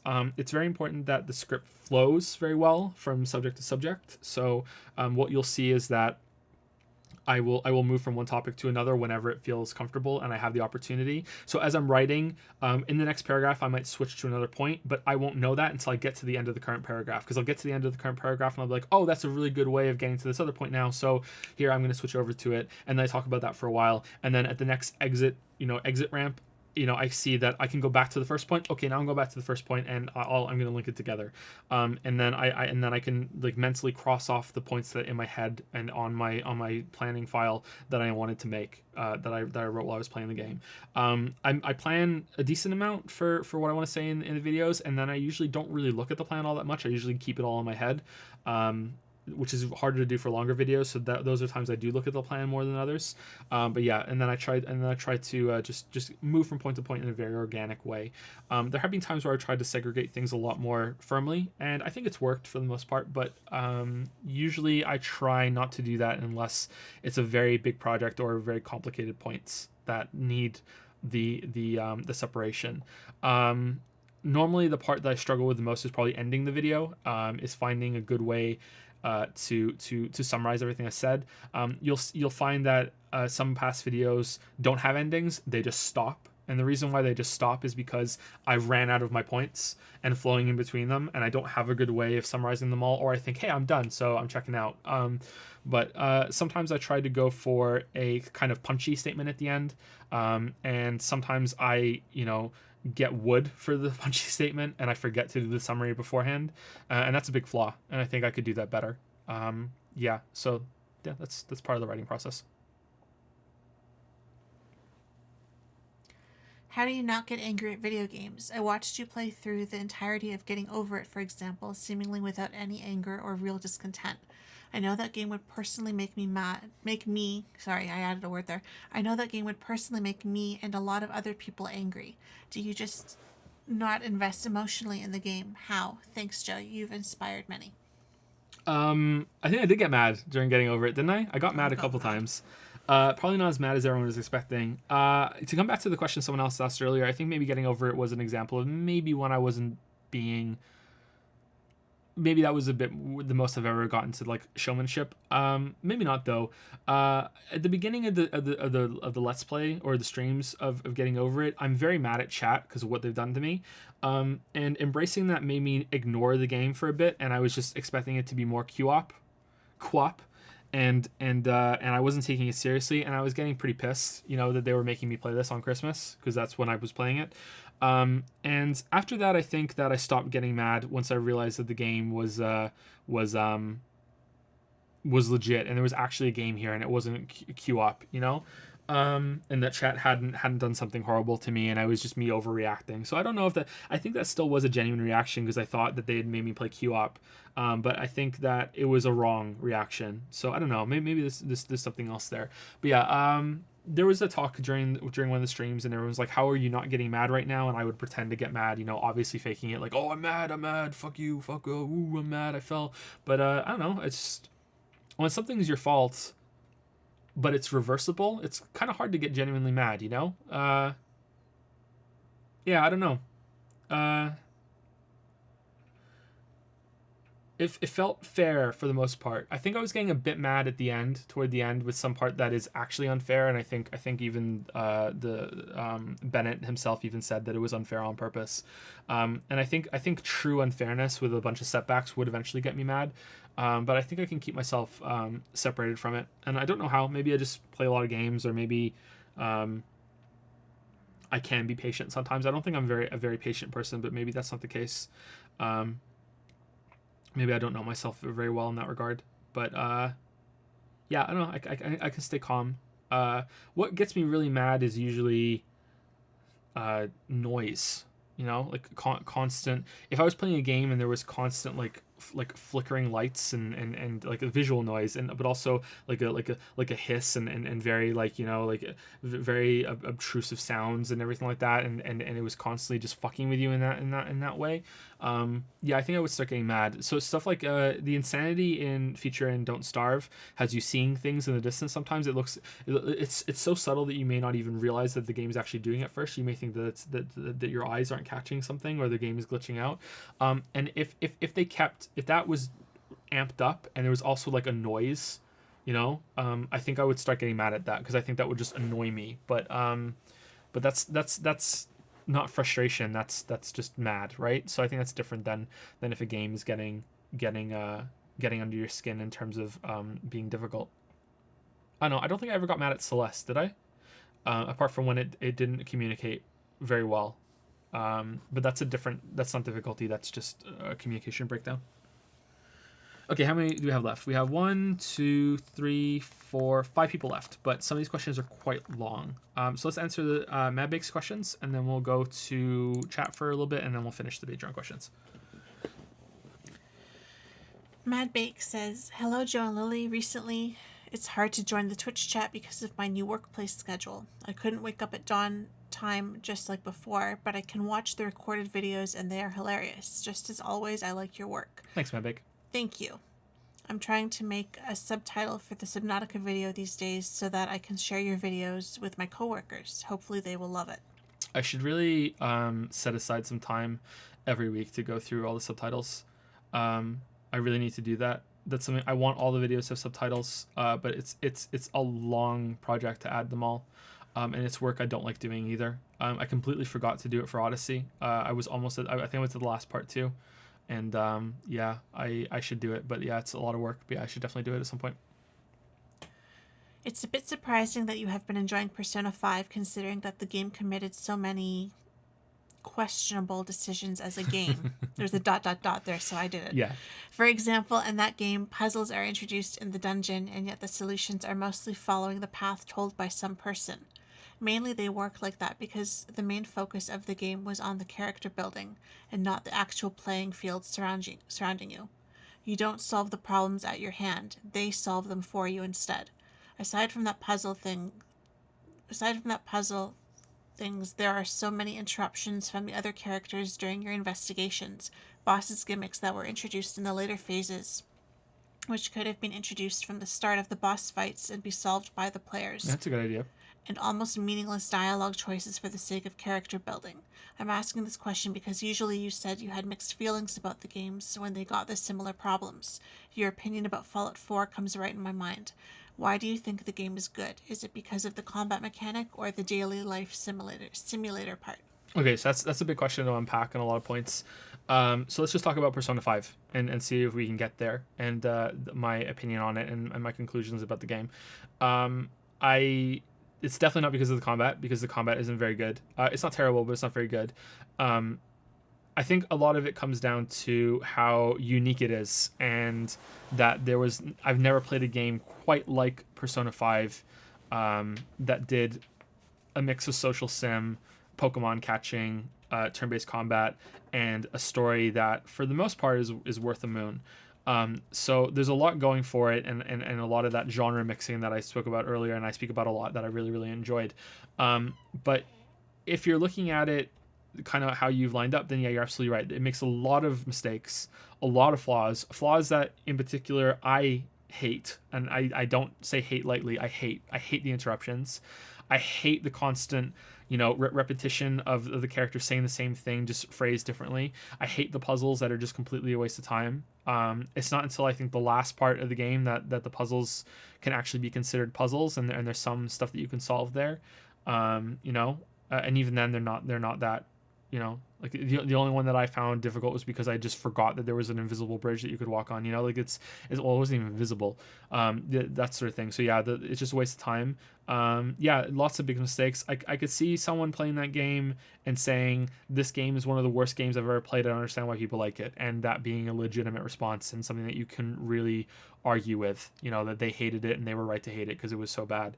But it had so much style, and I just loved the atmosphere, and I loved the first palace, and how I started rooting for these kids, and it was so interesting to figure out what was going to happen to them and what's going on in this story in this world. And then you start catching the Persona Pokemon, and that becomes this own mini game of fusing them and collecting them, and I really enjoyed that. And then there's all this, level up your confidence and your social skills, and all these things that you can do during the day, and there's this time management system, so you have to decide what to do, and there's a lot of weight to those decisions. So that's interesting. Now I'm thinking, okay, well, there are trade-offs here. How should I spend this time slot? How should I spend the next time slot? Will I be able to use the next time slot? What's going to happen in the story? How do I manage that? Yeah, it was really engaging, and I really, really, really, really liked it, and I took to it quite strongly. I would say early on in the game, I liked it a lot more than I did by the end. I again, for the stupid numerical score idea, it's about a 7 out of 10 for me now, and that's a good score for me. I really liked it, but there's those interruptions were just so terrible, and turn-based combat is something that is not very good, and I think it's hard to make turn-based combat engaging and challenging without it being filled with randomness, or something that is either you're steamrolling over everything, or you are really, really struggling and you could die at any turn, and you feel at the mercy of dice rolls if you do die, because just the way the system works. For as much as I didn't like the combat system at first, by the end, something that's closer to Xenoblade 2 is when I've been better in a turn-based setting, with you setting up combos and characters feeding into each other and switching between the different personas that they have. Maybe other characters could have had different personas as well, not just Joker, but that would have changed a lot of the story and a lot of the implications that it has. But we're just talking about pure mechanics at the moment. I found it very interesting and disappointing that the bosses ended up being the least interesting parts of the fight, because the best parts of the combat were when you were doing these one more combos and these one more chains, and you can't do that on bosses because they don't have any weaknesses, because then I guess it would be too easy. But it was very disappointing to figure that out. I think maybe the best boss was probably the last one, because it had more to it, but we didn't really get to experience that one all that well because we were so over leveled. But at that point I didn't really care. So I don't know. I don't know. I think that Persona 5 is a very good game that could have been one of the best games ever made. if it had trimmed a bunch of the stupid dialogue choices away, a lot of the hand holding away, if it had given you a little bit more player freedom when it comes to, you know, how stuck you are, especially with your character, with Morgana telling you what to do, and that you could have had a more in-depth, flexible combat system, and that the story didn't have some of the pitfalls that we talked about during the stream that I can't get into now because of spoilers, and also I just don't want to have the conversation again. Yeah, and either the palaces are made shorter, or that the parts that are already in there were made more engaging. There was just so many stretches of really long hallways and corridors with puzzles that, like you said, they just solve for you, or they just tell you what to do with a bunch of interruptions. It felt like every single floor that you got to, the Persona pals would stop and have a Scooby-Doo conversation that was just explaining things that you already knew, or let's go and do this, let's go and do that, and that, I think the developers looked at that and saw that as, oh, this is variety, this is switching things up, this is adding, you know, context and, you know, something special to this palace, when instead it's, you know, most people are just gonna be hammering the X button going, let's go, let's fucking go, let's go, let's go, let's go. You know, it's not adding anything for me. If they just let you, you know, silently, you know, go through a bunch of corridors with enemy patterns, more interactive fights and puzzles that were actually worth a shit and were interesting, you know. I hate to say it because they were such a bad thematic fit for that point in the game, but something that was a lot more like the rat tunnels in the ship palace, I think those were actually not that bad. Same with the space tunnels in the space palace, that there was some thought put into it, and the player and your Persona palace just didn't solve it for you. Something along those lines that is more you're left to your own devices and you can figure it out. If they did that and each palace was filled with fun things like that, I think that it would have made the game so much better. It's so close to being something that I would recommend to anybody, and that I think is something that everybody should experience, and yet there's just so much that it just falls flat that I just can't do it. As for a big change, like a massive change that would cause the whole game to have to be rewritten, I think it would have been a hell of a lot better if there was some non-linearity to it. I am actually a big fan of linearity. I think that linearity is good in a lot of cases, especially for games that are very focused and wouldn't benefit from it. But I don't know, I just can't shake the feeling that if you had some more freedom to explore the city, and maybe if you could find different palaces in a different order, if the game was willing to put in the work to make that work. You know, if you want to get Haru as your third companion, get Haru as your third companion. If you want to leave someone else's palace to last, you know, that sort of thing. But that's a big change, and that's asking for too much. But is it really, or is it asking for too much just because the game is so fucking rigid in its current state that it just seems like it's impossible? You know, I don't know. It just seems like that's the way to push that system to its best that it could be at the moment. The final point is that I was very disappointed that the villains in the story started off as strong as they possibly could be, and at the end it was, you know, it didn't end as weak as it was. You know, the last villains weren't the weakest of them all, but the first one was the strongest and the most interesting, and you interact with him the most. And I just feel like there were a lot of opportunities that they could have had for the villains of each palace to be present during the palaces themselves, and, you know, be a threat and show themselves off and make life trouble for you both in and out of the palace at the same time. But instead they're barely there until the very end, and instead you just have the same conversations in every single room with your Persona pals, not really doing much at all. And I think that's a big shame. I would say that it was definitely the Persona catching and the Persona blending and the social sim side of it that I enjoyed the most. And the palaces and the combat were just something that I just did. But I didn't hate them. So I guess the lows of the game aren't so low that they brought it down by a huge amount. And that what it did well, I see so much potential in, and it was so cool that I took to it. So I don't know. Is it considered the best in the series? Because maybe if I had played Persona 3 and Persona 4 before, I would be saying something different about Persona 5. Maybe I would be like, oh, it's good. I don't know. Maybe there are less interruptions. I don't know. But yeah, that's how I feel about it. I hope that's enough. I have a lot to think about of Persona 5 right now, so it just kind of came out.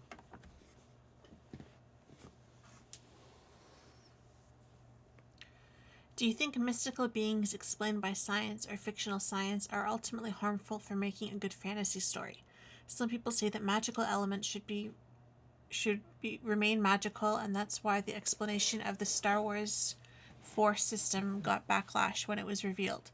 Is, does it depend on the context, or is it just a bad idea to explain impossible stuff with semi-realistic solutions or methods? I'm asking you this because that's what I'm trying to build right now, a big world that surrounds the story about a facility where they try to capture and explain the mystical creatures. Okay, this is a really tough question, and it's got a lot to do with all forms of art that have fantastical settings and otherworldly elements. Something I think about a lot. And it's on my mind a lot lately because I want to make this into a video about storytelling. So most of fiction, not all, but most of fiction is all about characters going through conflict. So you always want conflict. You always want there to be something that a character wants and something in the way of the character getting what they want. That is the basis of almost, and almost is really important there, almost all stories that we have. There are some exceptions, obviously, especially on the more literary side of things.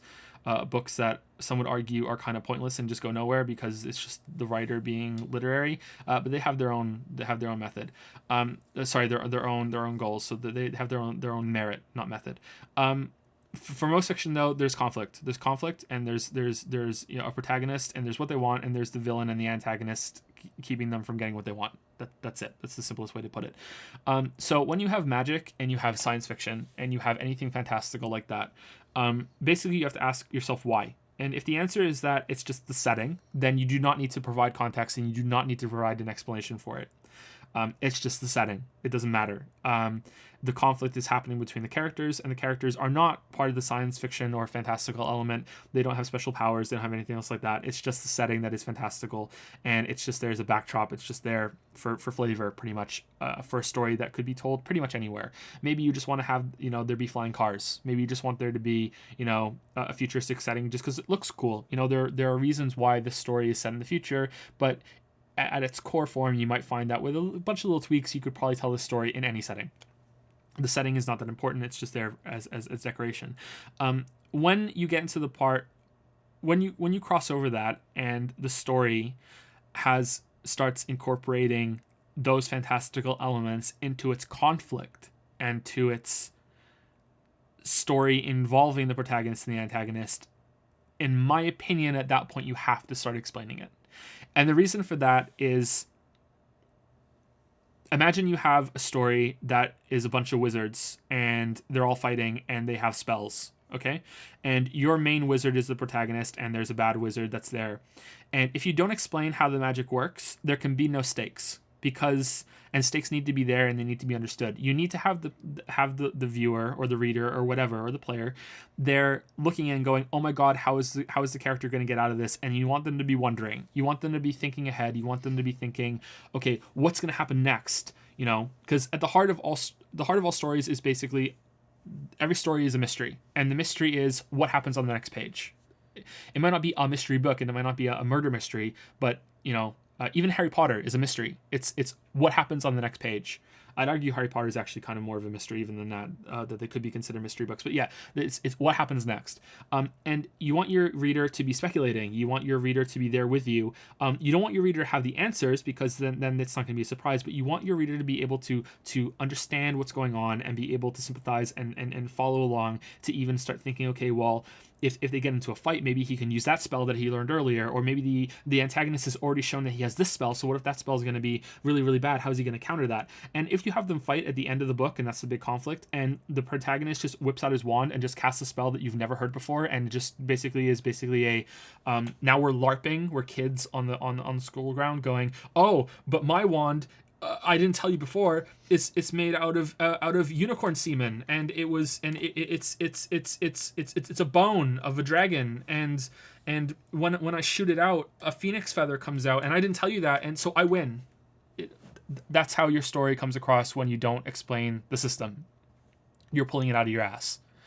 You just right out of your ass. And not only can your readers not follow along, you're gonna look at that and go, oh, really? That's it? Oh, it's just an I win. It's just, oh, the bad guys lose and the good guys win. So there it is. You know, it's really really cheap, and that's why you need to explain it. So if you have monsters and you want your monsters to be a threat, you need to show them being a threat, but you also can't just continually raise the stakes like fucking Doctor Who does. Doctor Who.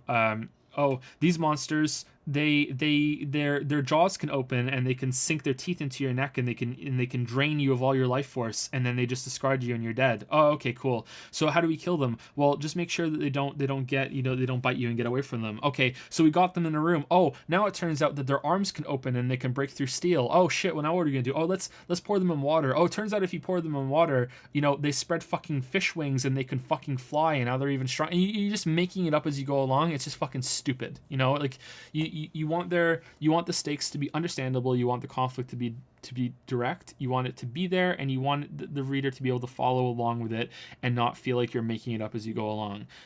That said, do you need to explain everything in like a hard science way, or is there hard fantasy, hard magic? Yeah, hard magic system. Does that have to be in every story? No. You can have a mix of soft and hard systems. For anyone who doesn't know, soft is like Harry Potter. Soft is Harry Potter, where there isn't a list of spells. It's never explained to you where the magic force comes from. Why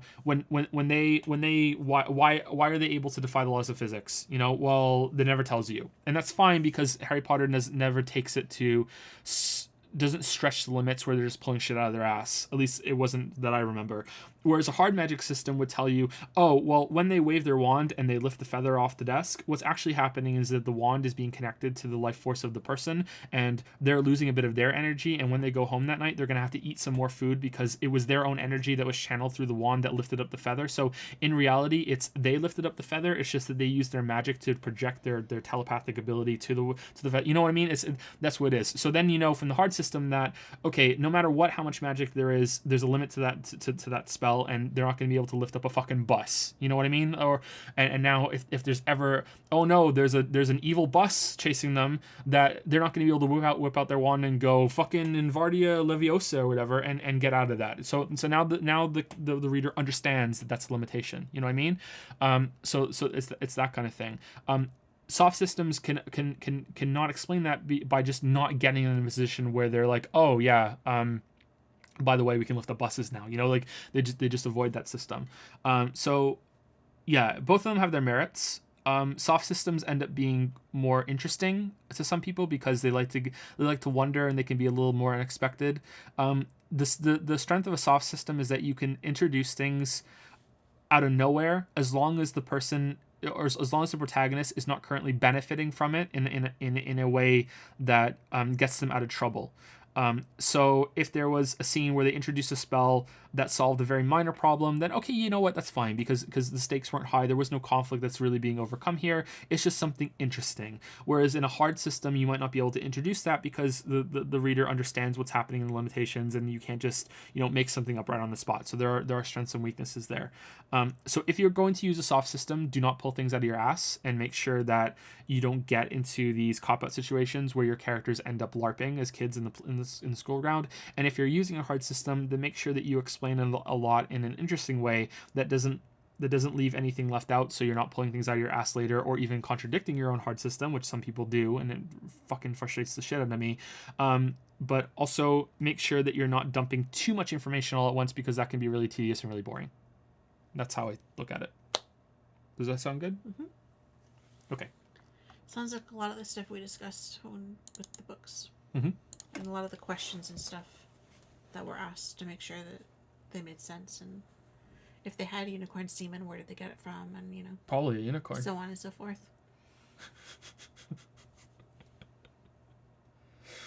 Okay, and there was a filler question: soup or salad?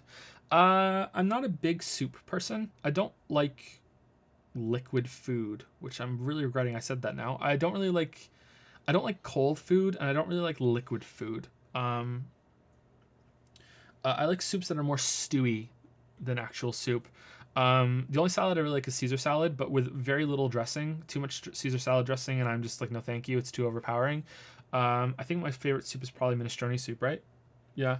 So soup is, I'm gonna say salad over soup. But if it's my favorite soup, like I like minestrone soup better than Caesar salad. But That's how most I'm soups are kind thinking of too. bad. Yeah. I eat way more salad than I do soup, and like much more often. But if I had to choose between like a favorite soup versus a salad, right now I'm leaning towards soup. Mm. I haven't had a lot of soups though. But yeah, if the soup was kind of a chunky soup, Like if I have to be in the mood for the soup, but if I'm in the mood for it, then I'm in the mood for it. Like I was thinking earlier, my grandmother makes this soup that's very thick and it has meatballs in it and rice and you put lemon juice in it. It's kind of has like a sour. It's a mm-hmm. very hearty soup, and like I'm very hungry right now. I'm thinking about this soup, and that's way more appealing to me than a salad right now. So, soup it is. By the way, if you or chat didn't know already, Mad Bake is apparently we're now working on a Kickstarter game called Little Devil Inside. It looks very beautiful so far. I didn't know that actually. I did not know that. Do you want to link it in chat for the? Do you want to shill yourself to the 200 people who are here? Surely it will make or break the Kickstarter game. But no, I'd be interested in seeing that. If you want to send me a message about it, Mad Bake. Maybe you did and I missed it, and I'm just a horrible person, but I didn't know that. I hope it goes well. Congratulations. I remember you saying that you got a new job, but I didn't know it was that. How does one typically get into the mood for soup? What constitutes soup foreplay? You have a craving for some kind of a comfort food. So you a stew or maybe a pasta or a soup, something along those lines, which is much more appealing, than cold, usually not as filling salad. Is cereal a soup? Not the way I eat it. Mm-mm. I don't think cereal is a soup. I eat my cereal dry, so Okay, we're in agreement. So we're not at odds today. we're not gonna have the hot dog debate again. X Fluffy Com. No, is it Com? It's Corn, I think. Corn. Sorry, Yep. I'm getting tired. X Fluffy Corn has resubscribed for 3 months. Hey Joe, any chance Monster Slayer 3 is coming out tonight? Just finished the second one. Love you, man. No chance. Sorry. Not even. Haven't even started it yet. Yeah. Did you really read it? Thank you. Really? Are you trolling me? I No. like Monster Slayer a lot. I like Monster Slayer more than Bounty Hunter. That and Bounty Hunter but series Bounty Hunter are my best. probably was the best writing was Bounty Hunter. And Ralph Plugs has used 530 bits. I can't help myself, but I'm going to tell you to play Ghost Trick again. I feel that its story is perfect, and I have a morbid curiosity to see if you could critique it like you did Persona 5. Yeah, I definitely like to play it. I don't know when I will. Sorry. Again, same answer as last time, but yeah, I definitely like to play it. I'm really interested in it. Very, very interested. Looks like my thing. I want to play Zero Escape series as well. Very interested. We have 1, 2, 3, 4. Let's go. Let's finish Patreon because it's 3:15 and I need a couple hours to get some stuff done after this. And I need a couple hours to sleep. Leo fell asleep on time tonight, so he'll be up early. Dan Zed says, Hey Joe and Lily, best wishes for you all. Here are my questions for the month. During near streams, you said how it would be good if games communicated about which side quests are worth doing or not. In Horizon Zero Dawn, quests which you get from people are separated into side quests, multiple steps, same story, I guess, and errands, basically fetch quests. Do you think this is a good solution to the problem? Are they really done that way? I played a little bit of Horizon Zero Dawn. I can't remember that, or maybe I didn't understand what they were. I think it's a good system. Yeah, that sounds like a good thing to me. That sounds like it's not breaking the fourth wall either. That it's telling you. I mean, games have a UI up on the fucking screen, so is it really that important? But yeah, I think that's a good system. I think something a little more fleshed out like that would be good. I think that some stuff in games makes it obvious. So stuff like collecting the feathers or the flags in Assassin's Creed, is it feathers or flags or did it change? Stuff like that, clearly side content. Korok seeds in Breath of the Wild, clearly side content. Very, very clear. It's easy to understand. Secrets in Doom, that's getting a little more blurry. And then moons in Odyssey that's the whole game, and there is no side content in Odyssey. It's just all moons, and you need those moons, and that's it.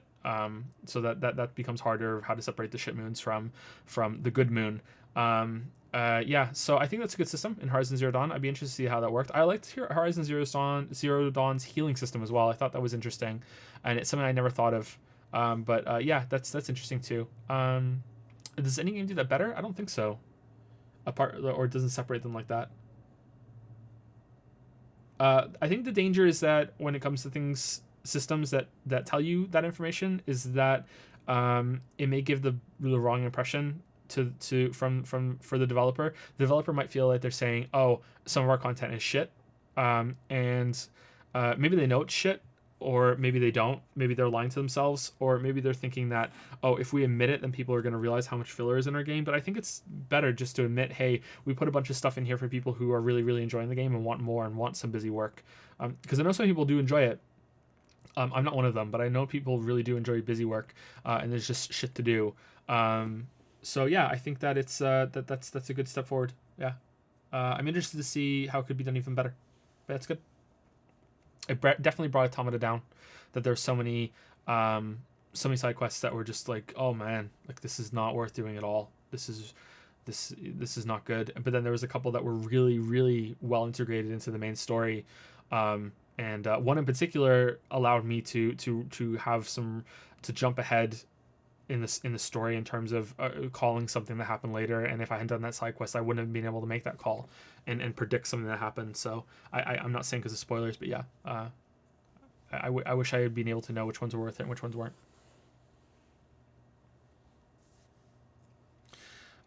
Selfie Corn says, been working my way through all your books. Really enjoyed all of them so far. Wizard is my favorite so far. I was looking forward to the crossover bit the entire time I was reading Monster Slayer. Yeah, sorry that it comes right at the end. Sorry. Yeah, I'm really anxious to get back to them. Like I have the whole thing planned out.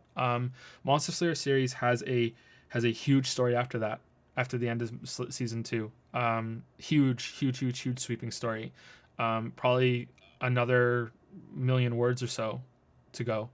But yeah, I can't afford to go back to it at the moment. But I'm really looking forward to eventually. Yeah. But thank you. It's not a lot of people read the books, so thank you for that. That's a cool moment. Thank you so much. And sorry to interrupt your questions for that, Danzy, but that rarely happens, so I wanted to take the moment. Sorry. Go ahead, Lily. Similarly to you, I usually don't enjoy turn-based combat in games, but also thought that Persona 5 was okay in terms of combat. I feel like removing the positioning component of combat and overall quickness of animations might make I'm getting tired. Quickness of animations make turn-based combat way more manageable. What's your opinion on that? Yeah, definitely. Bravely Default did that really, really well with being able to speed up and slow down combat as you wanted to the point where you're just kind of flying through it. You know, in Persona 5, you can hit the start button during dialogue, and it just goes and fast forwards through it. And that's kind of what Bravely Default can do during combat. You can skip through it. I think that Persona 5 could have benefited a little bit from being able to chain spells together from the menu if you hit a one more, instead of, automatically instead of manually having to go back into the menu, hit the button, switch over.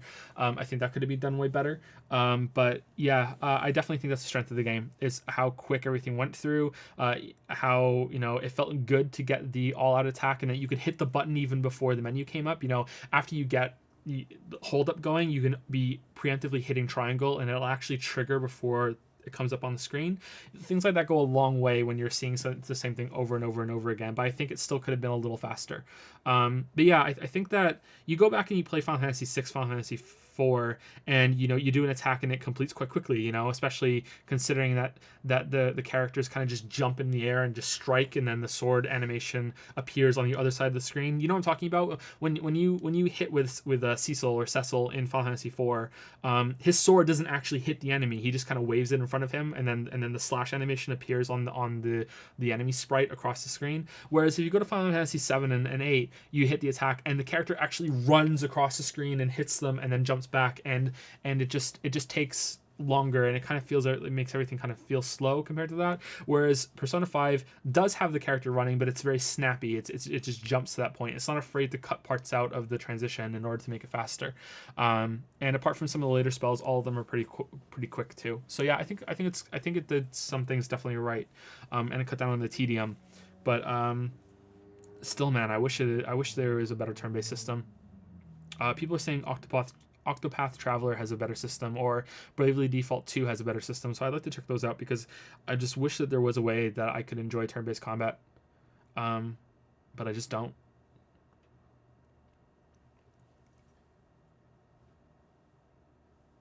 Did you play any games from the God of War series? What do you think about a new game in the series being so different from all of the others? I've only played God of War 1 and 2 a little bit. I might have finished God of War 1. I can't remember. It was a long time ago. I think I got a box set of God of War 1 and 2 together for real cheap.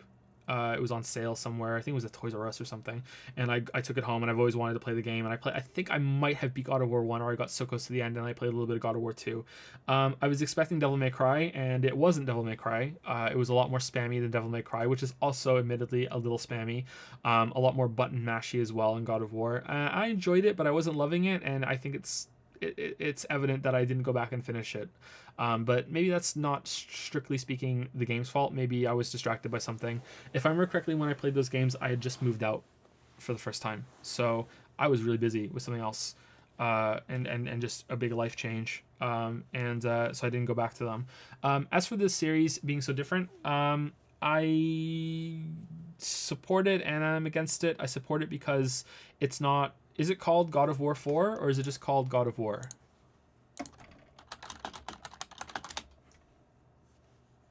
It's just called God of War. So to me, that seems that it's kind of communicating, hey, this is a bit of a reboot and it's going to be different. Maybe they couldn't get it. They couldn't make a system work with the old way, and they want to take it into a new direction, and they're using this kind of reboot kind of to make that happen. But at the same time, if you're a big fan of the series and you really like the combat, then you're gonna miss it. So I don't know. I'm conflicted as always. I think it's okay to do that. Maybe they should have just made a new series instead and let God of War be its own thing, but then they don't have the brand to bring it back. But at the same time, maybe they needed to use it because it's just a series that's hanging dead and no one was interested in making a game like the old God of War. So it was basically this or nothing at all. So I don't know. It's for some people it's going to be shitty. For some people it's going to be really interesting. I think the game looks okay. I don't think it looks fantastic. I think it looks okay. I'm interested in trying it. I'm hoping that it's cool. But yeah, that's how I feel. But I'm not a big fan of the series, so I have no loyalty.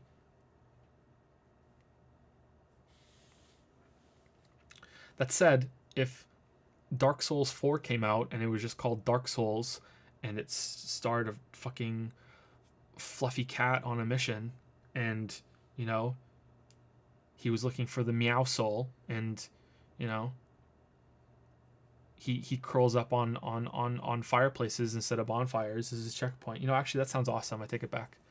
That sounds great. I'd play that. Meow Souls. Okay, it could be Jean-Monique, but I think it's Jean-Monique, so I apologize if I'm saying it wrong. Hi, Joe and Lily and the kids and the dogs. Big fan of your content already after discovering your videos only a few months ago. I hope I can sneak in a few questions before the stream. I'm sorry it's probably like 6 a.m. when you answer this question, so please keep hydrated if you're going to be up so late. Oh, thank you. Hydrate Bot is here through there. It's 3:26 a.m., so it's not quite that late. I had a bunch of water on break. I should probably go get some more, but we're very close to the end now. I think we only have 3 more people left. You've mentioned a few times on stream, I think, that you feel like the narrative in games have been weak compared to those in movies or TV shows. I hope I'm not making this up. No, you're not. I've definitely said that. Don't you think that the accessibility of game making for indies has let them make games into something more personal and memorable and allowed them to take slightly more risks? Compared to the shit show that is the cinema industry and to the limited inspired shows today. I feel like games have been shining pretty bright these last few years. Do you disagree? Think games should focus even more on their stories? Lily, what do you think of the narrative in our games? Also, I guess I can't really compare games to modern books since I haven't checked any recently, but yeah, I want to hear your thoughts. Tough question. Let me think. I'm kind of behind on a lot of modern media. I've never seen an episode of Westworld. I haven't watched much Game of Thrones. I think I'm 2 seasons behind. There's a lot of new shows that I haven't watched. There's a lot of new movies I haven't watched.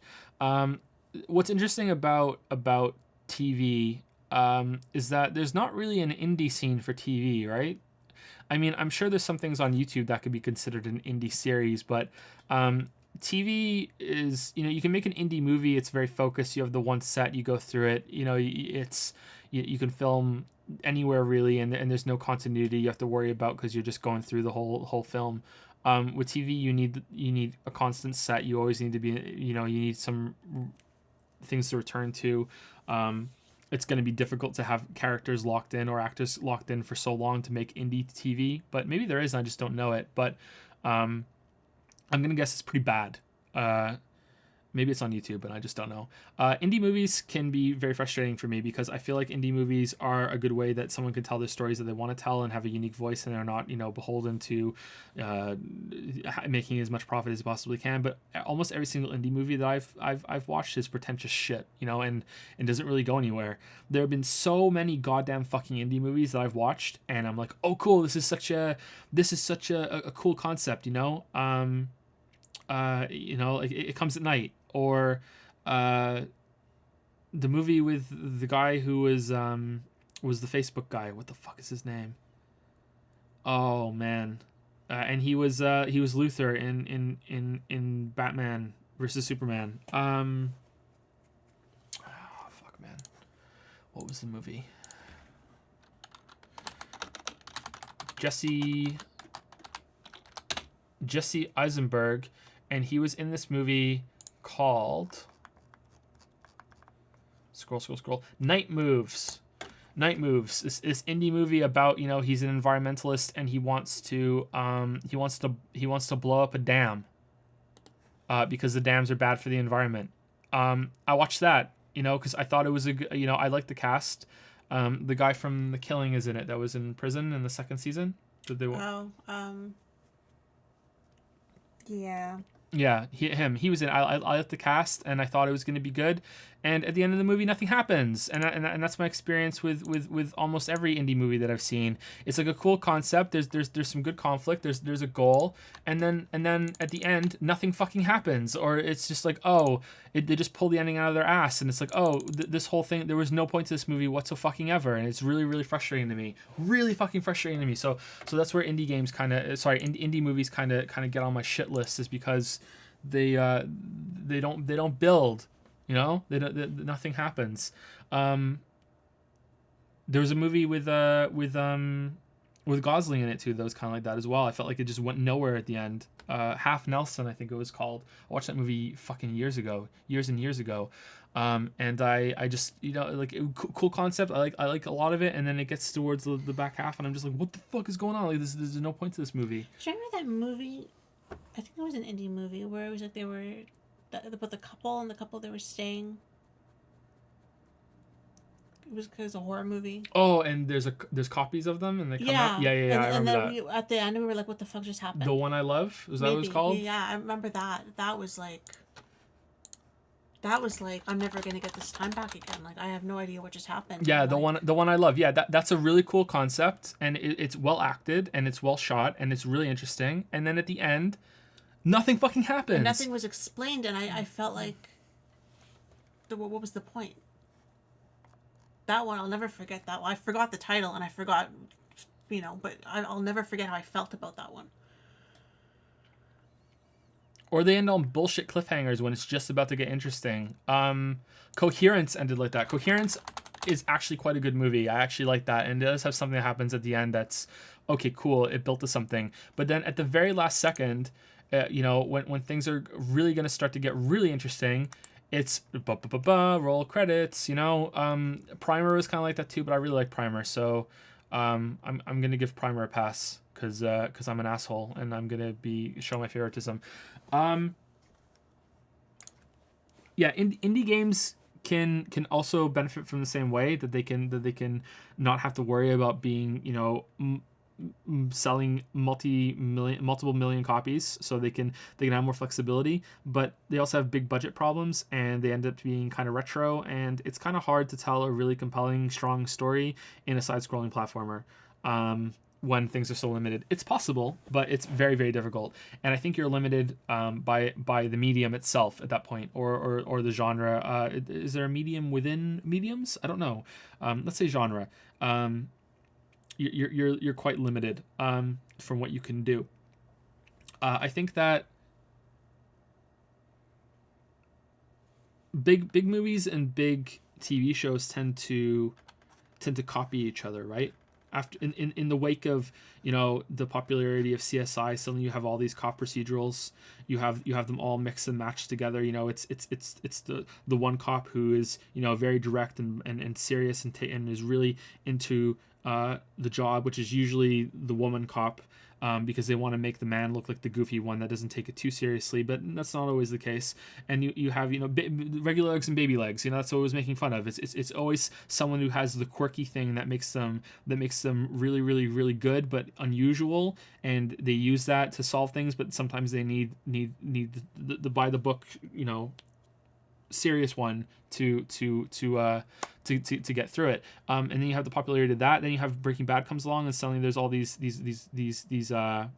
shows that are, you know, morally gray characters that you root for, but maybe you shouldn't be rooting for. Maybe Dexter made it before that. I don't know. ER, and then there's all the hospital dramas. Yeah, and then there's, I think movies do that too. You know, like I think they copy each other, but I don't think video games do that. I don't think there's been a breakout game that has made a bunch of other people copy the game, apart from maybe some stuff in the wake of Dark Souls, or some platformers in the wake of 64. But I don't think the ripple is as strong in video games as it is, especially not in stories, and that's what we're talking about right now. Maybe that's gonna change. Let's wait and see. Let's see how many open world games copy Breath of the Wild after this. Let's see. Let's see how many do. Resident Evil 4 is actually a good point. A lot of people did copy Resident Evil 4 afterwards. I think you might be right about that. But let's see how many they copy Breath of the Wild, and see how big the ripple effect is now. Because if it follows the other forms of media, then there should be a big one. And yeah, I don't know. Like I said, I haven't really been catching up in caught up in a lot of TV and movies lately, so I'm kind of talking out of my area at the moment. But I'm just thinking out loud. For stories and games, yeah, I think indies definitely do have an advantage because they have the singular vision, but they lack the budget and they lack the resources, so they're always going to be held back. And a lot of indie developers don't want to tell stories; they just want to make a game. Whereas a lot of they just don't. They just end up not making a story. Whereas a lot of big developers just want to make a game too, but they have to include a story because they're including a story. Just like, you know, that famous quote about porn. John Carmack, I think, said, you know, like a story in a game is like a story in porn. You know, it doesn't need it, but it's expected to be there. Well, that's actually not true. A lot of games benefit greatly from their stories, but I think a lot of developers look at stories in their games like that quote. You know, oh, we have to include it. What are we going to do? You know, and they just kind of make shit up and they try and go for something that's as marketable as possible and doesn't really end up being very good. Yeah, I don't know. I think it comes back to what I said earlier in answer to someone else's question, that it's going to be about how much focus can come from the person who's developing the game and is writing the game and is making the game, who's in charge, the director, which is something that I feel is lacking in a lot of games, that there's that singular vision is not present. And the smaller the dev team, the more it's going to be there. And I think indie games benefit from that greatly, whereas bigger games don't. I would like very much to see more directors in charge of big teams that are able to keep that vision on a larger scale, and we get more games that can really push things forward while also not sacrificing a lot of things that come from a lack of budget. That's what I think. But yeah, right now I'm more interested in stories that are coming from indie developers, for sure. Absolutely, for sure.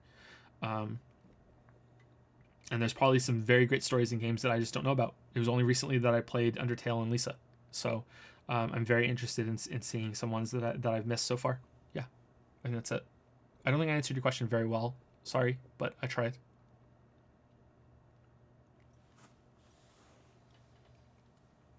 What are things you'd like to see more often in games as far as mechanics or narrative goes? What are our games lacking according to you?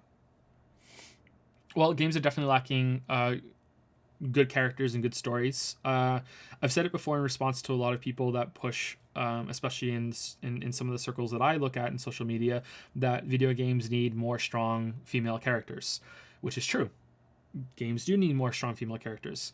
They also need more strong male characters. And the reason why they need both of them is because there aren't any strong characters in games, male or female. Very, very, very few. Good characters, very good villain, very few good villains. You know, there are just not very many good characters in video games, period. Not very many good stories in video games, period. And I think that there needs to be more of a focus on narrative in games if, and that if is very important, if there are people that want to make the story. You know, if don't include the story just for fun, don't include the story just for whatever. If you don't want to have a story in your game, then just fucking don't have one. You know, embrace the freedom that you have and just saying, you know what, fuck it, we don't need a story. Fuck it, we don't need one. Just have nothing. You know, like the gameplay is enough to keep a lot of people engaged. Just let them go.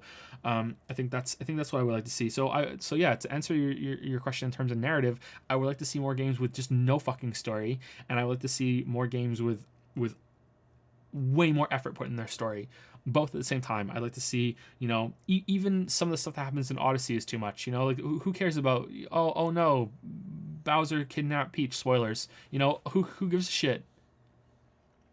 Who gives a fuck? You know, like it's, if it's for kids then fine, but like seriously, who gives a shit? It's just interrupting things. So if it matters, then put more effort into it, and if it doesn't, then, you know, then just let it go completely and make it unobtrusive as possible. In terms of mechanics, I keep harping on about genre mixing tonight, so I'm just going to give that a token mention and move on. I'd like games to have more in-depth movement mechanics. I would like the act of moving around to be more interesting. Part of what makes Odyssey so engaging is that there's something to do while you're moving around, that there is something to do with your hands while you're moving, that you can do that stuff, you know, that you can do all these different jumps, you can do the hat throws, you can get around, there's something to do. You can do the rolls. The double jump in World of Warcraft is something that always appealed to me when I was playing Demon Hunter. Even something as the jump that sometimes would do a little twirl while you're jumping up and down as a night elf was something to keep me just a tiny little bit more engaged. You know, like the roll in Zelda. You know, while you're going around, there's things like that. How you can manipulate the glider in Breath of the Wild as you're flying. You know, there's just anything to do while you're moving. As long as, if there's ever a point while you're just pushing fucking forward with your W key or with your analog stick, and there's no other button that can do anything like that can modify anything while you're moving around, then maybe you should think about how you can fix that. It is incredible how good the hookshot movement is in Subnautica. It is so fucking goddamn good. And I really think it was an accident.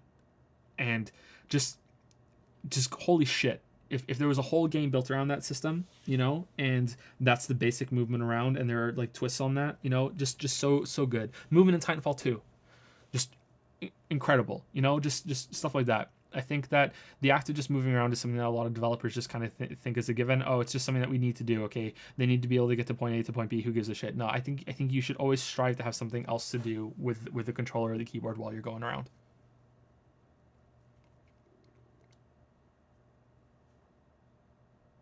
I think that's it. I think that's the answer I can give for now.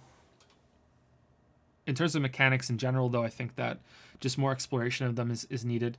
If I do a video on Celeste, if the copyright claims get sorted out with the claims for music, I think I'll have a line in the script that says, I think that Celeste is a very, very, very, very, very good game, but I wish that we had a game development scene right now that Celeste would only be slightly above average, because Celeste's main strength is that it explores its mechanics in quite a bit of depth. And a lot of games don't do that, and I think that is as good as Celeste is, and as much as I enjoyed it, I think that speaks more about how a lot of other games are bad at exploring their mechanics rather than how good Celeste is as exploring its. But maybe I'm wrong. Okay, last question. And what do you think is the biggest problem with humanity right now? And how can we fix that? That I talk too much. At 3:42 in the morning. Thank you for answering as convolutedly as possible. Anyways, thanks for the answers, the streams, and for finally finishing Persona. Please come back. We miss you amiably, your normie viewers. Oh, you fucking normie. You normies. Yeah, I did answer quite convolutedly. I can't give you a good answer for this one. Sorry. I don't know what's really wrong with humanity. How could I possibly know? Like, are we destroying the environment? Probably. Almost certainly, you know?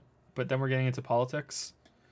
Is it that we can't communicate properly? That the internet is pushing us further and further into more and more enclosed, tight-knit groups that become echo chambers, and that discussion can happen outside of those echo chambers, and we see everyone as villains and we want to put them in boxes. And whenever we have a proper conversation, the immediate thing that we do is ask them questions that let them betray what their opinions are, so we can immediately put them into preconceived, arguments that we've already won in the past, and that you can just load out with this arsenal that you've prepared your whole entire fucking internet life, that, oh, I've had this discussion before and I know what to counter you with, and you're one of those people in that group and I hate that group and you're a fucking asshole. Like, is that the biggest problem, that we can't work together? Because it seems kind of melodramatic to say the internet is the biggest problem when there are people starving in the world, but maybe we just can't communicate. I don't know. Things are getting better overall, aren't they? You see statistics, and overall in the world there's less war, there's less death, there's less fighting, but it's getting reported on more, and it makes it feel like it's a lot worse. But the internet is becoming more and more of a big thing, and I definitely do think there's a big danger with people getting into those enclosed groups where there's very little need for discussion. And maybe it's good that we're all argumentative because you want people to argue within those groups, but I don't know. I'm not part of any, so maybe it doesn't happen. I don't know. I'm sorry, I can't give you an answer. I have no idea. I'm not qualified. I can't even tell you the biggest problem with me, never mind with humanity.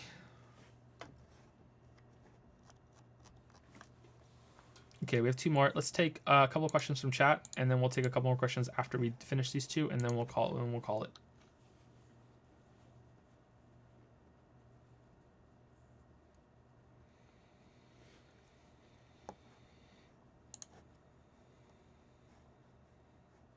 Have you ever thought that turn-based combat is basically just a card game with a mostly fixed deck? And is your opinion on card games any better?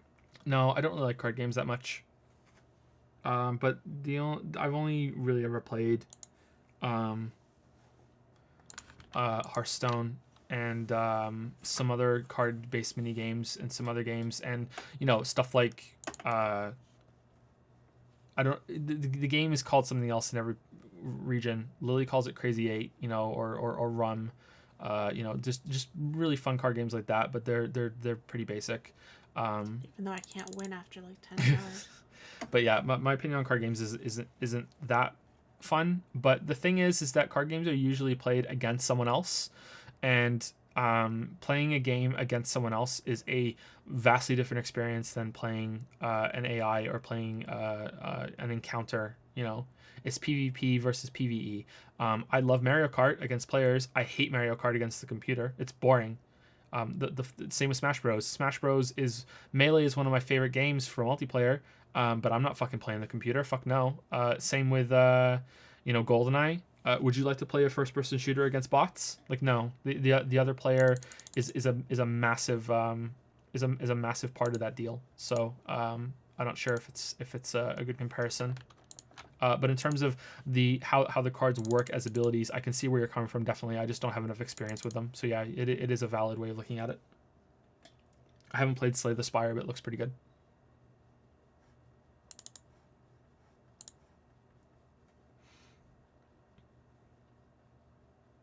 I saw this one earlier. What is your opinion on the Borderlands games, if you've played any? I didn't like them. I only played it for a couple hours, and even playing it with my friend, I found it boring, and I didn't like it, so I stopped playing it.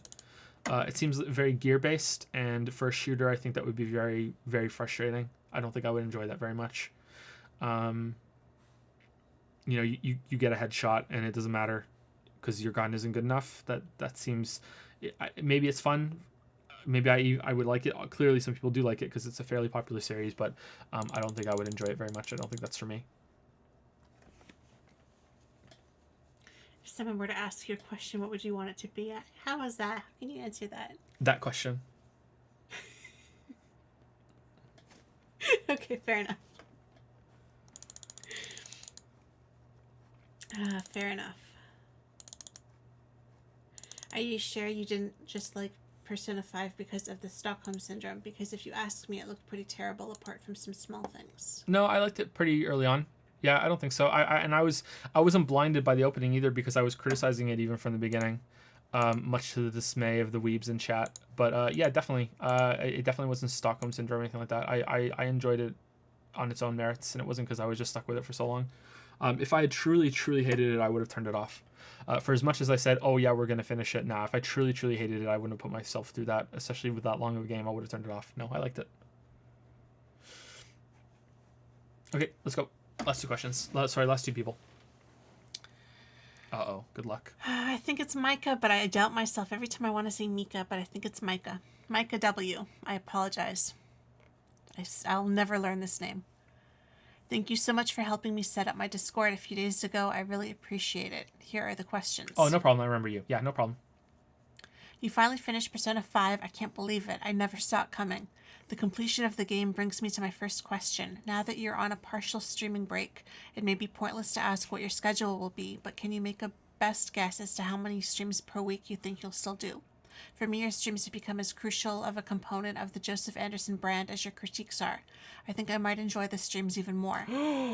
Your absence will be felt in the coming weeks by many more fans than just me.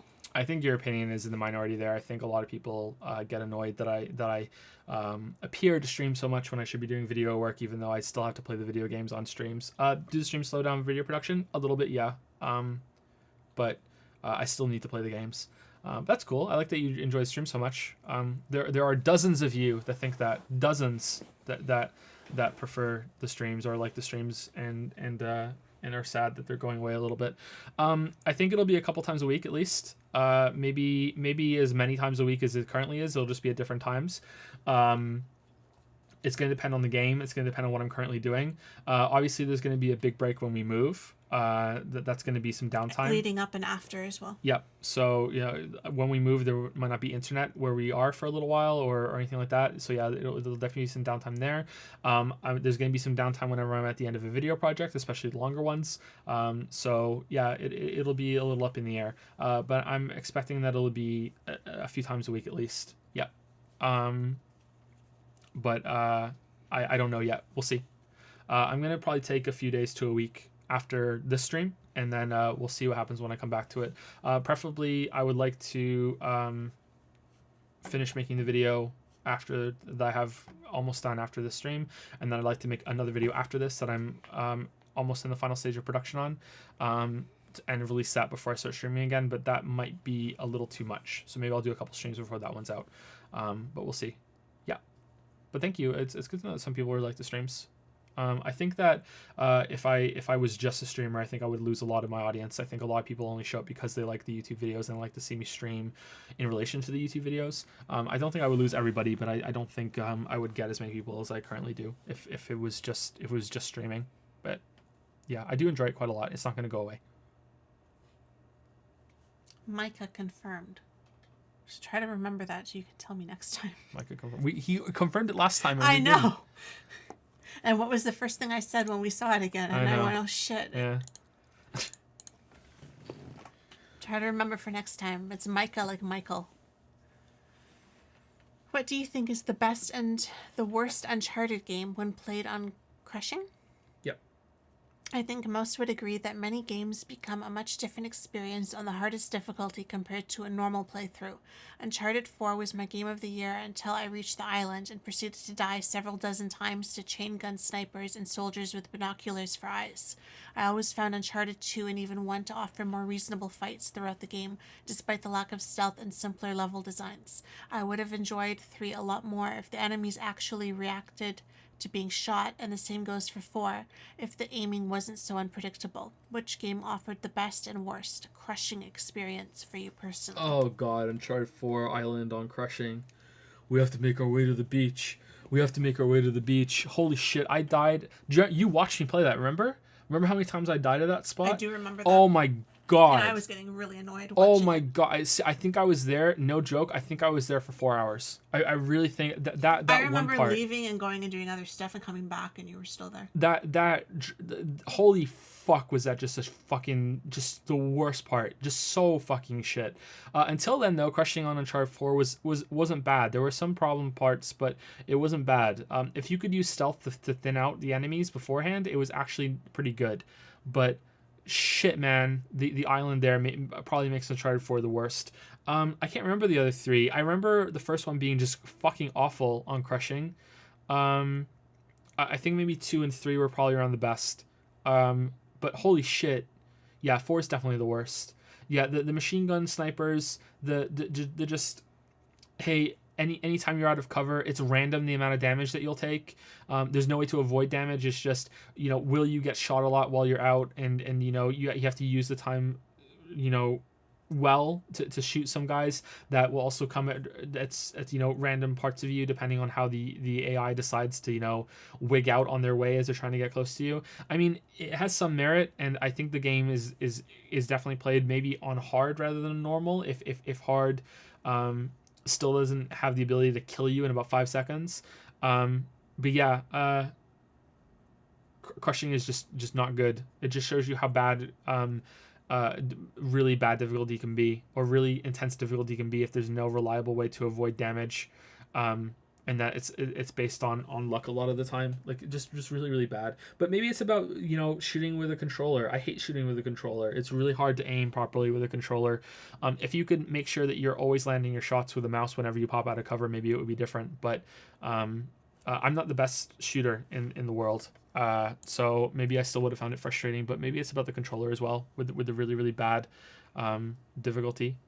Fuck, man, crushing was so bad. God, I forgot about that until you reminded me. Thank you so much for reminding me of gotta make my way to the beach. Fuck, man, holy shit. Thankfully after that it was a lot easier. That was the last really hard part. It's so annoying hearing him say it over and over and over. That area before too, with the islands, or not, you know what I mean, the different parts of the forest. I think I show in the video where the guy becomes the Bionic Man and just flings himself up the cliff. That part was pretty hard too. Fuck the island. Holy shit. Prettiest area in the game though. It was good. You may not have heard about this due to it being American news, but the state of Utah just legalized free-range parenting, which essentially allows young children to be let out into the world on their own, to play outside or to walk to school, etc., with no risk of the parents getting accused of negligence. What? How do you and Lily feel about a hands-free parenting style? Do you think this generation is growing up too protected, or do you think the world is more dangerous than it used to be, making close parental supervision more important than ever? What do you mean it was legal? It was illegal before? You couldn't let your kid go out to the store? No, there was a certain age. Okay, is that It's like, I don't know about walking free, but I know that you're not allowed to stay home. I remember we talked about that before, that you have to be a certain age or whatever for you to be able to stay home alone. Yeah, that makes sense. So maybe again, you can't let your 5-year-old go to the store or something by themselves or something. Okay, I don't know what the age would be, but like, what is the age? Because like, yeah, that's okay. I was walking to school by myself at a really young age. What? What do you mean play outside on your own? I was allowed to wander around the street when I was like 3 or 4, and the only bad thing that happened is that one of my friends got run over by a car. Like, it's I'm not kidding. I know you're not, but it never gets better when you say it. That was negligent because the kid was Finn's age. Okay, Finn was allowed out by himself to walk around. I still think 3 or 4 is too young. With his big brother, who was my age at the time, right? And the kid followed his big brother to a parking lot, which admittedly we weren't allowed to go to at the end of the street. And he laid down. His big brother left him there because we didn't even know his little brother was tagging along. And he got tired and he brought his blanket and he put his head he put his blanket down in the middle of the car park and went to sleep and have a nap in the middle of the parking lot. And a car ran over his head. And he lived. He didn't die. He lived. I will never forget the look on his face as he came out screaming, holding his head that it hurt. I don't know how he lived. I don't know how it didn't kill him, but yeah, he lived. Yeah. What's the age of the free range parenting thing? I don't know. This is scary. I think it depends on the kid. It's always gonna depend on the kid. Fucking hell, that kid's gonna have issues. Nah, he didn't. I met him again years later, and he was fine. He was fine. Just really lucky.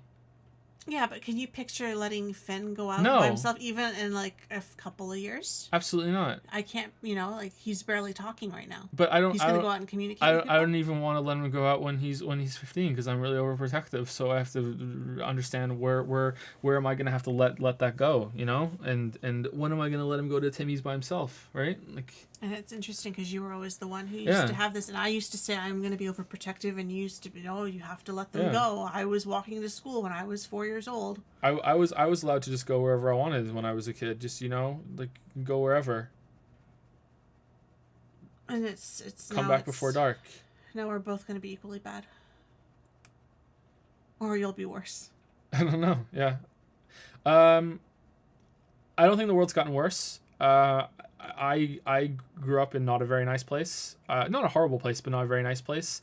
Where we are now is nicer than that, and hopefully where we move is nicer than that. I think I would trust it a lot more, but I think I'm going to be paranoid that something bad's going to happen to them, and I I think I'm going to be a lot more overprotective than I thought I was, and I think it's going to be a very, very nerve-wracking day the first time that Finn goes out by himself, and I don't know where he is the whole time. I think having cell phones is a good thing because you can always have them. You always know that they're going to call you if something bad happens if they have the opportunity to do so. But yeah, I think the world's gone to a better place. But it's going to depend on the kid. How mature are they? How responsible are they? If Leo ends up being less responsible than Finn, and we let Finn out to play by himself when he was 7, and Leo turned 7, and Leo's like, well, you let Finn out to play when he was 7, so I can go out too. But Leo is a lot less responsible. I'm gonna be like, fuck no, you're staying in until you prove yourself to be more responsible, right? Yeah. I think that's the same for everything. Like you have to do it that way. I don't think the first one sets the standard for the others. Same if he's more responsible. If he's more responsible, he can go out a little sooner. You know what I mean? It's yeah. I don't know. That scares me that there's a law for that because I didn't know that. No one fucking told me. Yeah, someone was saying a mom was arrested for letting her 6 and 10-year-olds walking home from the park. That's 6 and 6 10. and 10. Okay, was she arrested because of the 6? Because the 6, That's 6 grade is 1. young. Yeah, it's grade 6 1. is young. 10 is not. 10 is fine. 10. 10 If is grade if 5. if your kid is not allowed to walk around by themselves at 10, you failed as a parent. And I hope to God that it's not the case that I'm there later on. But yeah. The law was apparently based around a story of a 9-year-old that was allowed to take the subway home alone by her parents. The story reached the net and went viral. People claiming the parents were neglecting the kid. No, 9 is fine. 9's fine, right? It's a little on the young side, but I think 9's fine. It's a little on the young side. I'm thinking if it's a subway, how big is the city? That like what? You're 9 years old and you're downtown and you're taking the subway. I don't know. You take one subway from there to home. I don't know. I think that's. Picture your 9-year-old at Young and Bloor. I can't remember being 9. 9 was like Grade 4. 9. No, I could go wherever I wanted at 9, and I was okay. I went a long way to a mall when I was 9 by myself with my friend. Maybe I was allowed to though. Maybe they just didn't know. I can't remember. I felt pretty. I think that's okay. I don't know. It depends on the kid. I think that's okay. I think subway. They're saying New York. Like that's. It's busy. That's a lot of people. That's crowded subway platforms. People get pushed. Like it's very cramped. There's lots of there's homeless people pedaling, and there's people can grab your bag, and like you're right downtown. Like you're right in the middle of everything, and you're 9 years old. You're an easy target. My parents didn't let me walk around alone or go to a friend's house even when I was 16, 17, and even then I'd just go out without telling them because if I asked, they'd still not let me go somewhere else. That's terrible. That's really bad. That's extreme. My parents were bad, but they weren't that bad. That sounds somewhat typical of some of the people in our parents' generation, though. I'm assuming you're around the same age as we are.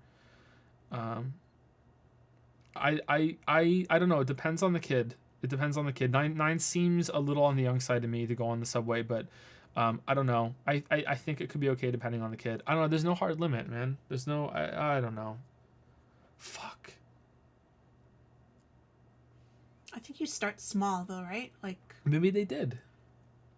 her mother handed her a map, $20 in cash for a payphone just in case, on a Metro card. Yeah, but maybe. like, even a map, like they don't. But maybe. Does she not even know her way around? But maybe the map was maybe just in case. Maybe it was a metro map of the subway. But maybe that was after they rode the subway together 50 fucking times, and And oh, today I'm gonna get on the train after you, and I'll meet you at the station. Oh, tomorrow, next time we do this, I'm gonna go on the train first, and I'll be waiting at the station when you ride the train by yourself. You know, like maybe it was done in stages, and we're only hearing about the bad thing. You know.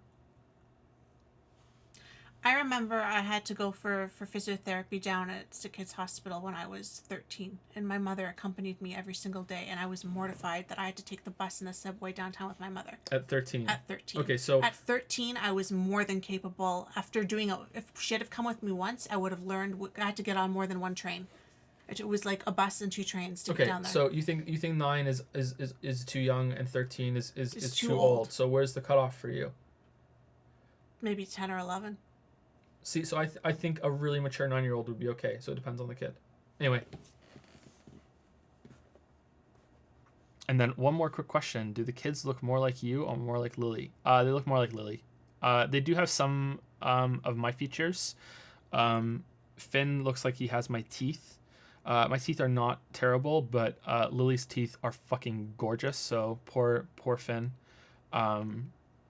But they're baby teeth, so maybe. Maybe, yeah. I don't have stereotypically bad British teeth, but my teeth are not nearly as good as Lily's. My teeth are straight and everything, but yeah. But again, his are pretty straight, and I had to have braces to correct some parts of it, but they're baby teeth so far. Right? Yeah, but you never know. Like, it might be fine. It might just be that way because they're baby teeth. Yeah. Like, Leo's teeth haven't all come in yet, so we don't know. Finn has something of my eyes. My eyes are green. Lily's are brown, and he has greenish brown eyes. Leo has the same blue eyes that he had when he was born. He kept his baby blue eyes, so he is fucking lucky. Neither of us have blue eyes, so who knows where the fuck he got those from. Oh, hydrated butt's back. Nice. Leo's eyes are really dark though. They're like almost like a gray, like a gray blue. Sometimes they look greeny, but they're not like the bright blue like you normally see. They're a dark blue, which is unusual, I think. Yeah, I think they look more like Lily than me. But sometimes we looked at baby pictures of us, and sometimes the kids can really look like me. It's weird. It depends on, I guess, the lighting and the angle and everything. But I would say that they more look like Lily. Has Finn learned any more words? Yep, he's learned a bunch more words. He's not talking as much as we'd like, but yeah, he's learning a bunch more words. He's trying a lot more now. He points at things and he wants to know what they are. Yep. Someone keeps asking what I think of Battle Royale games. I haven't played enough, sorry. I've played a little bit of Fortnite and a little bit of PUBG, but like a night each in them. They're okay. Sorry. I enjoyed them, but I think they would be better with friends, and I don't have any friends. No, I don't have time to play them. Like I said earlier, I played some with Mandalore and Shammy. I'd like to do that a couple more times, but I haven't had time. It's quiet. Okay, last person. RC. What has been the greatest non-monetary contribution to the channel? Oh.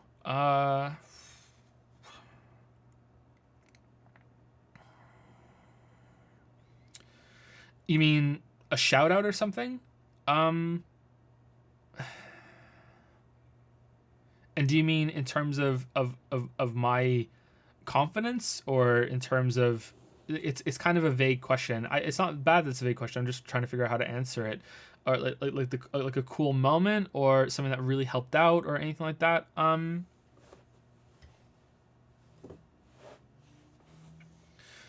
It may surprise you to hear this, but going on co-optional did not really bring in many new viewers or many new subs. I didn't do it for that reason though. So in a way, going on co-optional was the best non-monetary contribution because it was such a really, really cool moment. I've said this before. I'm sorry to keep saying it before, but I don't want to repeat myself too much without acknowledging that I'm repeating myself, because then I'm just repeating myself even more. When I started the channel, I before I started the channel, I watched co-optional, and I had a thought when I started, wouldn't it be cool if the channel got so big that I went on that show that one day? And it was a complete like, yeah, fuck yeah, whatever, man. And then it happened, right? So that was bananas, absolutely bananas. But in terms of viewers and subs, it did very little. Um, Even further surprising, Notch retweeting, tweeting out my channel, did very little. He had 4 million followers on Twitter. He made fucking Minecraft, and his tweet was barely a blip in terms of increases. Same for Angry Joe tweeting the video. It does quite little, surprisingly enough. I think in order to have a big influence on something like that, you need to be someone who is in the same kind of area. So the biggest video game analysis channel tweeting out something would be better than someone who isn't in that but also has a lot of followers. It did very, very little. What it did do for me though was like, holy shit, Notch watched my video. Holy shit, Day9 watched my video. Holy shit, Angry Joe watched my video. Like these are people that I knew of before, and they were part of this idea that you have in the world that these are the outer world of culture. You know what I mean? In terms of Notch's case, it transcends video games and internet. Most people know who Notch is, I think, in our society, or know what he made anyway. And it's like when you get something like that, when someone in that kind of surrounding veil of the world acknowledges you, it's kind of like this whole scene that your whole life you've just been a spectator for is kind of like reaching out and shaking your hand, and it's kind of like, whoa, what the fuck. It's really surreal, and it's really cool, but it's also really scary. So those were big moments, like for me, but not not in terms of viewers, not in terms of subscribers. It was more in terms of validation, Yeah, I see that sort of thing. Total Biscuit hosting the Twitch channel helps out a lot, I think. That got a good start for streaming, and it's really cool that he does that. I don't know why he does that. I don't know why. It seems to be, if I'm online on Tuesdays, then there I am. Maybe he made a mistake and I'm set up to be the top on the list for some reason, and he just didn't fix it. But that's cool. that's nice of him. But that's Twitch and that's not YouTube. So I don't know if the question you're asking is about Twitch or if it's about YouTube.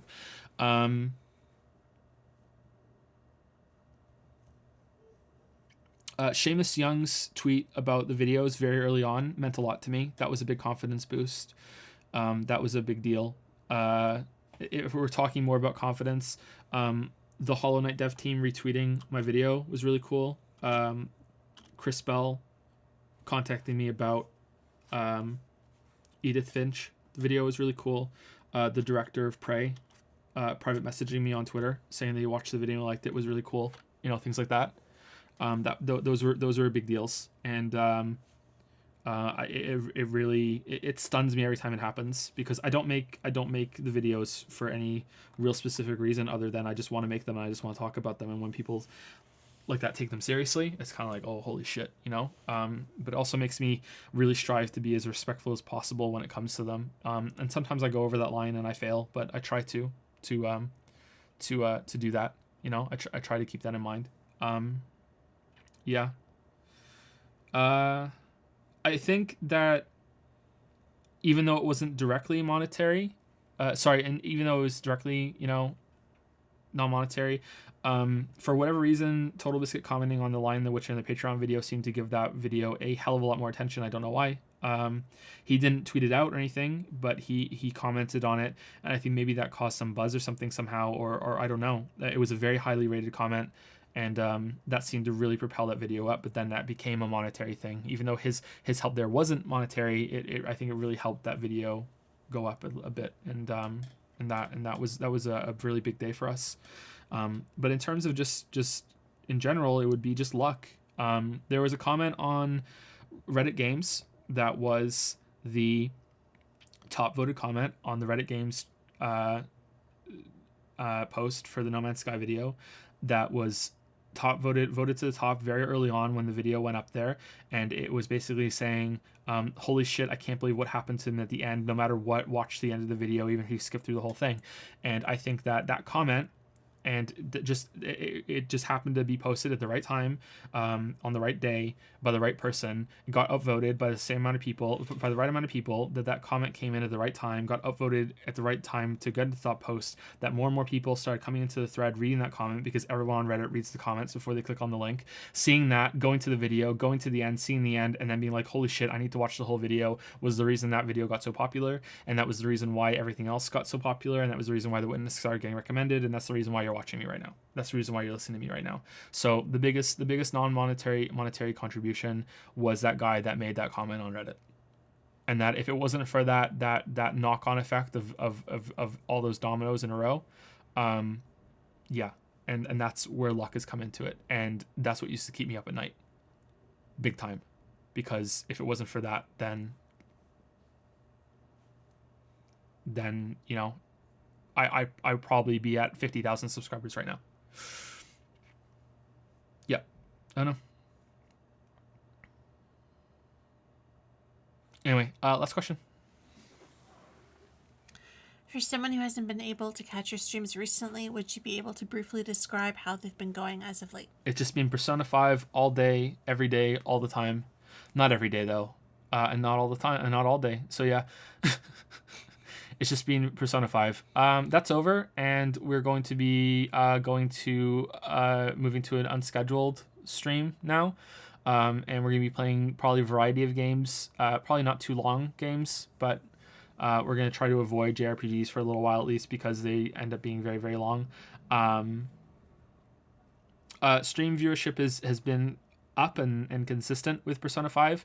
Before Persona 5, we used to get around 300 to 400 viewers a day per stream. Sometimes it would dip down to 250. And with Persona 5, we've been pretty rock solid between 400 and 600 the whole time.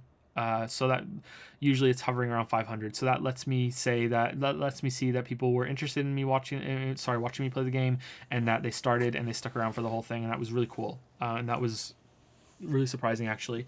And we gained some new people along the way, but mostly it was regulars that were there at the beginning and they stayed until the end. Yeah, so I'm really surprised by that. I thought after the first week or two that we would be down to about 250 and we'd be playing the game with a more tighter group, but no, it seems that people were really into it and they wanted to see the game all the way to the end. I don't know if that's because of me or the game or both. Probably a mix of both. Yeah, so I don't know what's gonna happen next. I don't know what's gonna happen to viewership. I'm guessing it's gonna go down. It's going to go down quite a bit because we're going to go unscheduled and we're going to lose some people, but we're going to gain some people too that couldn't watch the streams live before with the old schedule. But we're going to lose more people that we gain, and we're also going to lose people that were only here for Persona 5, or they've just kind of had enough, or you know they want to go watch someone else for a little while, which would be understandable. But yeah, that's how streams are going. I don't know what we're going to play next after Doom.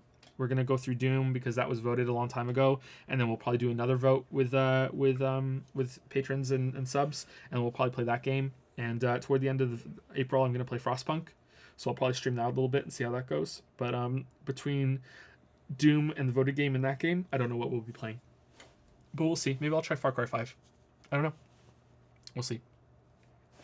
And that's it. That's all the Patreon questions, I think.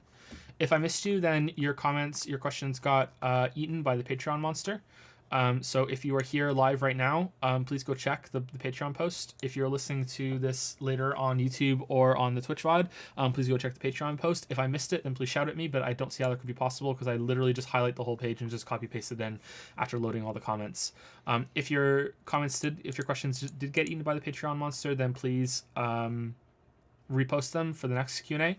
And you can add some bonus questions too if you like, and let me know. In the future, please don't hesitate to just post it multiple times if you are seeing your comment regularly eaten by the Patreon monster. It's not a good system. A lot of people lose their comments from it. It happens almost every month. I think it happened here too, and people have to repost it multiple times. So yeah, please do that. Thank you to Natavinator. Thank you very much. Welcome to Primetime. Welcome to the Dragon's Den. Natavinator also made a comment earlier that they have a puzzle game that is releasing tomorrow for mobile and Steam games. I believe it was called Woodways. And if you have time at some point, if you could check it out, you don't have to make a video on it or anything, but they would just like you to check it out. Okay, I can't promise anything. I think it was Woodways. I get a lot of requests for that, but I can look at it. Sure. And see. Sometimes people have contacted me about games that they've made, and I checked it out, and I actually do play it. There was a game called Immortal Planet that the guy actually messaged me on Twitter, and I ended up playing it. I ended up quite liking it. It was pretty good. It wasn't 10 out of 10 fantastic, but it was like an experimental isometric Dark Souls thing, and I actually quite liked it. It was pretty good. Yeah. Okay. Any questions real quick before we stop? It's past 4 in the morning. Actually, kind of bang on what I said. Remember, we're going to be here until 4. You did say that. Yeah. We'll take 2 or 3 questions from chat if anyone has them, and then we're out of here. I'm gonna go to the 24-hour Timmy's and get some Double doubles. some double doubles and some Timbits, eh?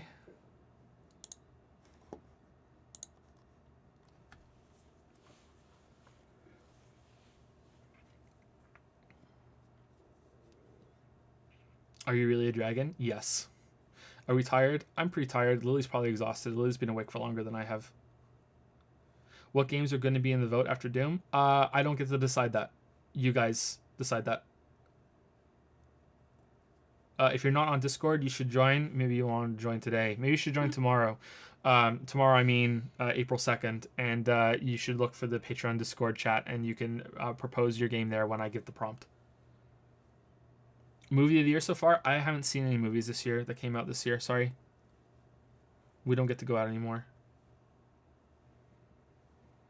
Roll it up the rim to win. Why not turn on cam on Q&A?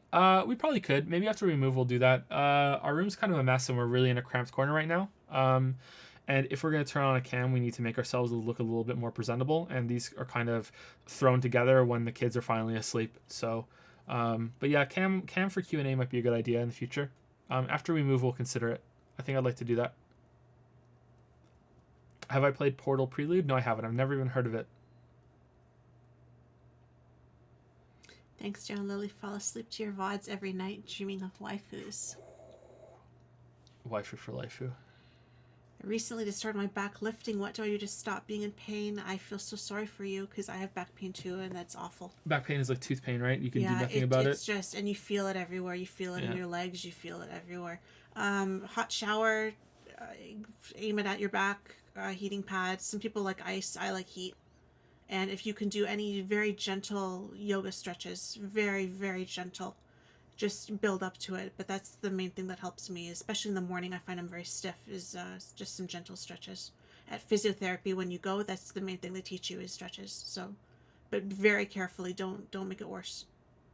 Portal Prelude is quite a hard mod for the first Portal. Oh, that sounds interesting. I might like that.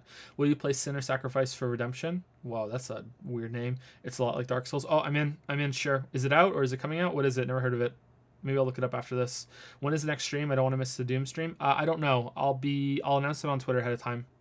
Probably the day that it goes up, I'll tweet about it. Or maybe if I can do it a little earlier than that, I will. But yeah. That's all I can do for now. Have you or Lily ever been interested in learning musical instruments? Yeah, I'd love to be able to play guitar or piano. And I was always guitar or piano and violin. I have a violin. I just don't know how to play it. Have I played Celeste? Yeah, I streamed the whole thing. I streamed all four. Sorry, there were 4 streams. Some of them have been deleted by Twitch because Twitch had a big problem and it deleted a bunch of VODs. They emailed me and I assume others about it too. They're gone forever. They're just gone. They will be on YouTube eventually, but YouTube is keeping Celeste streams in copyright hell right now, and I don't want to release them just yet until I can get that resolved. Because I might want to take them down and re-upload them to see if the copyright claim is gone. So I just want to see. Cat hands, try getting in the shower and putting the water on hot and aiming it at your back. And after you've been in there for, say, 10-15 minutes, try to just put your hands on the wall in front of you and just gently stretch forward. You don't want to go too far down, but just gently, like you probably can barely bend. So just try to work your way down with the water hitting your back. And I find it's easier to start stretching when you have that heat at the same time, since you won't be able to stretch with the heating pad. And I find right after shower, you'll feel pretty good. Don't overdo it because it won't last. Since you've been doing so much Animu and you're all in on Dark Souls, are you interested in Code Vein? Yeah, I'll play Code Vein. I saw a trailer of it recently and it looks shit. But I'll play it. I don't have high expectations. We'll see. Is the playthrough of Iconoclast in the works? I played it a little bit and I didn't really take to it. I could go back to it, but it's been a while. I did one stream of it. It's probably on the Twitch VODs, or maybe that's one that got deleted. I don't know. And last question, because we have to call it somewhere. Ever played Gone Home? No, I haven't. I haven't played Gone Home. Nope. Sorry. And that's it. Thanks, guys. What's your favorite theme park?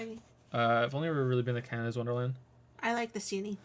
We answered a question when we're not supposed to. I like the Seanie. And milk chocolate or white chocolate. Quick, quick, quick.